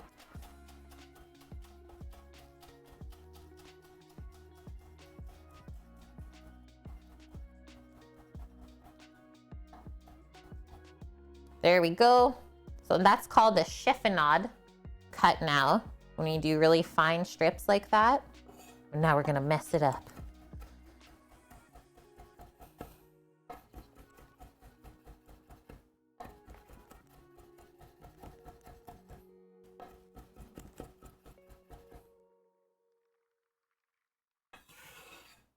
That's gonna be such a nice amount of herbs to pop into those greens later. Yum. Okay, now we're just gonna mix everything up together. And what that does is, so the chlorophyll, specifically in the parsley the most, helps to keep both the basil and the dill from oxidizing. It's a little sneaky trick that I've learned over the years, and it really helps. So that way you can chop your basil and all of those delicate herbs ahead of time, and it's still gonna stay green on you. There we go. That's funny, Torino. That's a good little story. Because that's like your first reaction, right? Is just to like whip off your shirt and see what's going on. Yeah, stay green, chat. Stay green. Okay, I'm just gonna do a little wipe up. We have 5 minutes on the timer. I think we're just gonna go check the pork now. After we're done this cleanup, see what that temperature is at. See how much longer it's gotta go, and then we can kind of plan when to bake our pies. Oh, I suppose I should have thrown 5 of those pies into the freezer.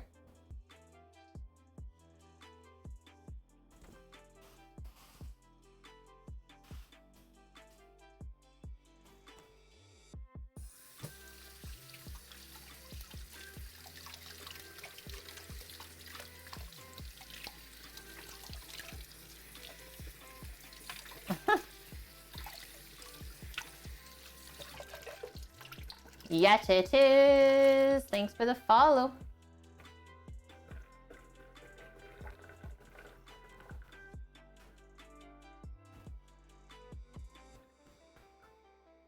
Yeah, right. You got to get the stinger out like ASAP, right? Okay, let's cover that. Otherwise, the cold air from the fridge will wilt it in just an hour or two. That's another thing off of the list. So all of this stuff for our veggies are good to go.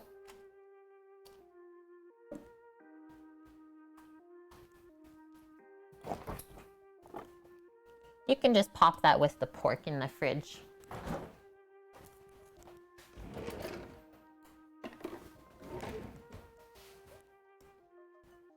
Another sip of coffee, and then like I said, we're gonna go check the pork chops outside, pork belly in the fridge. Holy Torino. You guys have some crazy stories. Okay, should be good out there still.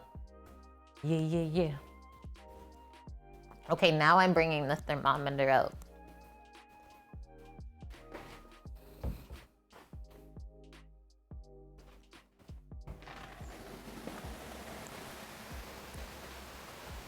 Very windy today.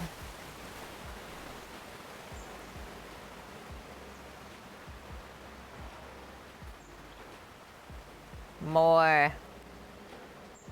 That was good, actually. Okay. Holy. Looks like it's almost good, actually. Yeah. How did I know? 1:30. Those babies are coming off. That was quick, but they look really, really good. See how it dried out?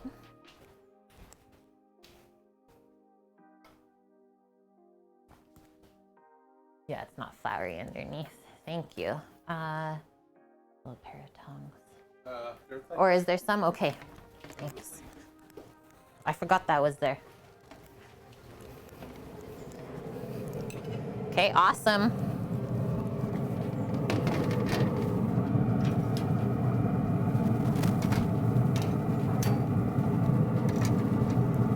So now those have been cooked to medium rare. Now they gotta rest. I would rest them for about half an hour before you plan to sear them off, crisp up the outside. That's all we got left to do. Now we can turn up the oven so we can bake the pies. What do you want? Let's do 375 Fahrenheit.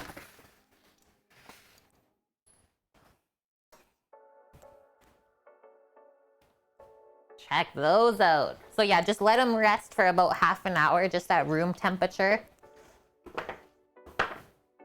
Smells amazing, and it's got some nice color already, hey?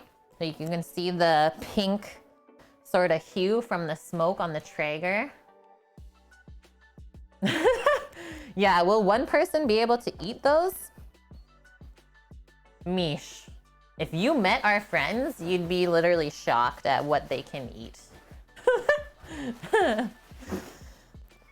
Like, Paul is a little bit taller than me, but honestly, like my stature, maybe even thinner, and he can crush like multiple portions of the meals we make. It's like, how? How is this possible? Yeah, check out the little pink smokiness, pardon. Are there any extra pies? Or enough for everybody today? There's enough for everybody. There's no extras unless we sacrifice one of ours. Okay. No. So yeah, we'll do 7 baked, 5 froze. 5 froze. Perfect, thank you. So hungry right now. Actually, we're gonna have a quick schnacka break. I'm gonna have some watermelon in the fridge.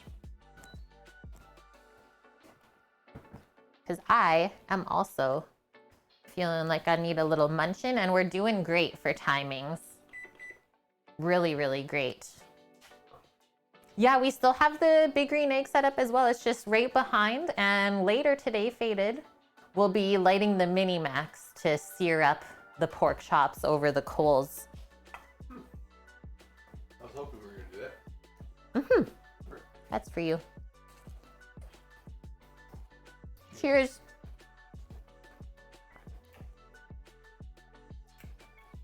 Caramelized onions and apple. Yeah, we gotta do, while that's heating up, we'll do our apples and onions, and they can roast while the pies are baking in the Traeger all together. And that'll go really good with the pork chops later. That's really cold. Holy. So good on a hot day, totally. It's nice and hydrating too. Cheers, Cookie.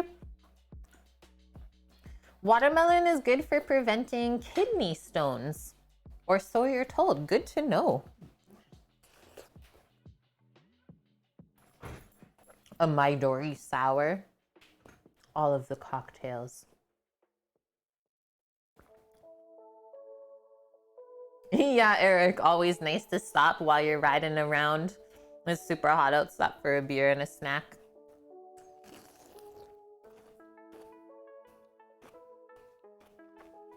Yeah, we had absolutely no salad leftovers from yesterday. All that we made, that whole bowl went. Nuts.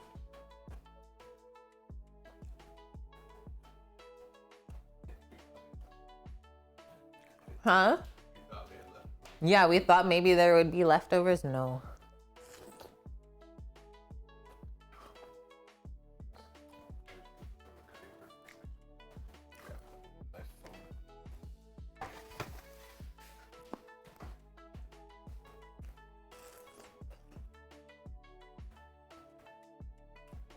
Cute emote. Okay, next up, like I said, we're gonna do the apples and onions that are going with the pork chops.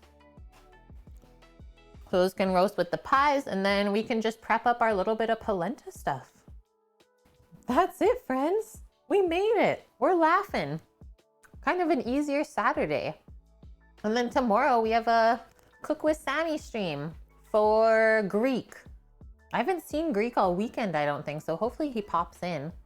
He said he should be good. Yeah, juicy slice of watermelon on a hot summer day.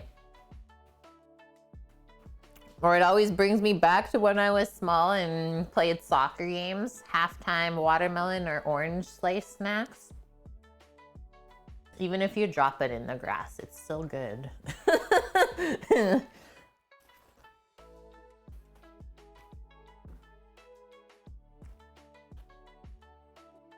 Still good.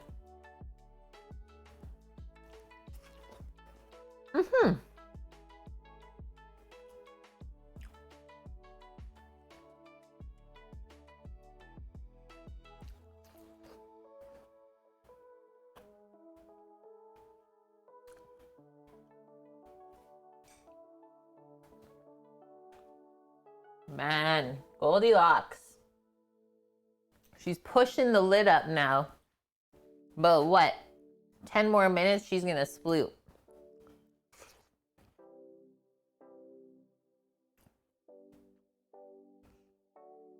Totally, Maya. We all need a little dirt to grow up with, right? It helps build up the immune system. See? It is known. Bonk. Come on now. Why are you saying what I'm saying? 999 Jello, thanks for the follow. Yeah, how much of a peck of dirt is? Unknown.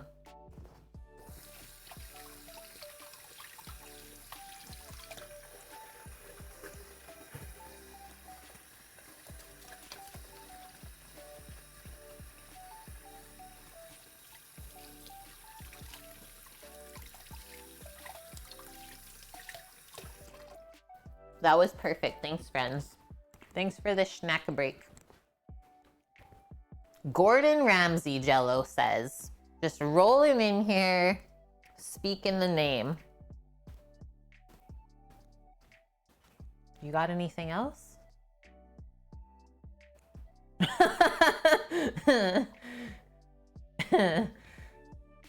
Yeah, people that keep their house bleach clean. Terrifying. Okay, I can remove these now, Sam. The pork chops, you're good. You got your photos. Okay, onion and apple time.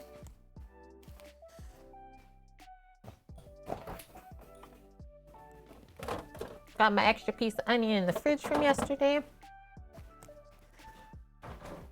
We're gonna need just a sheet pan. We'll line it with some parchment to make it easier for us to clean.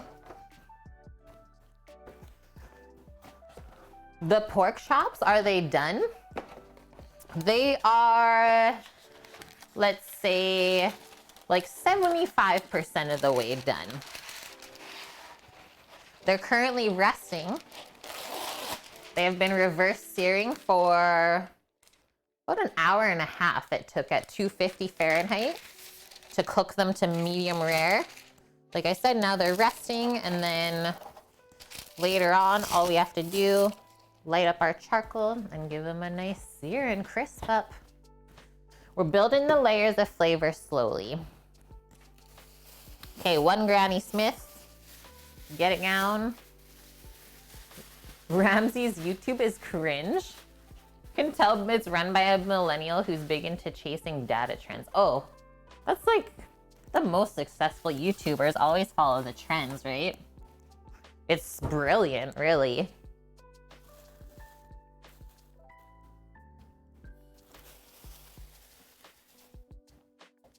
Yeah, reverse sear, especially for like really big cuts of meat. Hey, Eric, it works so, so good. Putting these apples away. I think that will be lots. We do have to know that the apples and the onions, they will cook down. So prep a bit extra, right? To allow for that. A little bit of loss from cooking. I only have 3 portions, well, 5 total today. So that will be more than enough. And I know Sam probably won't go for this because of the onion in it. Or Sam's like, I was thinking about it. Yeah, I didn't think so. Okay, we're gonna leave the skins on these as well. So we'll wash these all up. So we got all the stickers off. Come on over.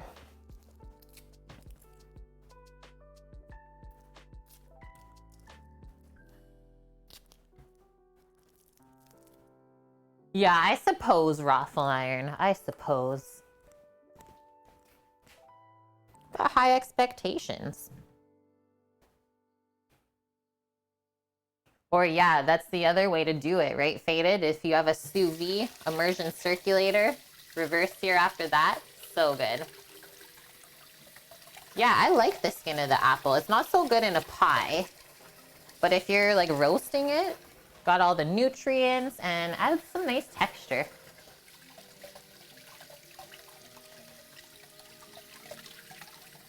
Whoever picked the apples needs to be fired? Why?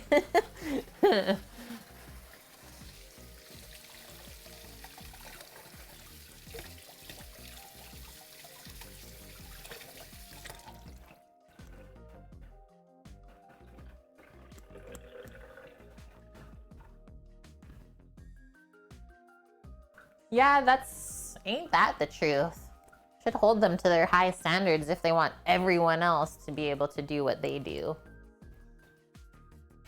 Chat has stuff to say and I'm loving it today. Just wiping up some of that watery bits. Yeah, bobbly apples need love too. Chris. Okay, so we're gonna core these the same way that we did them for the apple pies. Cut along one side, turn it around, cut alongside the other, lay it flat, and then we end up with that. And I'm okay with that little bit hint of core there. Yeah, you have stuff to say. I brought you together. Yeah, one more pie. Just one more pie, Ampersand.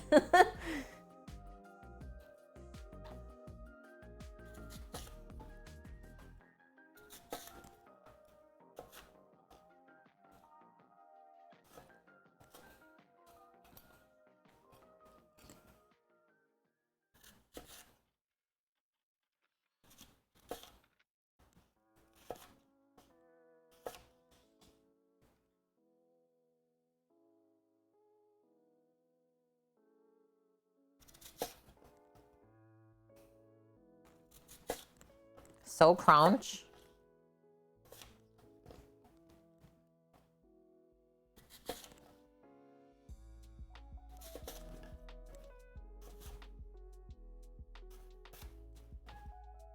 We've never done a little roast up like this before on stream, so this will be fun to show you. We'll pick some, this is where we can go out and pick some thyme and rosemary and sage to pop in with the apples and onions to roast. Very, very nice to go with the pork. Got a lot of nice herbs going into this dish today. Everyone's gonna love it. Okay, next up, so since these are gonna be roasted, we don't really wanna cut them too small so they get soggy. We want them to hold some of their texture as well. I'm thinking, should we just do slices? I think I might prep them the same way as we did for the pies, but just a bit thicker. But I did like that small size so that you can like get a little bit of apple and onion on your fork with a piece of pork. Good to go.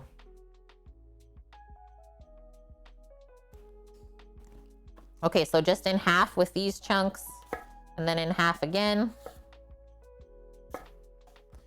And at that size, going in the oven at 375 Fahrenheit. Start with 15 minutes and go from there. Yeah, apples, herbs, pork, and wine. Me, oh my.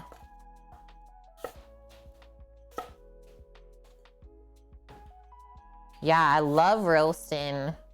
Fruits roasted is so nice with savory foods.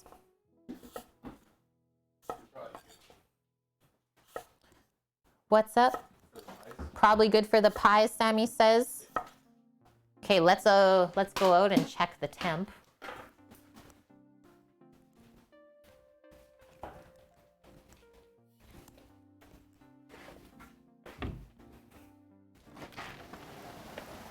Wow.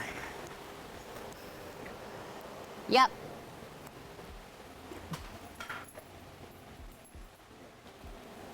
Schmappa.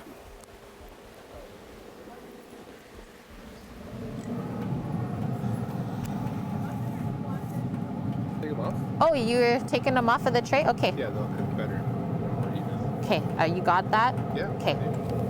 I just don't want to take it off and then it just tumbles. Sammy's coming in with the other tray as well. Schmooey. There we go, friends. What's happening? What's happening, puppers? Are we baking? It's crazy outside. We have takeoff. Yeah, we do. I'm gonna set 15-minute timer for those. I'm gonna say the apples will be going in afterwards, but that's fine. We'll check on the pies in 15 minutes. Make sure everything's happy, and away we go.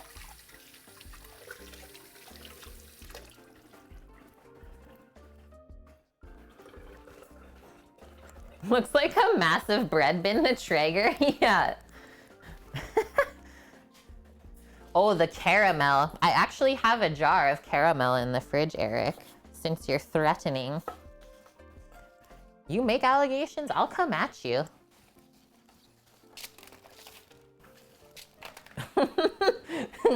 He's like, okay, Kate. All right, so we're gonna slice our thick slices across these again, and then in half. Same way we've been doing the other ones. Yeah, apple, avocado? This one's for you. How are you doing? Oh, you missed the pork chops, Ampersand? Looky. So they're just resting right now. When I temped them, they were 127 Fahrenheit. So perfect, like medium rare in there. Thank you very much, Raffle Iron Chef, gifting a tier 1 sub to Apple Avocado. You've gifted now 5 subs to our channel and our community, so thank you very much for that. Helping to spread the deliciousness. Yeah, of course I have a jar of caramel in the fridge. We expect nothing less. You never know when you might need it.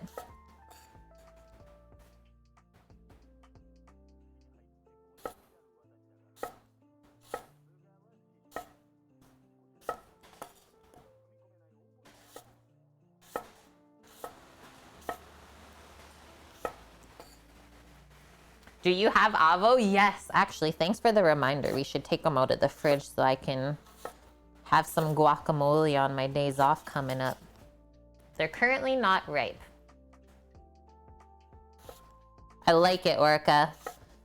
I didn't know that caramel was mandatory in a chef's kitchen, but phew, thank goodness I have some.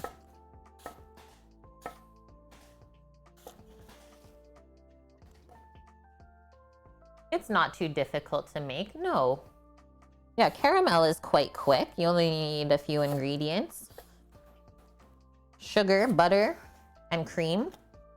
And some salt if you want to balance out the sweetness.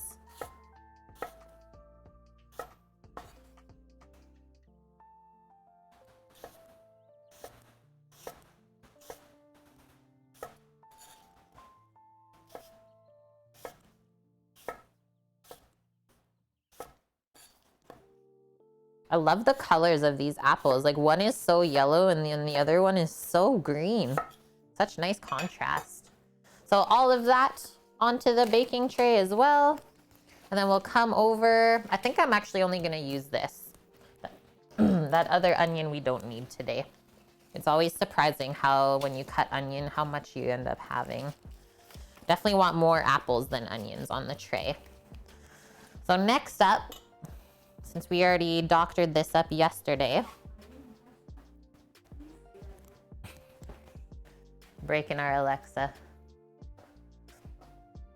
Okay, what I'm gonna do is we're just gonna go across kind of like julienne, nice and thin in the strips, and then I'm just gonna cut those strips in half to kind of match the size of the apples. Pepper caramel? I'm not even upset. I'm impressed. Go like a 1/4 inch thick on our onion slices.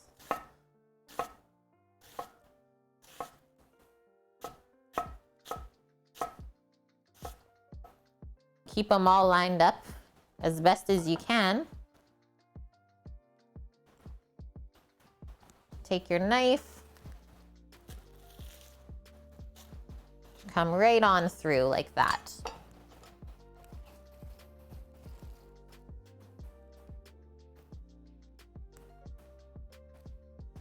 Hot sauce caramel, I could see that being really good. One that I've not made yet that I really want to try is the miso caramel. Has anyone made that yet? Miso caramel. Ooh, Vidalias are in season. Yes, yes, yes. Okay, just rinse in my onion knife as well. It doesn't stick on. Cayenne caramel. I'm also gonna take one more bathroom break. My coffee's really getting me today. I'll be right back. Hold tight.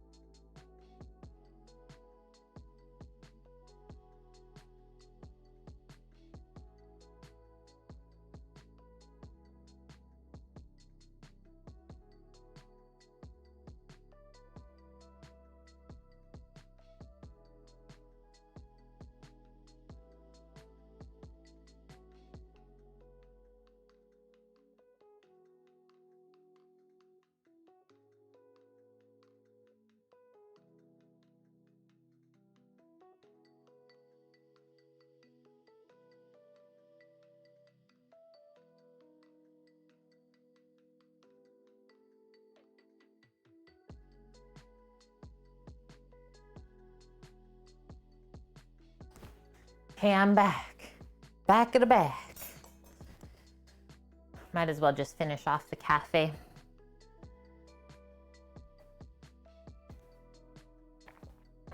Yeah, who invented this cut? Oh, thanks so much, caffeinated couple. That's so nice of you.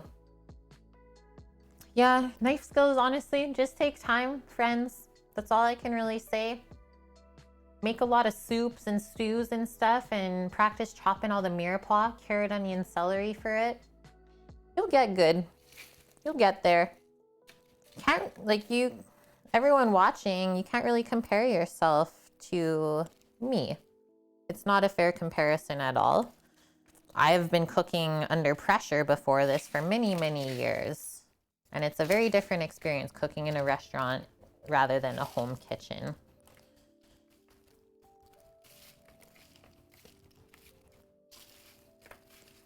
But I'm very thankful to be able to do this with everyone.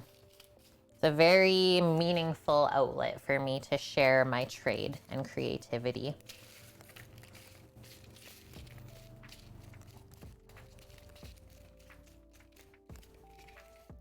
It's always really fun to also try new recipes with everyone. Take suggestions of what to do. We've got an awesome crew, I have to say. Okay, so I'm just spreading all this out and then I'm just gonna drizzle it with olive oil and then we'll just kind of sprinkle the herbs over top. We'll pick them off of the stem but not chop them. Maybe we'll chop the rosemary just a touch so it's not crazy.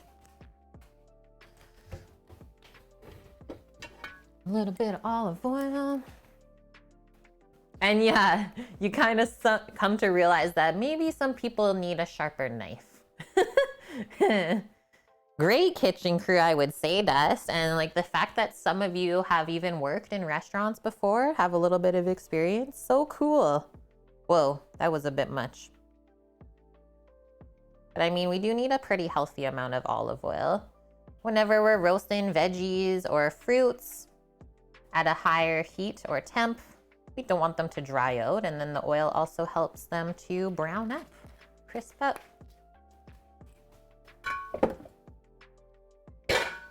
And then before I go and get the herbs, I'm also just gonna do a little sprinkling, some salt and pepper. Yeah, if I can do it, so can you. I really don't cook anything too crazy on stream.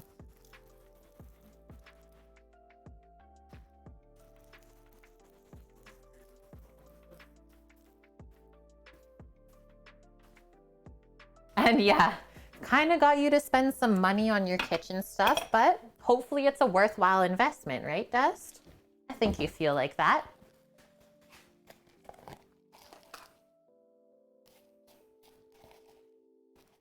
Yeah, you want to get better at cooking. Like, take your tools seriously. Invest a little bit. It really, really helps. Like, just even going from a dull knife to a sharp knife, it's amazing feeling.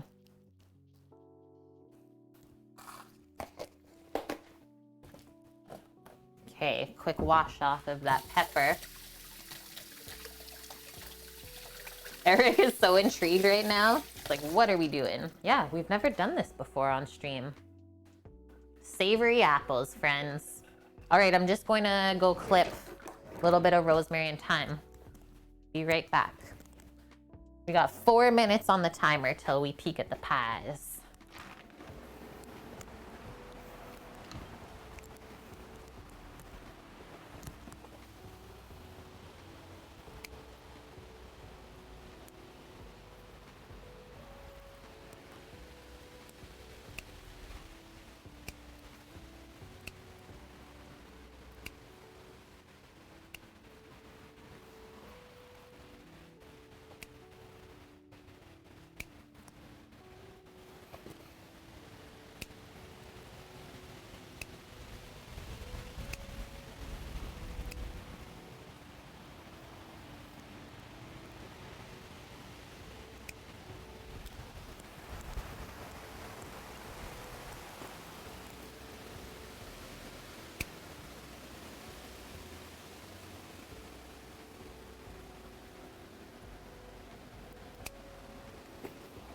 Got it. We got it.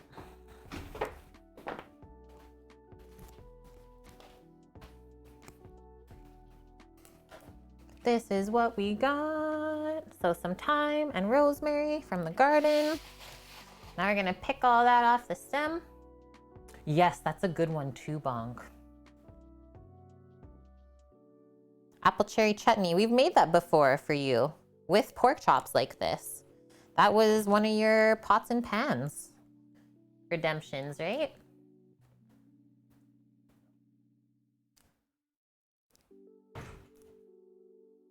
Smells so good. When the herbs are like right fresh, beginning of the season, they're so soft still. Yummies. Okay, so rosemary, to have a big bite on its own is quite strong, so we'll just give this a little chop. Otherwise, it gets a bit like chewy and crunchy and woody. And opening up the herb also will release a bit more flavor. Okay, start with that. Oh, Matt. Hi, oh, Matt. How are you? Quick visit, I'm happy. I'm happy that you popped by, regardless if it's long or quick. Yeah, I'm great, man. We have like, well, less than a month now in this space until we go over, move in with my brother and his partner and start building our food truck all together with the stream. Time is flying. And yeah, View made a command, which is amazing.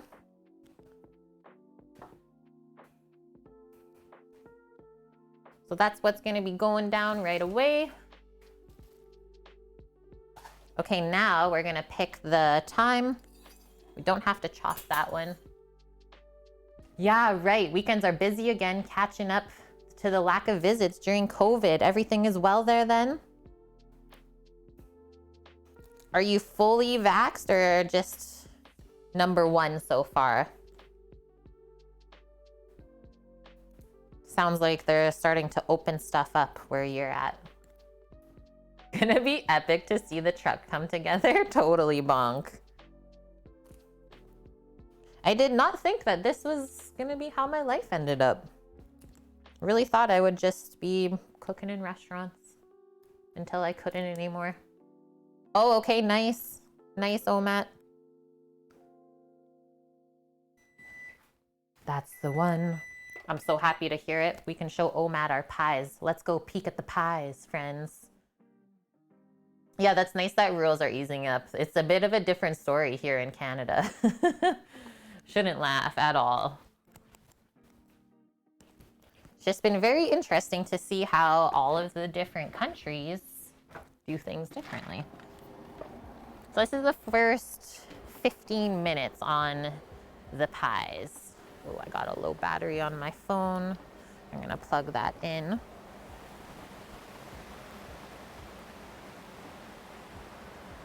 Should be good. First 15 minutes, we're looking pretty dang good, I would say. The one in the back here is getting a bit more cooked, but I don't want to touch them yet. So we'll close that back up. Just want to make sure nothing's getting too browned. And I'm gonna set another 10 minutes on the timer for those. Yummy, yummy, yum. Okay, come on back. 10 minutes on the clock. That'll be a 25-minute for those little guys.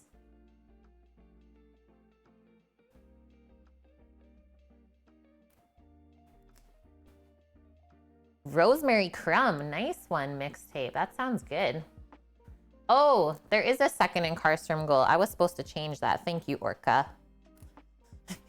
Can you tell that life's been a bit hectic lately? But there is no excuse. Absolutely not. This one has it too. When you take the leaves off stems of herbs, you pull off in direction of how they grow or opposite. I actually, like, they teach you to do opposite, but honestly, I always just pull up and it works a lot better. I think it also depends on how fresh or old your herb is. Because when it's really fresh like this, it just slides right off. The older and drier it gets, you kind of have to go backwards from there. Thanks for the follow, Baked Beans and T. Casella. 3 months in a row subscribed to the channel already. Thank you very much for that. Hope you're having a good weekend. I've never used an herb stripper. I don't know what that is. Okay, there's a little bit or a few kind of longer pieces. Let's just do a really rough chop throughout. Don't make the thyme leaves too small because then they'll just burn. Just got here. What is a cheesy polenta and Swiss chard, Silent One? So I'm guessing you've never had either of those things prepared before. So cheesy polenta is a cornmeal sort of porridge that gets cooked with milk and cheese and a little bit of stock. And Swiss chard is a green that we are going to be quickly braising with a bit of pork belly, some wine and herbs. Takes about like 20 minutes, let's say. Total time to render the pork and then get the veggies cooked through. Okay, this looks so amazing. So, so good. And we have a really awesome recipe linked there. So pop up the command and save it for yourself for future use. If you've never had it, try it out. It's so, so yummy. Okay, that's just gonna sit aside. When we pull some of the pies off, we can pop those on. Another thing done. Yeah, you need some snacks then, hey?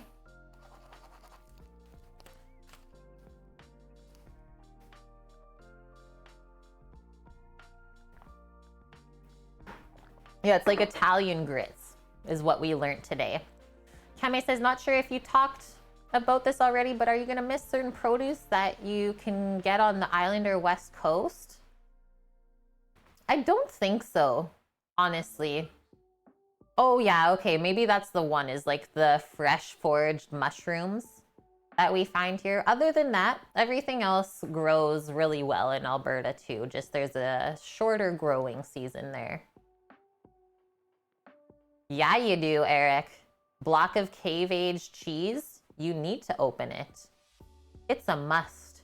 Yeah, those are the best orcas, seriously. Let me know, Eric, when you find the salty, crystally surprise. So good. If you know, you know. Okay, polenta time. Let's look at the recipe. Creamy, cheesy polenta from Bon Appetit. 4.1 stars. Yeah, that's a good amount of reviews. This is what they say. Different about cave aged. It has a bit more funk to it. Oh, Matt. Almost like think about it, even less controlled environment if it's in the cave compared to most cheeses are aged in like a clean, sanitary place. So they get the proper molds. Sounds good, caffeinated. Take care. Thanks for hanging out all day. And maybe we'll see you tomorrow. To Cook with Sammy Day. Yeah, you like the funk, exactly. And obviously with it being cave aged, it's a little bit more expensive too. Okay, back to our polenta. Creamy, cheesy polenta isn't as high maintenance as you'd expect. Despite its reputation, polenta does not need to be whisked constantly and attentively, bless you, for 30 minutes straight. As long as you cook it gently over low heat, you can get away with whisking it only a few times as it cooks. Oh, this is actually a recipe from a Canadian restaurant in Montreal. It's called Elena. And this is really funny. So the last restaurant I worked at, the sous chef that I worked together with, yeah, he worked there before because he used to live in Montreal. But always tell me stories about this old lady named Elena that was just the best old Italian grandma ever. You'd never know that she was like 85. Yeah, Omat knows 3+ year aged cheese, salt crystal galore. So tomorrow, Sammy's doing grilled tri-tip sandos with chimichurri butter. We're gonna do some grilled, like nice tomatoes on the vine as well. It's gonna be yum, yum, yum. Yeah, Sammy's double blessed. Okay, so they say this polenta makes about 4 cups, so 1 liter worth. We make 2 liters, that should be perfect. For 5 orders, yeah. Okay, so we're just gonna double this up. We need 2 cups of cornmeal grains.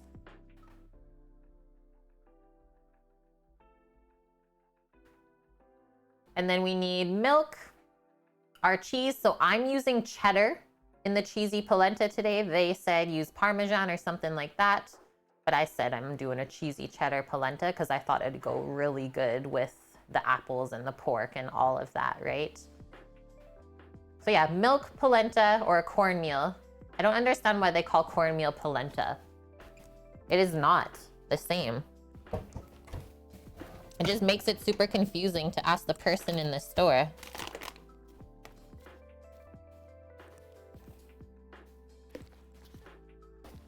There we go. And there are a few different varieties of cornmeal, let's say. So this one, a bit more coarse, like a medium grind from Bob's Red Mill. I find it a bit too like chewy for this application of polenta. Really good though for cornbread. It adds a nice crunch. We're using today like the really nice fine cornmeal for this. Might make the cheesecake for the holidays this year, depending on how difficult it is. Which one is that, Eric?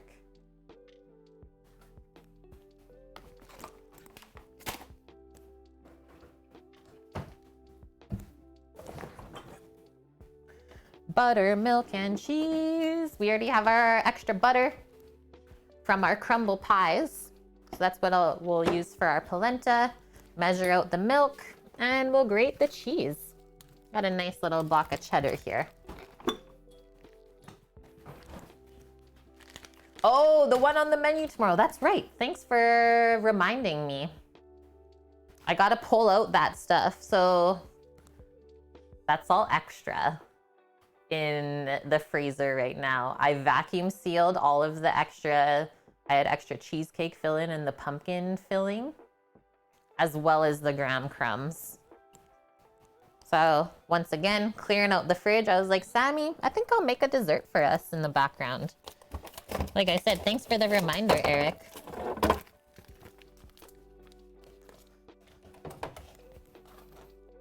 We were supposed to go over and have a COVID dinner with our friends tomorrow, but they ended up having something that popped up. But I'm still making this, so this is what I'm talking about. You can do this. Cheesecake base, the pumpkin puree that just gets kind of mixed in, and then a frozen container of the graham crumbs. Honestly, who cares if the cheesecake cracks? It's still delicious. Is it still cheesecake? Yes. Yeah. Is it edible and delicious still? Yes. Well, then you're good. Trust me, I've had many cheesecakes crack and I just don't let it bug me anymore. Just don't even let it bug ya. I was waiting for that. Okay, 25-minute mark on the pies. Let us go peek. Mish, what are you concocting? Feta, raisins, poop, and Bonk's adding nuts?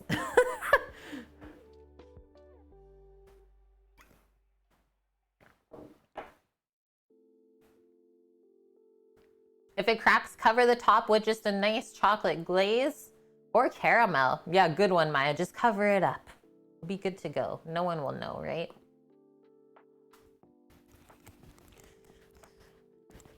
Okay, Sammy, I might need you to hold the tray.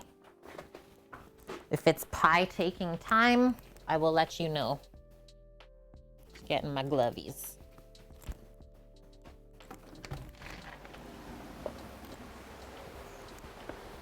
It's smelling like it's almost time, that's for sure.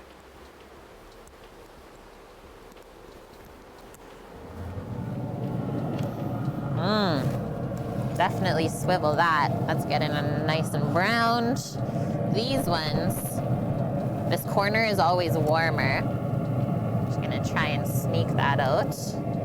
And come over here, pop that up there, do a little switcheroo.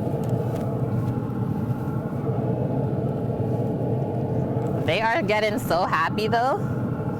It looks like it's just maybe starting to bubble up. So they for sure need a little bit longer. And then we'll move the back one to the front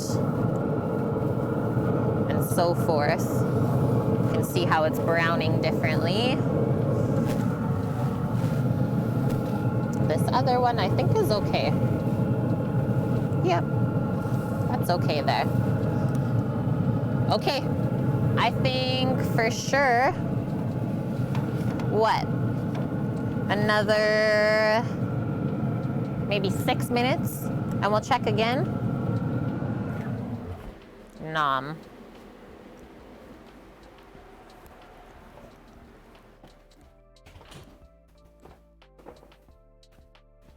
We're getting there. It's really surprising that it's like a 30-minute bake still on even those little pies. So 6 more should be good. Rosemary crumb on mac and cheese. I have had that, I think, at a restaurant before, and it was really good.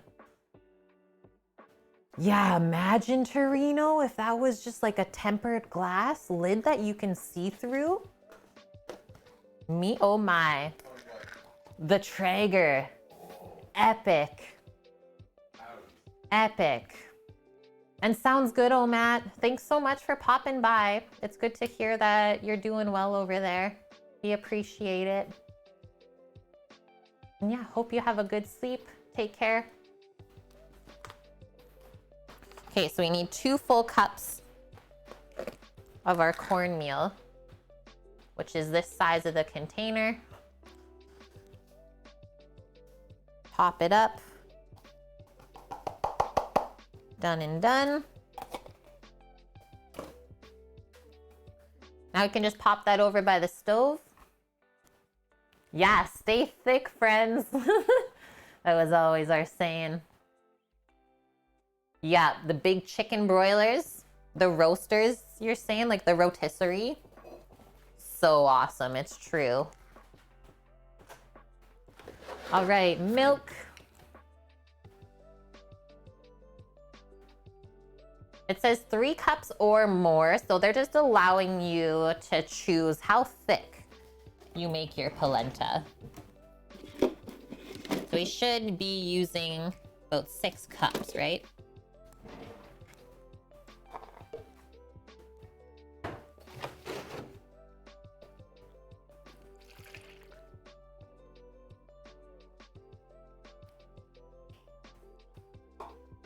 And then I will say from experience, I always make my polenta runnier to begin with because as soon as you put it on the plate, it starts hardening up or solidifying. Yeah, 13 hours till lights out at Baku. Race day. I'm excited, Orca. Okay, butter, 4 tablespoons per batch. We need about 8 tablespoons. It's almost accurate. We'll just roll with this in the pot. And let's grate up our cheese. I'm using cheddar. You are welcome to use whatever choice of cheese you desire. This is gonna make it really creamy if you use something aged or something like a Parmesan. It will get a bit more salty, so just keep that in mind. Pop this milk away. And away we go. Yeah, you know you got really hot during the day, Eric, when your eyes are just like closing at 7 p.m.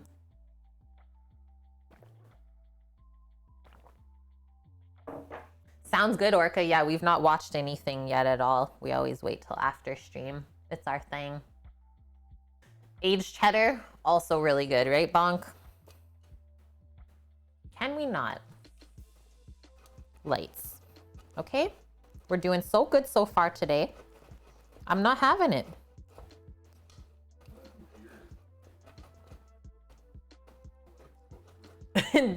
Stop it.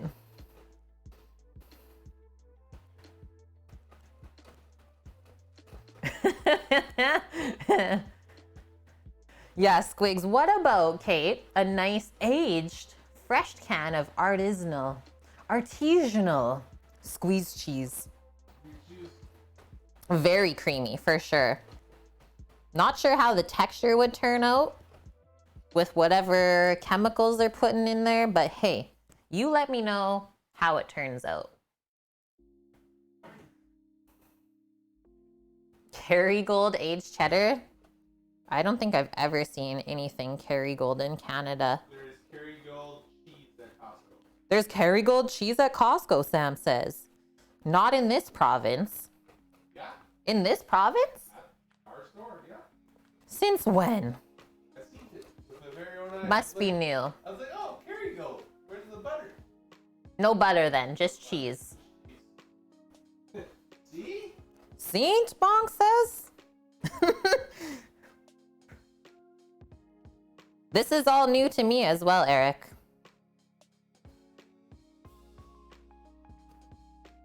Careful with the last bit of cheese. Don't need to grate ourselves. Happy Saturday, Chuck. That's not what I use to keep my nails short, you silly. But yeah, be careful, friends. These box graters, unforgiving. They don't give a heck about you. Yeah, hope you're doing well as well, Hot Carl. So far, it has been a Saturday. Everything's turning out so good.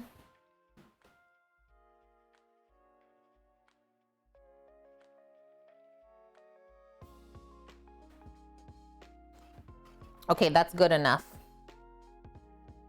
Give it a taparoo.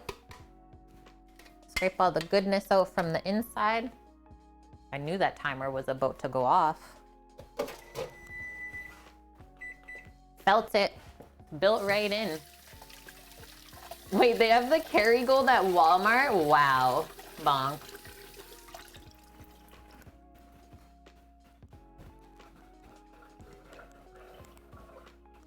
Sam, you should look at Goldilocks right now. It's quite epic. She's just pushing the lid up. Okay, let's go outside. Okay, we might need a Sammy.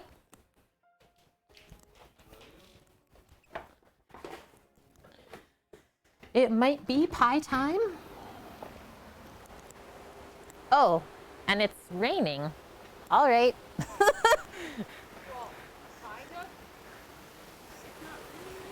What the heck? Oh, yeah. Okay, so those ones, not quite. Yeah, I'm okay. Yeah, just a little bit longer, friends, but we are so close to having fresh pies in our life. We'll swivel this again.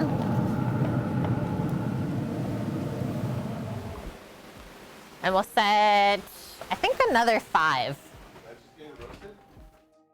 Yeah, do we want to pop it in? Yeah, let's get it on. If I have to, I can cook the last little bits on the egg. Okay. Sammy's getting worried about the weather. So we're gonna pop these on as well. Finish off. Should. Yeah, considering that keeps on popping on it. Oh, I thought you were doing that. Is that gonna be okay? Yeah, that'll roast all right. Yeah, that's, I guess if it comes down to it, we could always make polenta on the egg. I'm not scared. Yeah. Almost there, Eric, for the pies. I think another 6 though, is they were just getting like liquidy and bubbled up. So I'll come back over. We'll group up all of our cheese into a container. I think I might even start rendering those porky bits in the pot early. So then we just take from it. Yeah. Only 14 hours till your next dinner. I'm so excited for this today.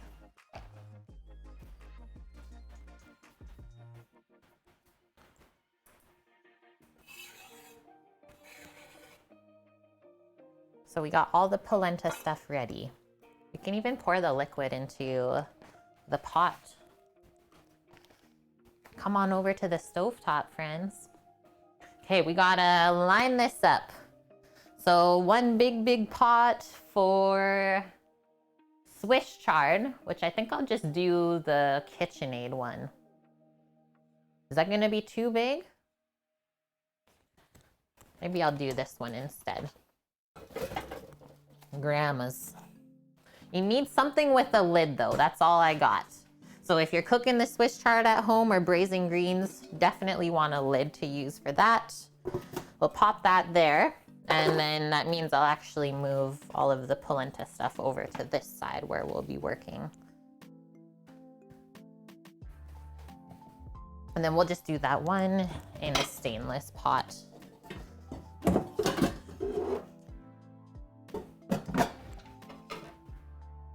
Friends are so lucky, yeah, and I have to say they know they are as well. So I'm gonna turn on our Swiss chard pot here, medium-high heat, and then we'll get the pork bits in when that's hot. No oil to start. This is our polenta pot. We start the polenta by heating up the milk until it's just scalding. And then from there, well, I can also add the butter in right now too if we want. And then it's just a whisking of the cornmeal. And then at the end, we just finish with cheese. And this fine cornmeal, it'll cook up within like 10-15 minutes. It's really, really quick. I love it, and it gets nice and creamy.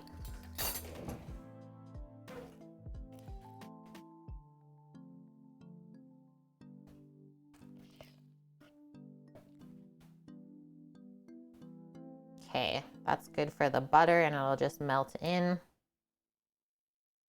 Keep this out just in case I feel like we need it. Got our wine on that side for the Swiss chard, so that's perfect. Yeah, really, really far drive, Orca. Nobody that lives here is gonna come to us on the mainland. They will happily wait for us to come back to them. If you've ever lived on an island, you know that it's not easy to get on and off it, and it costs a lot of money. Just one way for 2 people with a car is $100.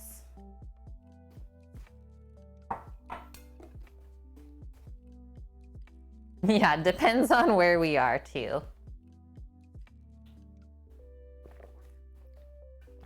Okay, let's get a spoon so we can mix up our pork. Our porky pot. I'm going wooden spoon for this one. Yeah, it's ridiculously expensive. And then the longer your vehicle, the more they charge, right? Yeah, if we just wanted to go to Vancouver for like a weekend, it's $200 automatically to go back and forth. Never mind if you want to stay there. Okay, we got a sizzle. I did a test sizzle, we're good.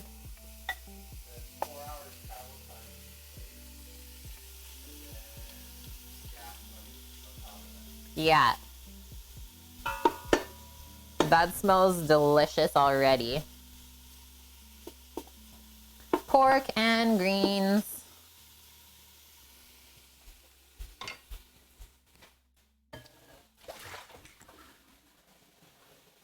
Oh, really, Bonk? Yeah, I guess a lot of people don't know. Yeah, they don't charge by weight. They charge by size and how many people are in the car. That's really cool, Orca. Yeah, the length makes sense, right? Because it is a boat. Okay, so that's gonna take probably a good 10-15 minutes to cook through. Literally a minute left on the timer until we go check the pies again. So we'll let that run out. Other than that, I'm feeling really good, friends. Really, really good.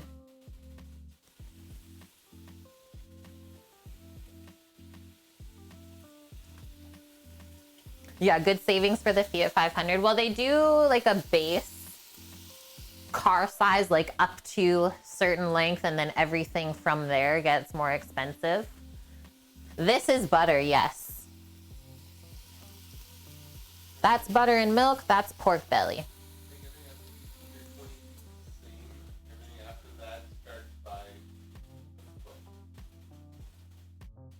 Yeah, once you get up to like 18 feet, they charge you per foot extra after that. Stop it. Stop that right now. Okay, let's switch this. Pop outside.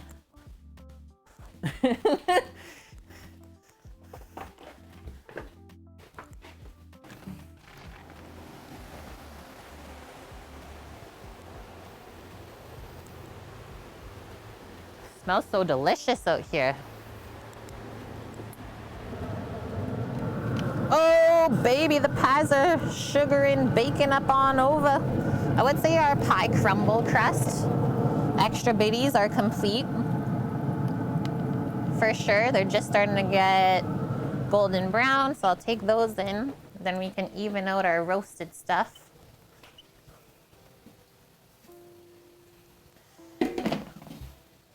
I think I need help.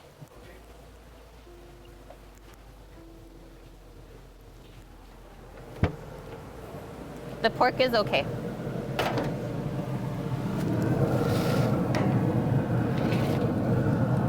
We think that some of these are good, or should we keep them going? Probably close. What do you feel with that liquid? Let them go a little bit longer? Yeah. Okay, that's what I feel as well. And it's okay if it's dripping down. Got really no choice. Okay, close, close, close. That's why you always start your desserts early. That's probably delicious, hey Sam?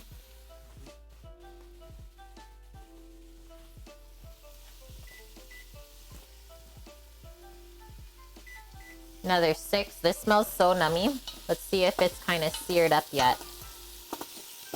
Yeah. Yeah, it has. So if you can stir it, do that.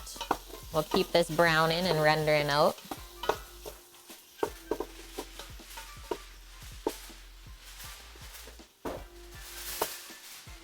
$4.15 right now. We got one order going out in 1 hour.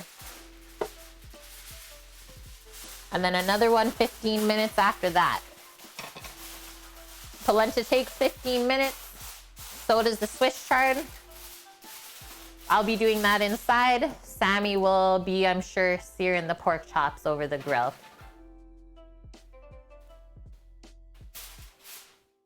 Yeah, €37 for a return ticket even. Wow. Wow, Orca. Get our hood vent on as well.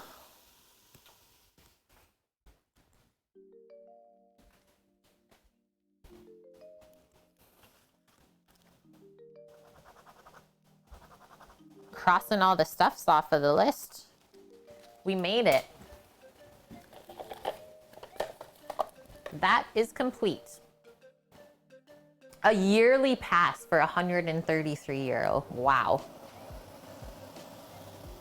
It's almost the same price as just a one-way for us. So everyone that thinks Canada is amazing, maybe think twice.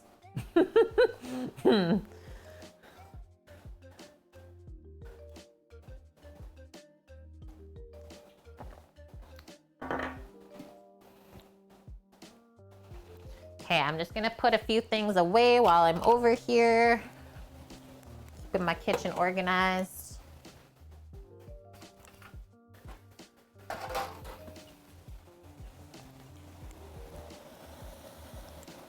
Getting juicy.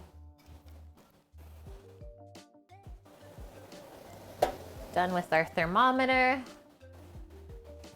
Canada or Danada.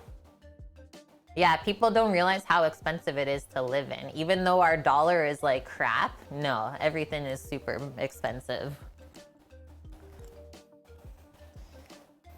There are no breaks. And certain provinces are more expensive than others too, right? They're not all the same. Okay, done with this butter. This is really going for it. I'm in.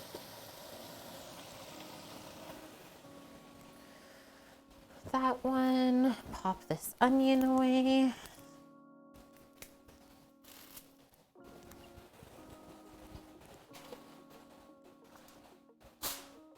Awesome. Stitch Creations, thanks for the follow.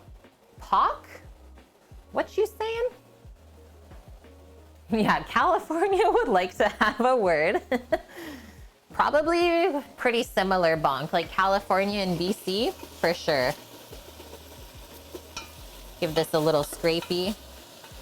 Okay, now we should see some browning up here. Looks like we're starting to render out some fats. Nom. Awesome. Yeah, so that's the other thing. Misha's like, what are you guys talking about? This is nothing. Denmark, you pay 40%, like income tax, you're saying? I love these comparisons. It's like, no, I got it worse than you, trust.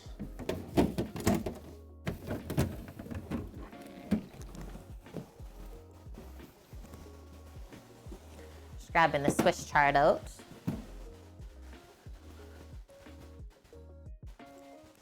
And yeah, once we add up all the other deductions that they take from every paycheck for us already, it's probably pretty close, like Bonk said. Netherlands pay up to 52%. Yeah, some people do pay 40%. But you do have free healthcare, so I know they say the same thing here, but it's not. Up to a certain point.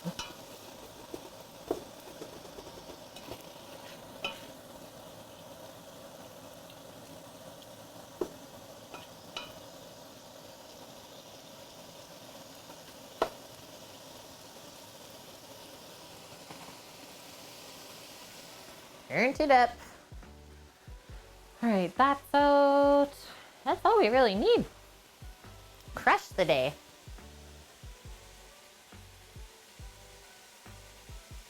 Well, we can say, as far as taxes go, one thing that we learned watching F1, Monaco, if you live there, 0 income tax. Absolutely insane. That's why all the rich people live there. Sounds amazing.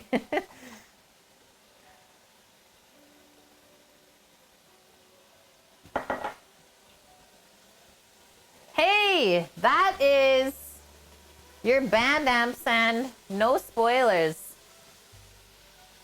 If you just spoiled the race for me, oof.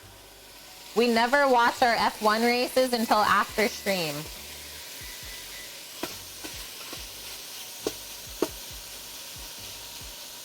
We're serious about it too. It's the only thing we really watch together as far as sporting goes. Sammy wasn't joking. Okay, let's pop outside and check. Pie time again. Pie peak.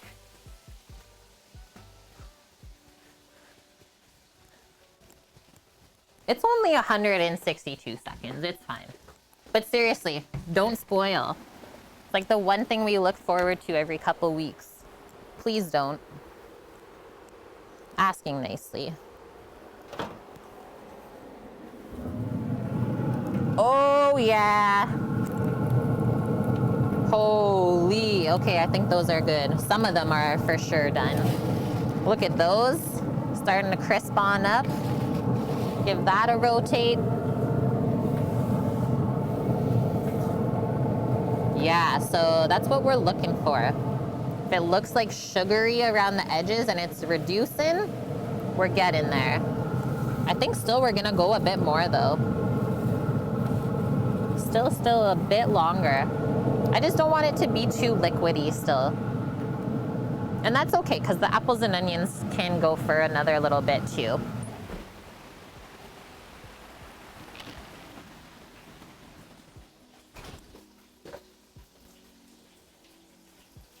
It's okay, Amsand. We still love you. We just had to like show that, yeah, don't spoil. And sometimes you do it by accident. So 162 seconds, A-okay. You've legit never watched an F1? Oh, look at this.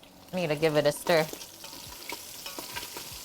We got into it after watching the Netflix series Drive to Survive. It's like the behind the scenes of what happens. Really, really interesting.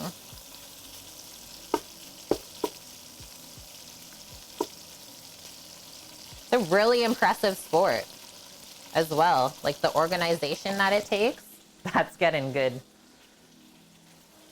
That is getting good. Okay, I'm doing another 5 minutes out there.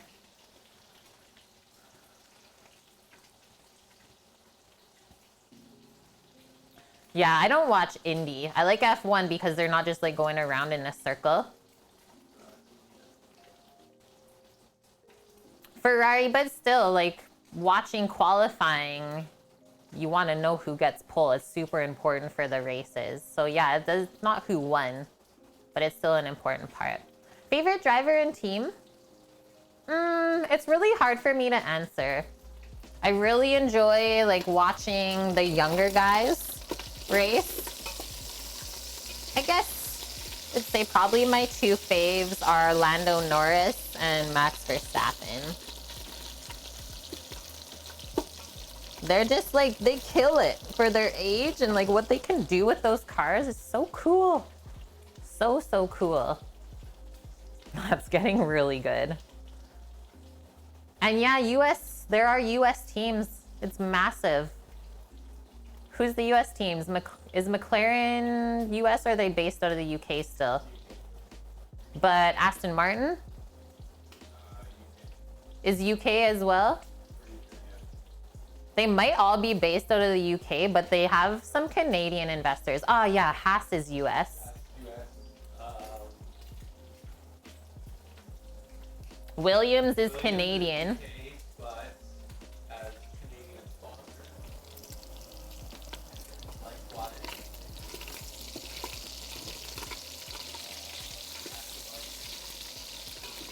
Okay.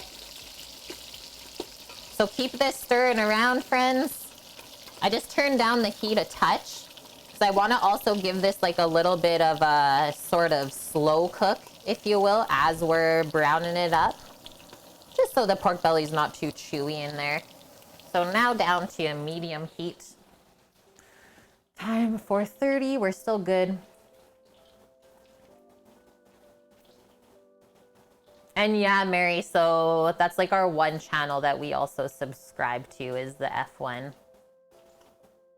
Oh, hi, Relic. Yeah, the simmering deliciousness is pork belly pieces that we are prepping for our Swiss chard.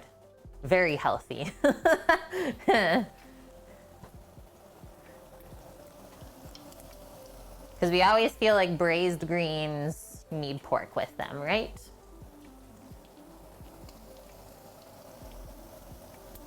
All right, I'm gonna turn on our polenta pot so we can start heating that through.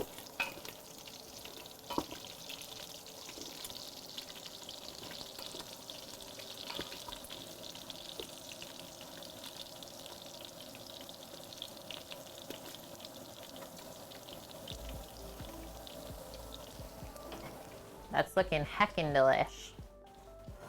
Yeah, healthy bonks laughing. We're about flavor.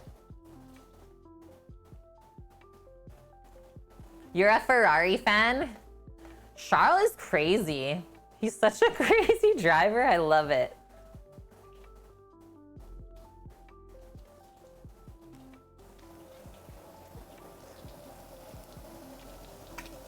And that's the thing, is the sport is different every year because so many people are like switching around teams and stuff like that, and they're always changing the car. There's always something new. Never gets stagnant.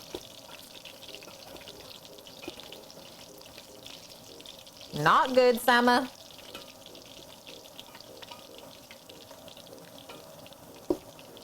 "58 seconds.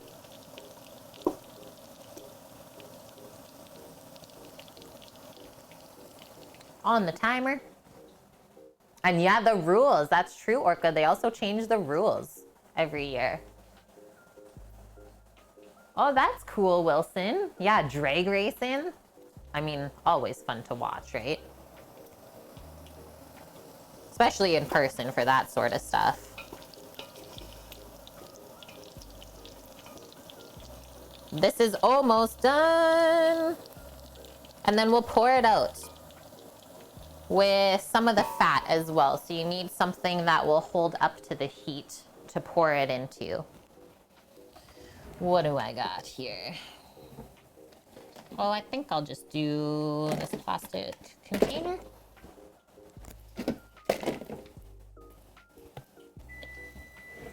Plastic container, no holes, no cricks. Okay, I'm not gonna switch the view. Just gonna go check.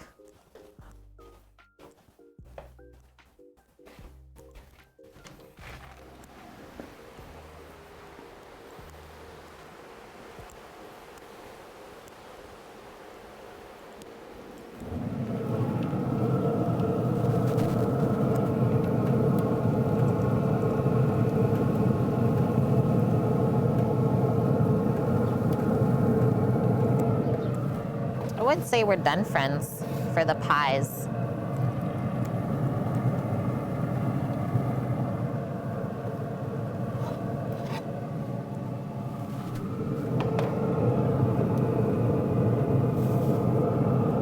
Sammy, you want to help?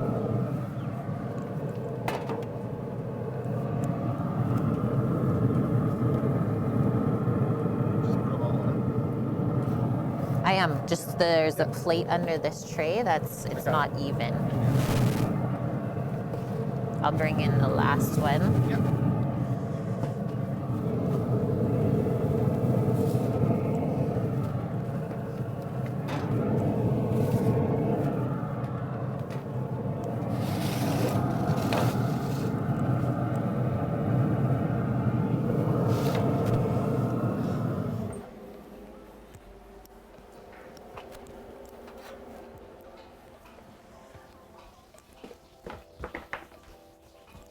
juicy pies of my eye. Thank you. Now we're just waiting on the outside stuff to caramelize. Yes. For the applesauce. Yes. Take a peek. Those are our crumble pies. I think we're good with our pork. So you can start to take that out. Yeah, whoa, hey? Now those are just gonna rest up and then all the juices will commingle themselves. Probably gonna taste a bit smoky. Cooked for a good while in there. But I have to say, it really cooks and bakes stuff so evenly.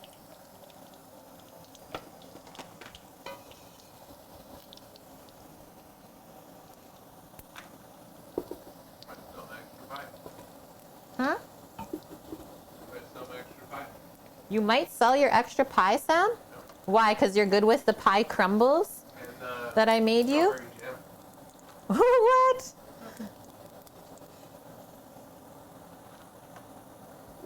little bit of the coconut custard. Yummy. That's what Sam's making, I guess. Huh. Why? Was someone wanting an extra pie? No. But if you ask. You know it.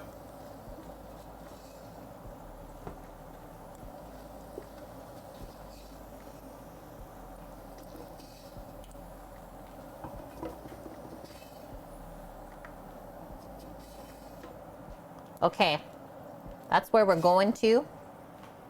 At the current moment, just turn that off and take that off of the heat. Reserve that for later. Deadly, deadly. And then I suppose we'll just bring our Swiss chard over there. We'll hang on to our lid. We got our fresh herbs.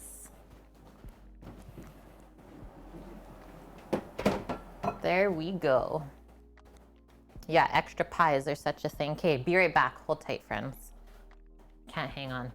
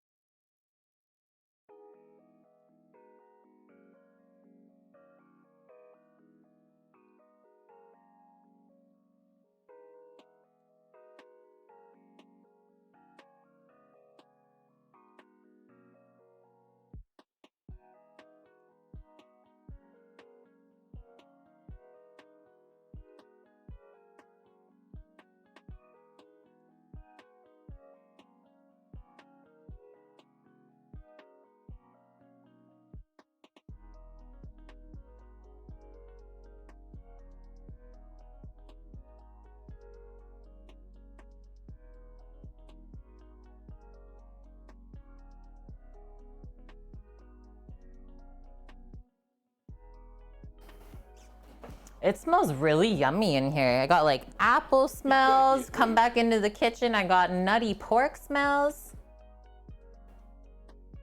So good. Seriously.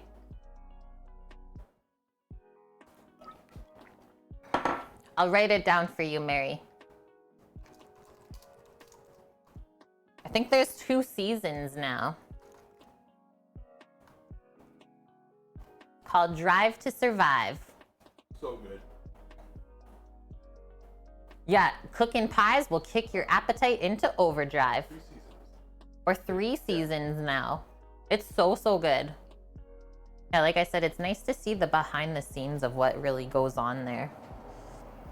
Okay, we got this just past medium heat on our polentas. Obviously, these are gonna just be cooling off now for all of the peeps, as well as us, before we can crack into there.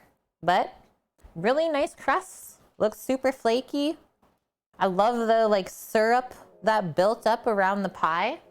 Should be very appley and delish. And like the coloring on the oats that got toasted. I love how the crust didn't get too dark. All good things. And Sammy says that our crumble pie scrunchums turned out really good. Yeah? Yeah. Mmm. So just all the pie crust trimmings. I just touched the side of the pan, plus the extra crumble.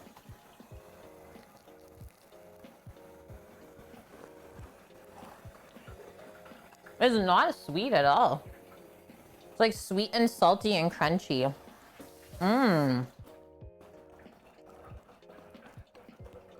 All that's missing is the apple. Food truck reality show? Pretty much, hey? That's what I always said to Sam when we worked in the restaurant. I was like, imagine if people saw into our lives, they would enjoy it. So here we are. Coffee treat for sure, Mary. For sure.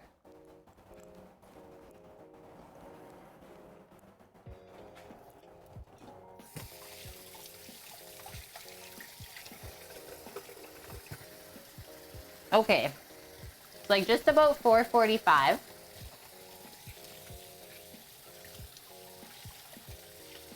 The apple juices, I know, Bonk. I wanted to keep them in the pie, though.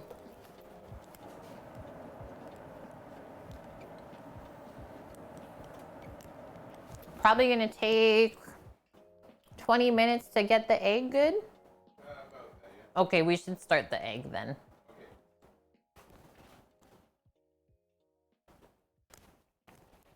If we were to compete on the Great Food Truck Race, who would be our third person? Probably our friend Thomas. Probably our friend Thomas. He's like half the age of Sam, but he is a powerhouse. We taught him everything he knows. Amazing. Oh my gosh. Here's the power it is right now. We're on the right side of the river. We lucked out. We literally lucked out with those flickers, friends, because the rest of our town is crushed.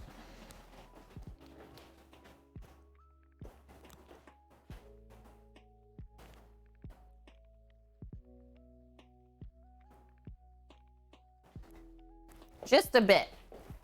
Welcome to the island. Apples and onions are getting there too. I don't think I switched the scene. We'll just get the eggy set up for our friends.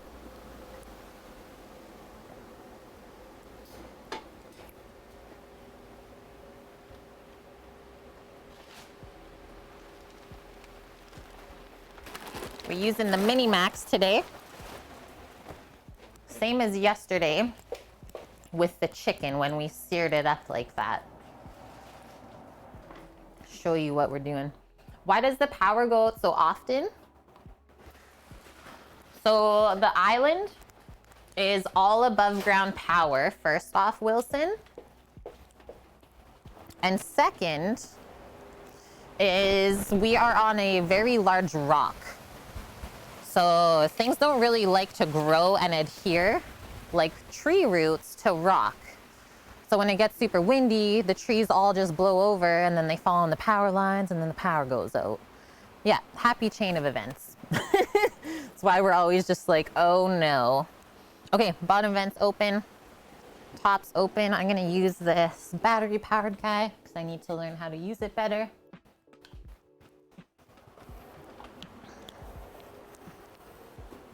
We're gonna light up our charcoal, and this is where we're gonna sear the pork chops. Place it right on there. Great touch in the charcoal. This is a high-powered heat element with a blower. This one's a bit different than the corded one, though. First, it does a heat cycle, and then it does its blowing.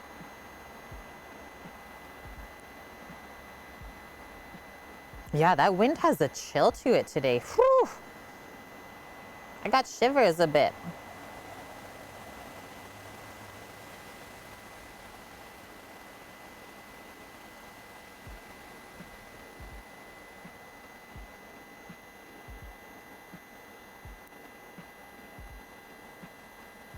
I see sparks.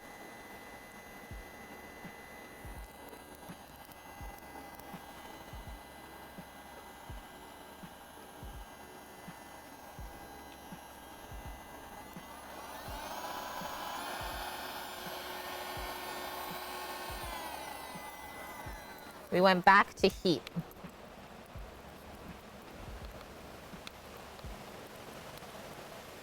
How do I always mess this up, Sam? Okay, I got it. I got it, friends. We're gonna be better than yesterday. Also gonna sneak another small piece in there. It'll help light. Right now I have like this big lit.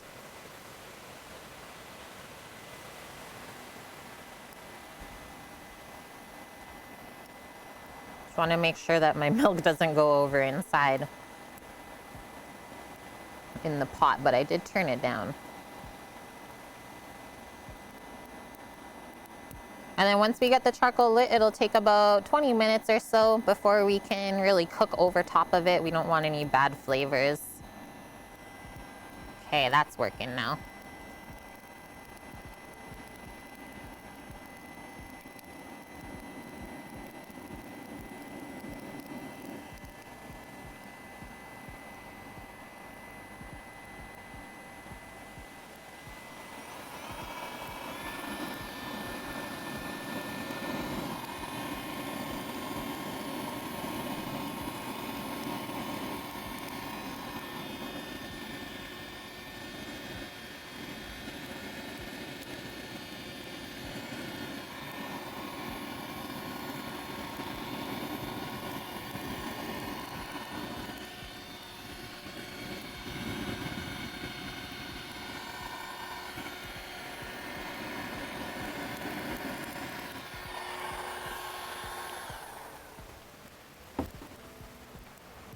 If you're brave, you can go in, move a few pieces closer to the middle to get them lit.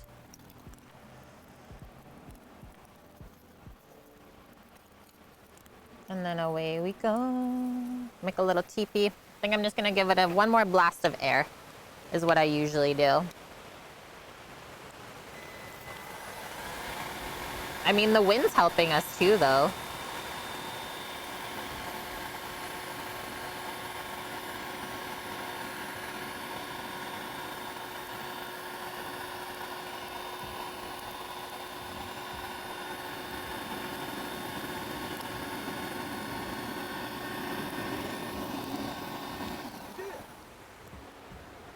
Milk's okay in there? The milk is okay, it hasn't gone over? Okay, friends, so we're just gonna leave that popped open. Kind of let the fire get happy, and then we'll come check in a few moments. What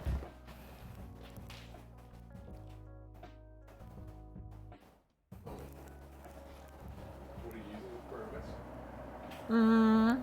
A finer one. It's a bit, actually not that early for the polenta.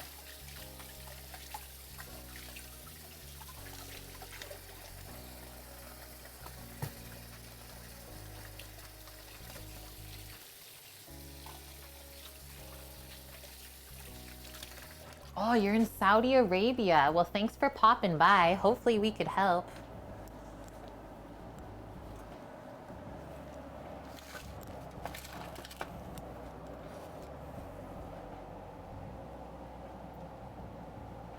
And yeah, I'll only be cooking a small amount of Swiss chard. I'll probably do it in a couple different batches. We'll do 3 portions first, and then we'll do another 2 later. Nice one, Sammy. Mom, I did you guys for 5:15. Does that work? No, you said you wanted to eat earlier.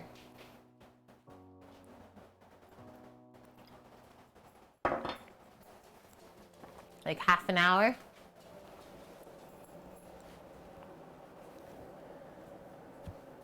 Or it'll be closer to 6 then. Or like 5:45.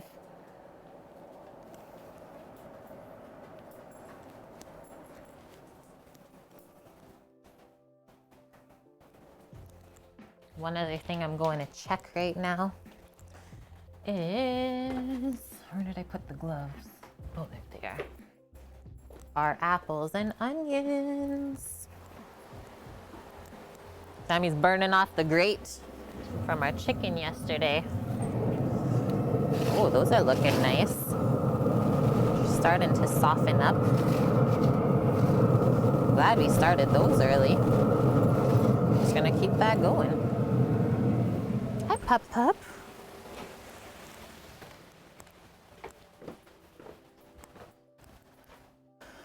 Perfect, perfect. Mom and dad show up on stream sometimes. You might sneaky see them, Mary, but otherwise, a bit shy. Is Twitch borking again and not showing the VIP? I don't know. I don't know what's going on. Okay, stovetop. We got our milk here with our butter for our polenta. Almost ready to get into this.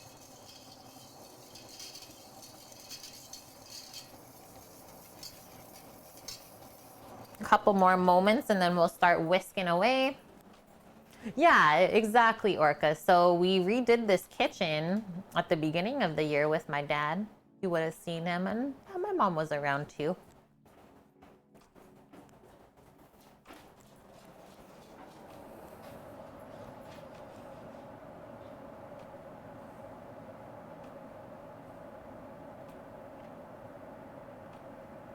Actually, I'm gonna do everyone's Swiss chard all together.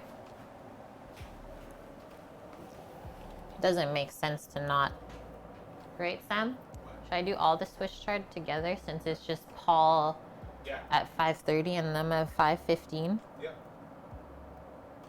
So I'll start everything like right at 5 so it's super fresh. Yep. And then I'm sure you could easily, yeah. Do your thing. Okay, perfect. We're all good to go. Nice, Mary. Mama and Mary, they're camera shy, and that's okay. Trust me, it takes time. I was not always like this when I started streaming. Some of our longer term subs can confirm. Kate was shy.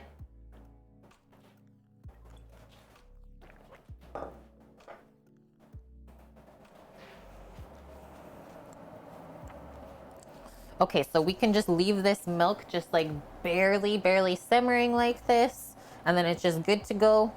We slowly drizzle in our cornmeal as we're whisking, and then we put our cheeses in at the end. What I'm gonna do while we're waiting is just kind of get set up for all of our containers that are gonna be packaged and going away. Thank you. Sammy's helping too. Looks like the tree really thinned out. Yeah, it looks very different, right, Sam? Yeah. Like something broke, for sure. Okay, so everyone's things. Suppose Paul can I have that. Yeah. It's only one. Do the polenta with the pork And the veggies. and apples, and I'll do the Swiss chard separate. The pork. The apples with the pork. Okay. Yeah, one container. Sweet. That's so crazy that it's only one container going out today. I'm gonna give one of my pie to Zach. He said he needed it in his life. So I said he needed it. Yeah, that's fair. So we're gonna bring over 2 sandwiches to him and Terry tomorrow at the job site. Perfect. Yes.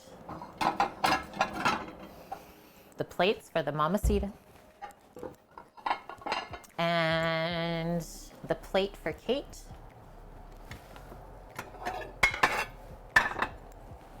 Bowl for Sama. Somehow you always find the camera, Orca. That's kind of funny.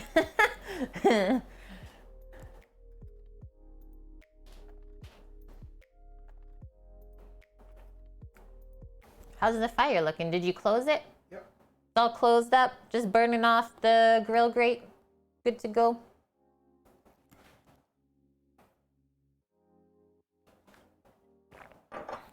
Feel this now, probably. Oh, that's gonna be so good, Sam, that pork. Just wow, friends. I can't wait to cut in and show you what we created today.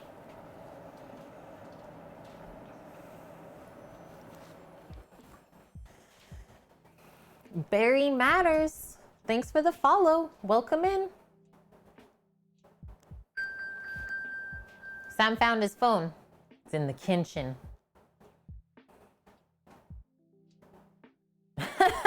Yeah, Orca. Caution, do not transport hot egg. Yeah, it's not like you really need the warning. Okay, so it even works, Eric, when Sam loses his phone. I can even ask my Siri where Sam's phone is, and it'll find it for him. You show it off all the time. Sam's not showing it off. He legit needs it. What? The ping. Oh, yeah. He often loses his phone. Viking Oreo, welcome back, and thank you very much for the 5 months in a row. How's the weekend? How are you doing? Just giving this a whisk to make sure there's nothing scalding on the bottom. We're a-okay.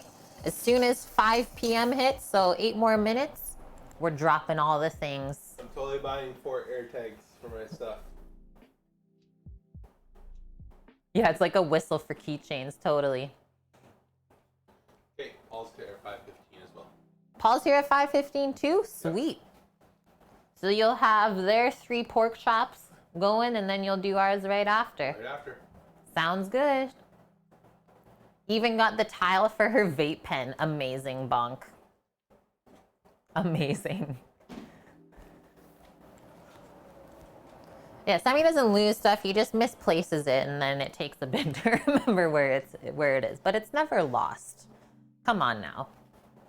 I stored it in a safe place so I didn't forget where I put it.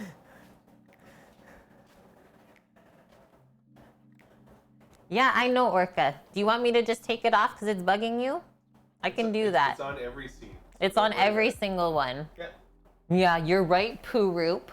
Pig fat oil from this very crisp and delicious pork belly.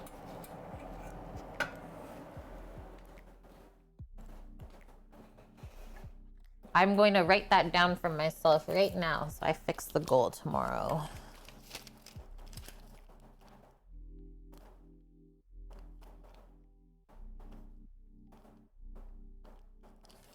Thank you, Orca.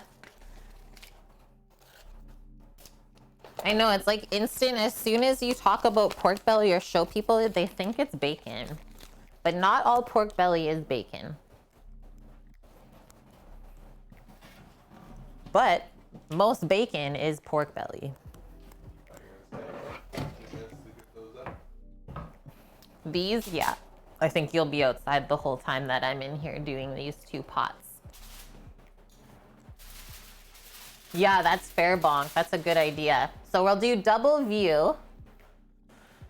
Are you starting meow or really soon? So I'm gonna put Sammy outside for this small cam here with us, and then I'll be inside with the 2 pots. Does that work?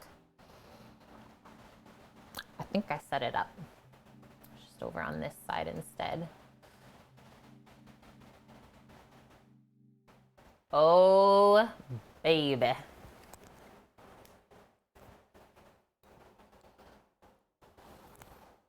Those are on the fire. Let's turn on our Swiss chard pot. Medium-high heat.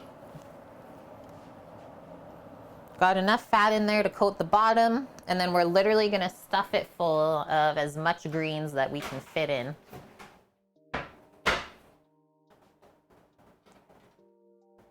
Yeah, it's for 3 people. You're back, caffeinated. Welcome back. It's great to have you. Love it.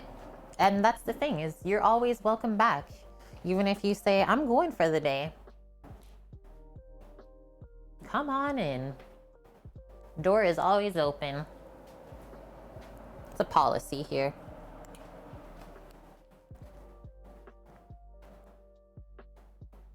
See, Sammy's doing B-roll action for the gram. Beauty. When the lid just pops open like that, what a beaut. I can't wait to see that fat crisps up on there. That's gotta be good. All right, I'm gonna start pouring in. We want this moving, the milk here with the butter. kind of bubbling as we're whisking in. Takes about 5-6 minutes to cook it through. And then the longer you cook it, the creamier it gets too. So that's why the Bon Appetit recipe, they say like cooking it lower and slower, you do get a better result. Let's go up to medium heat. Yeah, kitchen's closed, bunk. Don't even think about coming at 8:59.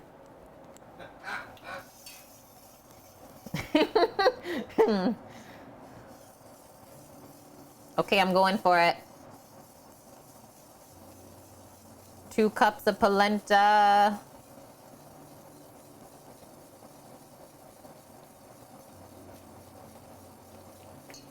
Whisked into 6 cups of milk. And I will say, like, polenta, this is gonna destroy me. Thank goodness I'm not really cooking tomorrow. This is about the maximum of my dairy tolerance. And so notice, so as we keep whisking, it's getting thicker and thicker, right? That's what we want to see. I think I'm probably going to stop there with the cornmeal. Make sure it's really nicely incorporated. It all looks smooth. Yeah, nice. Gonna add a little sprinkle of salt and pep now. That got quite thick. Probably just add a bit more butter later. And then let's turn it down to low. Also, do you see how that popped up and was like molten? Yeah, careful. Polenta will do that, and it will really stick onto your skin and burn you if it bubbles like that. Terrifying. Okay, our pork is ready too.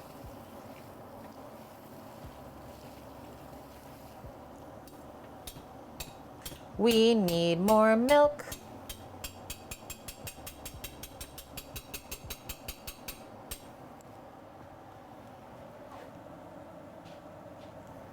Do you have a sec? Yeah. Can you pour more milk in here, please? She's just a bit thick and I want to get this dropped. Okay, this is gonna sizzle like crazy, so just watch your face. I'm actually gonna hold the lid over when I drop this in because it's a bit wet.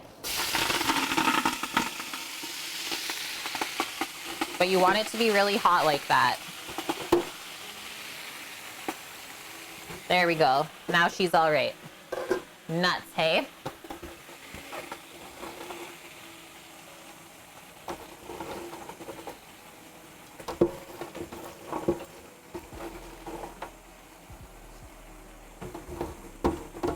And that'll cool that fat off just enough. Should be able to stir this all together.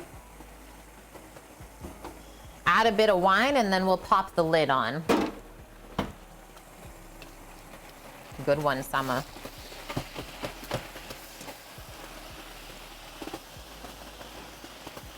And then all those brown bitties that we got on the bottom of the pot will loosen off. It'll just be absolutely amazing. Sam just crushed the polenta. I'll finish it off. Thank you, my dear. So heat on our Swiss chard pot is still medium high. So we did the pork chops low and slow in the Traeger. It's called reverse sear. You cook it to medium rare that way for an extended period of time. We're also gonna pop in all these pork bitties right now. And then the next thing is we're searing on the egg to get it crisped up properly because the egg just does a better job. Okay, I'm going to grab the apples and onions. They should be nice and softened now.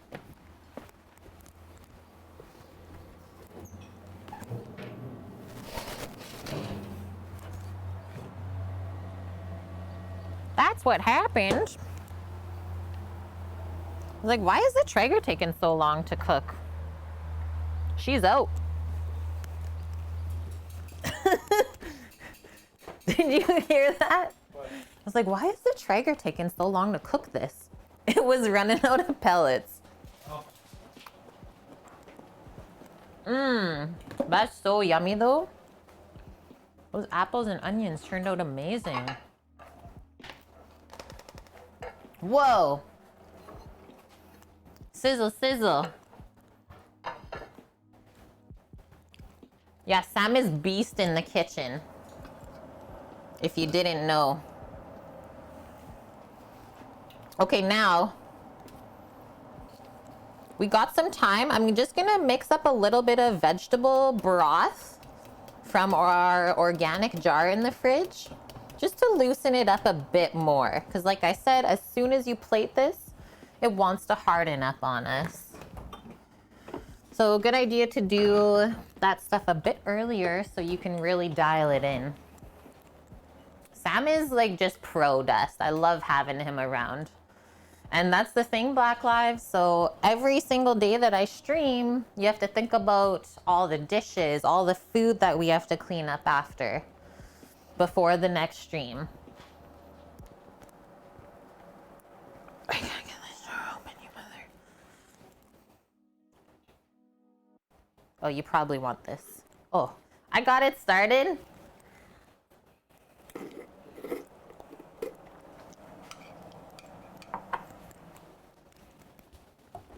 Okay, amount of stuff I'm mixing up just because I don't have the scene right now. It's important for you to also watch what Sam's doing. Just gonna do a tablespoon of the broth. With, I think I'm gonna do 1 cup of water. How's this? Let's give it a stir. Yeah, look at that. Mmm. Everything loosened up off the bottom. Look at how nice and bright green all of that is now. We can just keep the lid kind of popped off now. That is a-okay. Let some of the steam out. And then we want to pour nice hot water with our veg stock to loosen this up. Doing okay, Sama?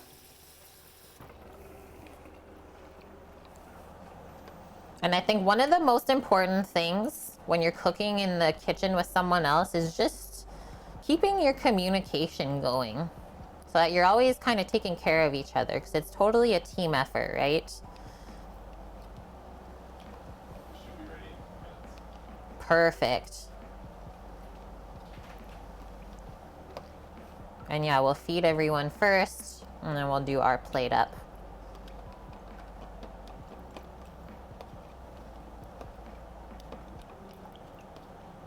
Okay, just mixing this until I had no lumps.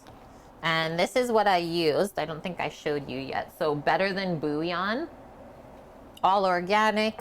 It's like literally just roasted veggies. Because look at that already. Did you salt this? Yes. A little bit. Not much. It can take a bit more then? Yeah. Okay, thank you.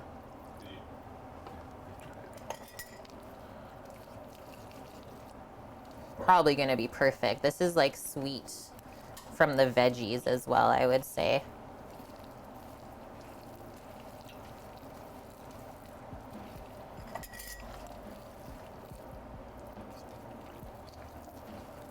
Can it take the rest? Gonna do a bit more. That's cheesy. Yeah, it's good. Check on this. Oh yeah. Okay, so I usually cook this residual liquid that we see here. I usually cook that out. So let's leave the lid off now. The greens can take it, as you can see.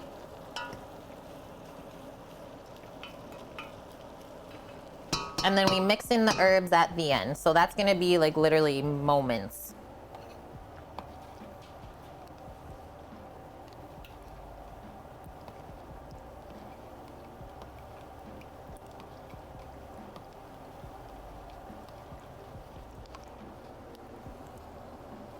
Keep going with this.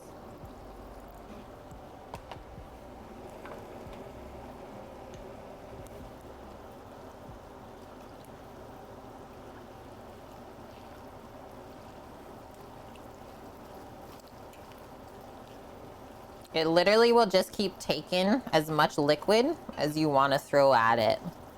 It's really crazy, polenta.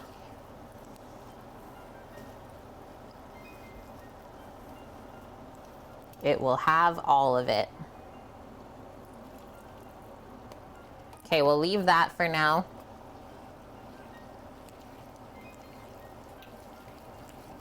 Now I just have that sitting on a low heat for us to keep it warmed.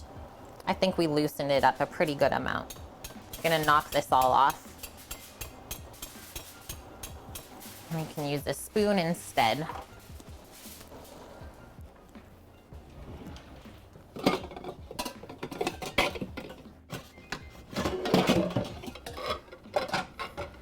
Yeah, want to see bad communication? I know you always watch that show, right, Eric? Hell's Kitchen. There is an advantage to reverse searing, specifically when you have really thick cuts of meat like we have today. So those are 2-inch thick chops. When you have meat that thick, it's really hard to get it evenly cooked all the way through without it drying out on the outside, right? From the hot heat. So low and slow, we did those an hour and a half at 250 degrees Fahrenheit until they hit 125 degrees internal, which is medium rare. Let them rest, and then you can sear it off to finish, and it gets like so buttery inside. You'll see when we cut in. Keeps all the juices in, and I think it turns out better. We have a few viewers in here too that kind of feel the same way. Okay, I'm turning this off. Keep it warm on the back burner. I'm not gonna mix in the herbs yet because it's not quite time to serve. Just keep all the heat in there though. Time we crushed our milk. Yeah, you're very welcome. Keep asking away those questions. There's always a reason why something is done in a kitchen. And a good chef will always explain to you what that is.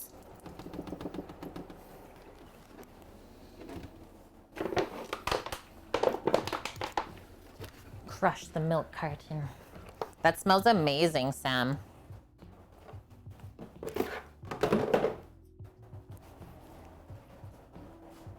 Love those flames too.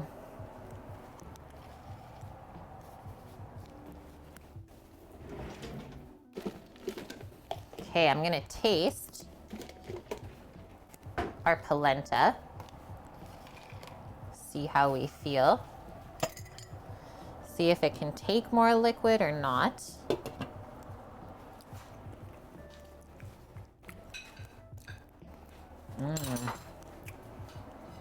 And just a touch before we serve.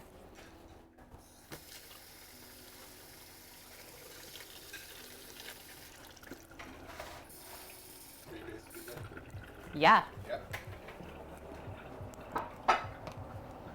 Yeah, I'm ready when you are.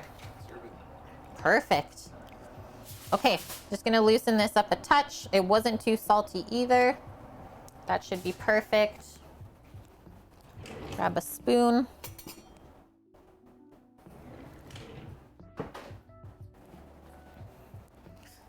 Let's go full screen inside now. Seen the magic of the Sammy. Beauty. So yeah, a good polenta should be creamy and not too heavy feeling. Like it should have a kind of lightness to it almost. And obviously you don't want to be crunching on cornmeals. Facts. So now that we're serving up, mix in our herbs. Parsley, dill, basil.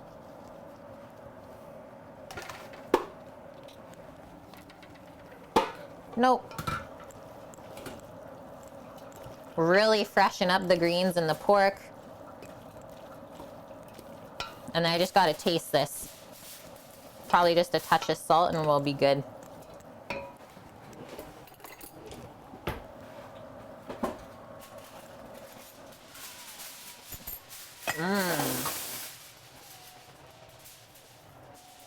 Defo. I'll also take a hit of hot sauce. I love sneaking hot sauce, especially mild ones, into braised veggies like this. No one knows, and it helps to open up the palate a bit more. And obviously pork and herbs, yes. Let's see how that tastes. This is very similar to how I would cook greens in the restaurant. And I always got compliments that my veggies were better than the protein.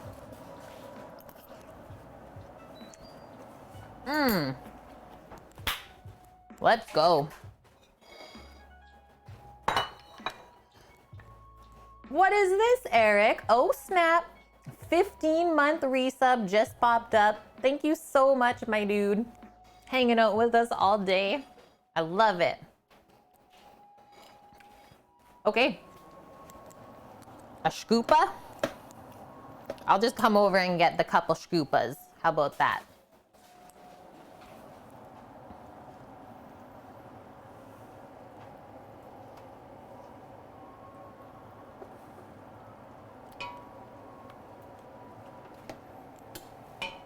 Switch.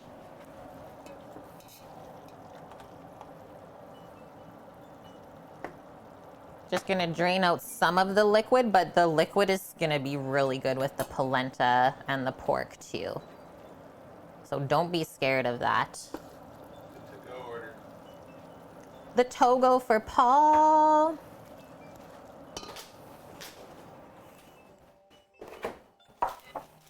That's what I got so far. I'm just gonna have to wipe the plate, but I do like to put the greens kind of nestled on top of the polenta. These, I can choose any of them, or mine's still there? No, yours is still there. Okay, so that's my plate for now. It's almost done though. Hey, Yeah. Okay, we're gonna plate 2 other plates right now. Hey, Paul. Bye, Chuck.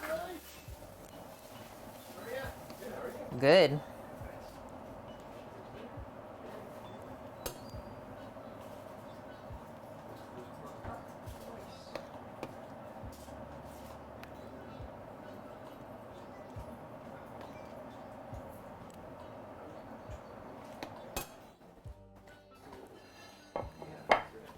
I'm making a mess.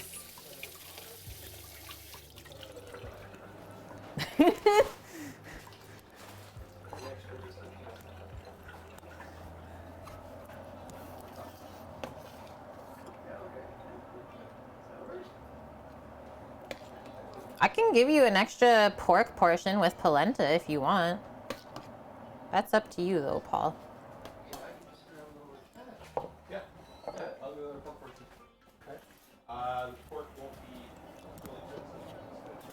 Sure. Yeah. Well, it's cooked to medium rare. Yeah. Okay, ready for this, friends?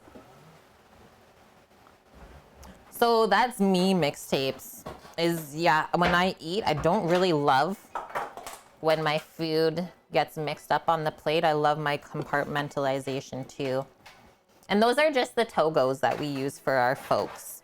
That was for our friend that came to pick up. Oh, sneaky pork piece on the polenta? Ooh, I don't know. Is that allowed? Just went for it. Can't even be upset.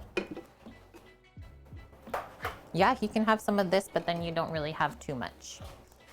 Okay. Okay, next one, I'm just gonna sneak under the pork our roasted apples and onions.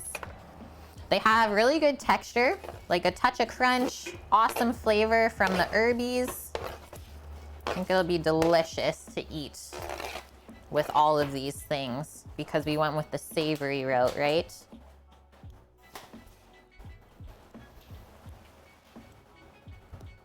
And then the porky juices will kind of saturate that as well. Yeah. And we used a white onion for the sweetness. Wasn't super strong onion flavor. Okay, that literally getting popped there. That literally getting popped there. That literally getting poured over.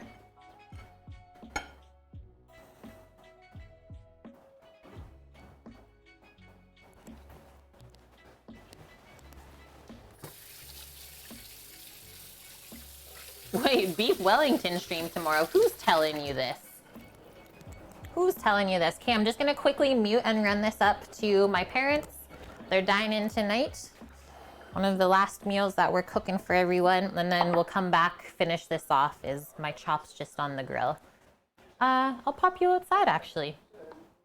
Okay, BRB.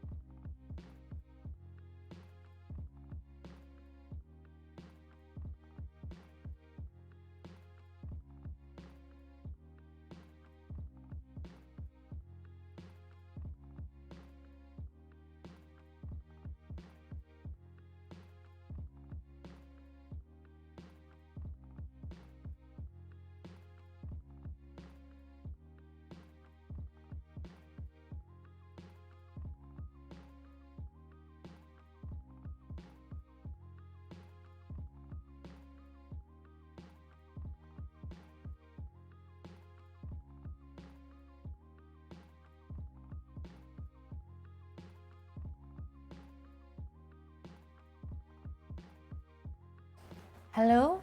Hello, I'm back. Hello, I'm back. Welcome in. Okay, we can get our apples and onions onto here. What? Oh yeah, extras? No, there isn't any more today, friends. After dinner, just send all the big pies and such. For pie? Okay.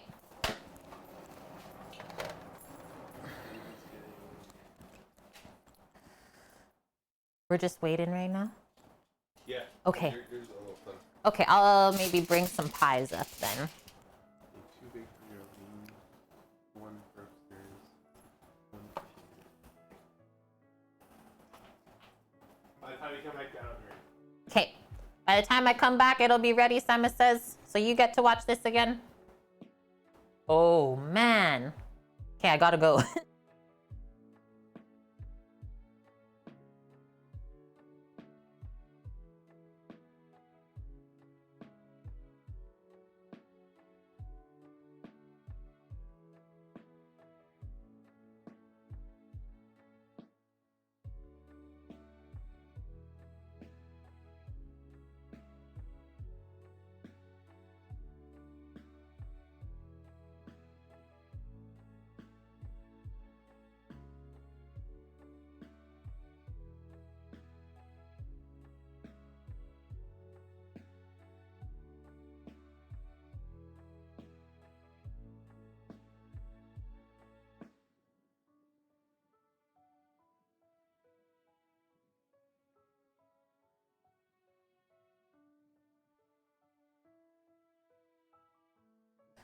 I'm back.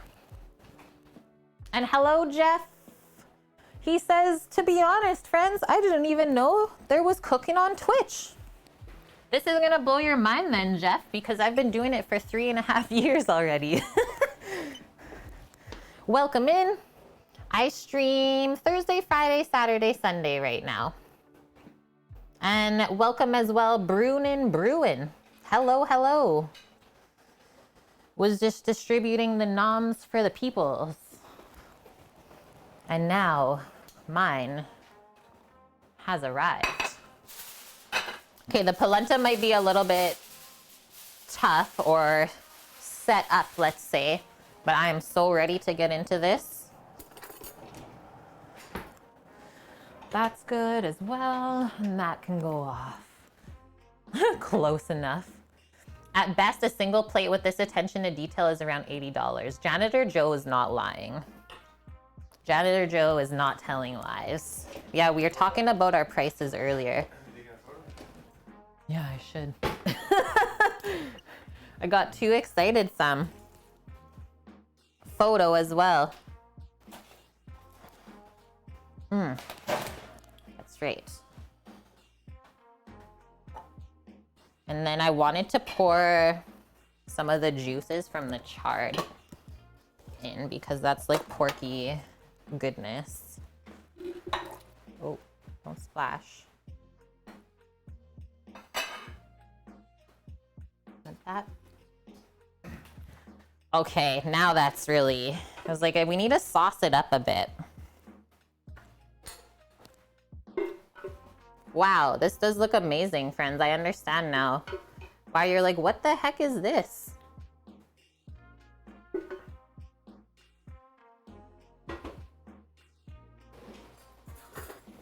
Just a small-ish pork chop. $3.50 a plate? I mean, we got all the pieces of pork for $43. I want to get into my tendy. So this is a T-bone chop. I don't think I've ever experienced this before. So this is supposed to be the tenderloin side of it. Let's see how this ended up. Oh, I guess that can go that way. Yeah, yumma. Just a touch juicy. Okay. Oh, wow.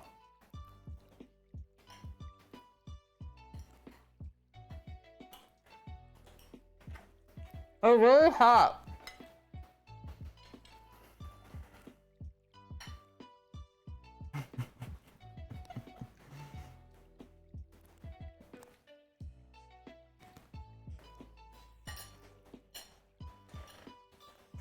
I hate talking with my mouth full. But Sam, can you explain?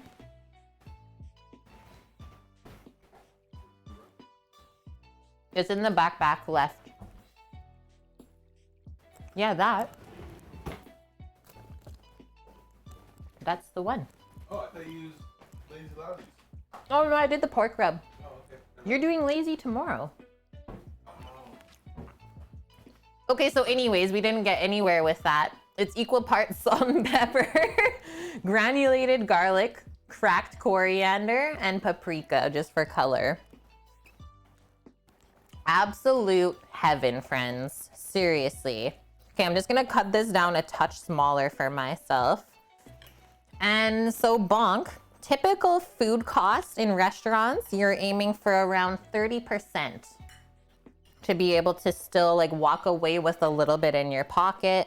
Obviously, the higher the food cost, the less money you're making off of it. I think we costed this one out to be pretty close to 30. No. Not at all? What is it costed then? 42 something.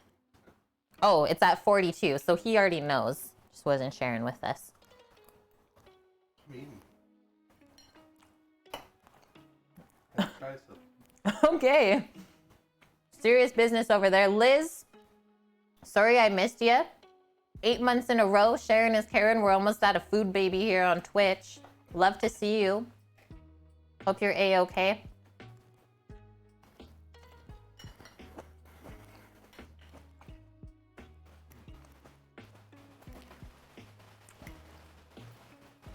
I want to try everything together.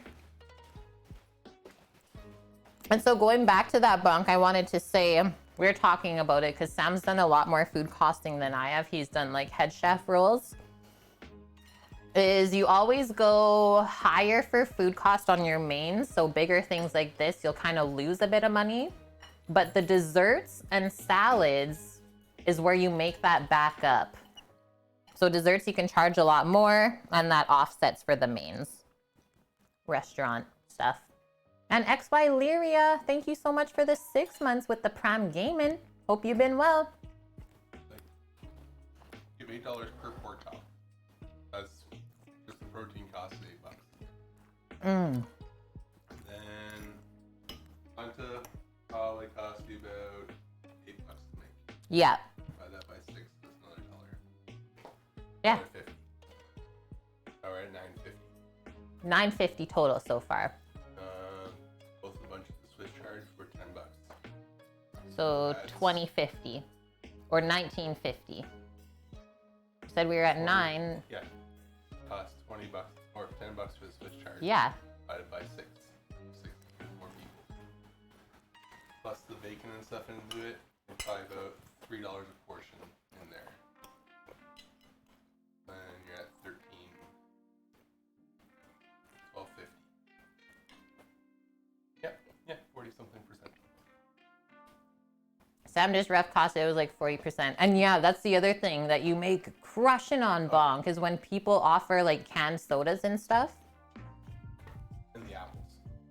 You gotta learn more. Pupper's right here. I don't know if you guys can see her, but she knows Maya, hey? This is really good. I think for polentas, like the cheddar in there is awesome. Mmm.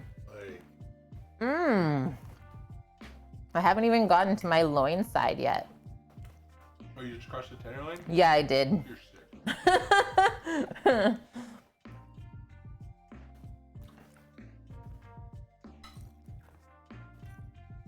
Pupper's like, what's next here, guys? Talk to me. You drop one thing, it's gone. Yeah, I'm gonna cut this for you guys to show you. Oh yeah, New Surrette in Miami, aka Salt Bay restaurant. $3.50 a plate, totally. Like that's the thing with celebrity chefs, is like you're not even making like that amazing a food that no one else can make. Like that's still being made around the world. So how can you say that's fair to charge? Yeah, look at that after resting.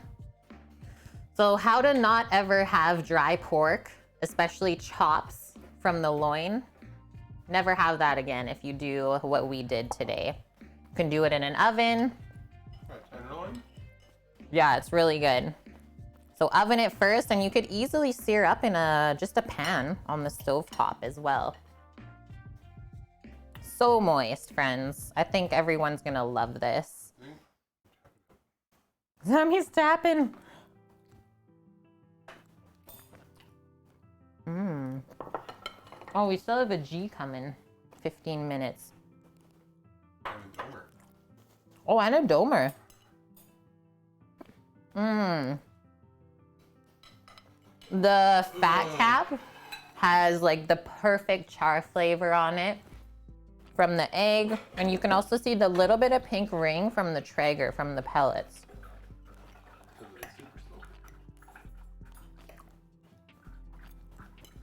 The apple's just soaking up all the juices.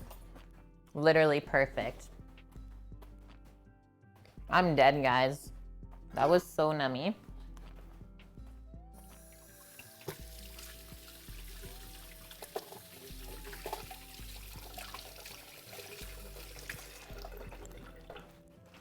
How do you drink a whole liter of water? I drank a whole liter of water. That's why I had to go to the bathroom so many times so far. Mmm. I could honestly just stand and eat, but then I can't talk with you. Buy a bottle of jus, yeah. We today, what pellets did we use in the Traeger today?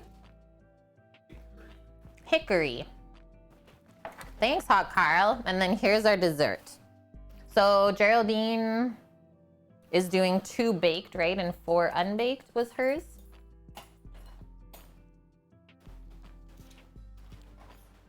Yeah, 4 unbaked pies, 2 baked. So I'll take this one, since I always take the one that doesn't look as amazing as everyone else. It's just a little bit dark, a couple oat pieces there.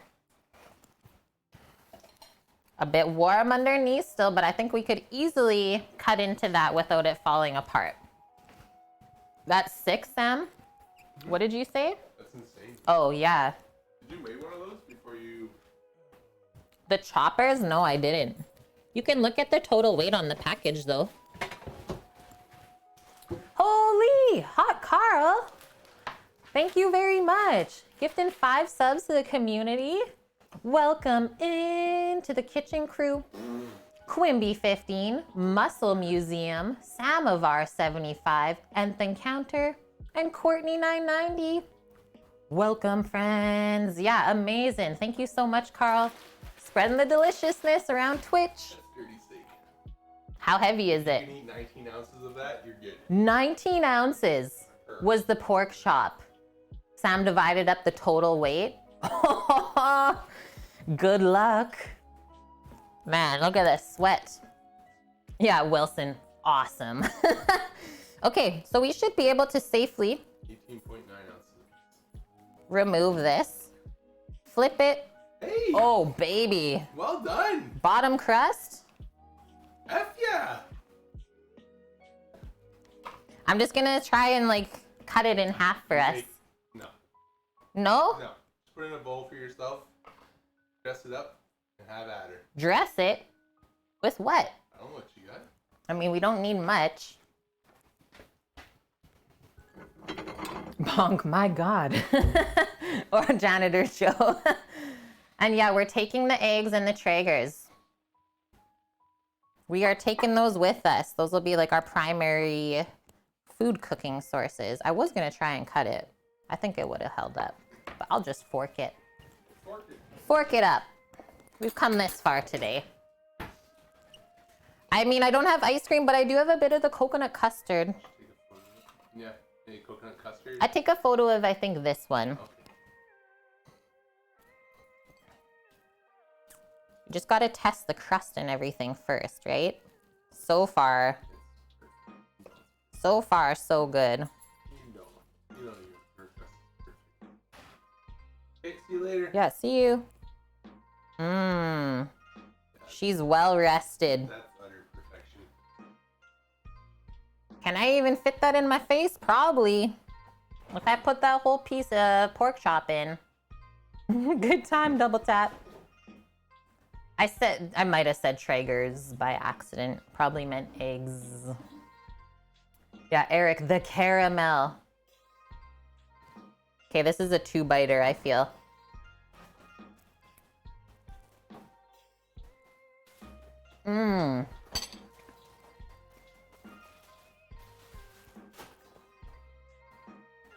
That's perfect. Can you hold that up and show them the inside piece? It won't fall apart. Oh, you're going there? Okay. Like, look at how the apples and the juices all just chilling together. Money. The crust is crispy. The crumble topping is crunchy. Dang. Indeed. I got pie in my hand here. Sammy's dying. I think we killed everyone today.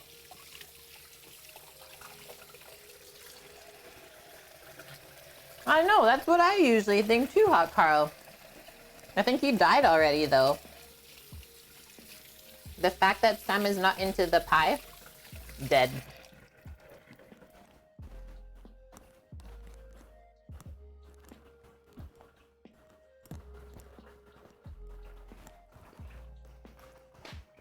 Whoa. Speechless. Thank you very much, Maya. I mean, he didn't even crush it, though. Do it all. Like, he's maybe eaten what I have. Yeah, couldn't do it all. He didn't get to Clean Plate Club with that one. Yeah, the NSF or the NFS has issued a food coma alert for Victoria, Vancouver Island. Okay, friends, we're wrapping it up. We made it. What a day. A marathon of great cooking. Ooh. I will say, after today, all the recipes, primo. They all turned out so good. It's okay, easy mistake, Bonk. You don't go out for snacks and food for no reason when we both stream. Thanks so much, Janitor Joe. Yeah, that was the menu and the recipes from today. Save them up for yourself. Otherwise, pop on into our Discord. And we have about 3.5 years worth of recipes over there, as well as a lot of other fun stuff too. I'm just checking out Twitch to see who we're gonna go raid today. And we will be back tomorrow. It's a Cook with Sammy stream. 100K channel point redemption. The pots and pans that you save up watching the stream for Greek hot fun. Beef tri-tip going down. We need some beef in our life. Oh yes, we're gonna go see Cosmic Cat. And yeah, I'll be baking a little cheesecake in the background. I'm also gonna be baking some ciabatta buns for that, so we'll be around. Okay, we're gonna go raid a fellow food and drink streamer, as well as a fellow Canadian. She's trying to get to partner on Twitch, so we've been there, right? We know how hard it is to get there and how much work it takes. So let's go support Kat in her next adventure. What's she making today, Sam? Okay. Oh, it's her 3-year stream anniversary. Always exciting then.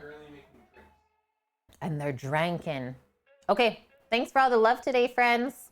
Always great to hang out with everyone. Teach you maybe something new, right? Hopefully we inspired you to create some good foods for yourself and someone else too.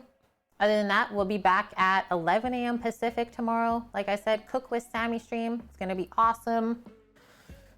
You know where to find us if you need us at all. Discord or Twitch, we're always around. Okay, we're gonna go hang out, watch our F1 quali, and we'll see you guys tomorrow. Bye!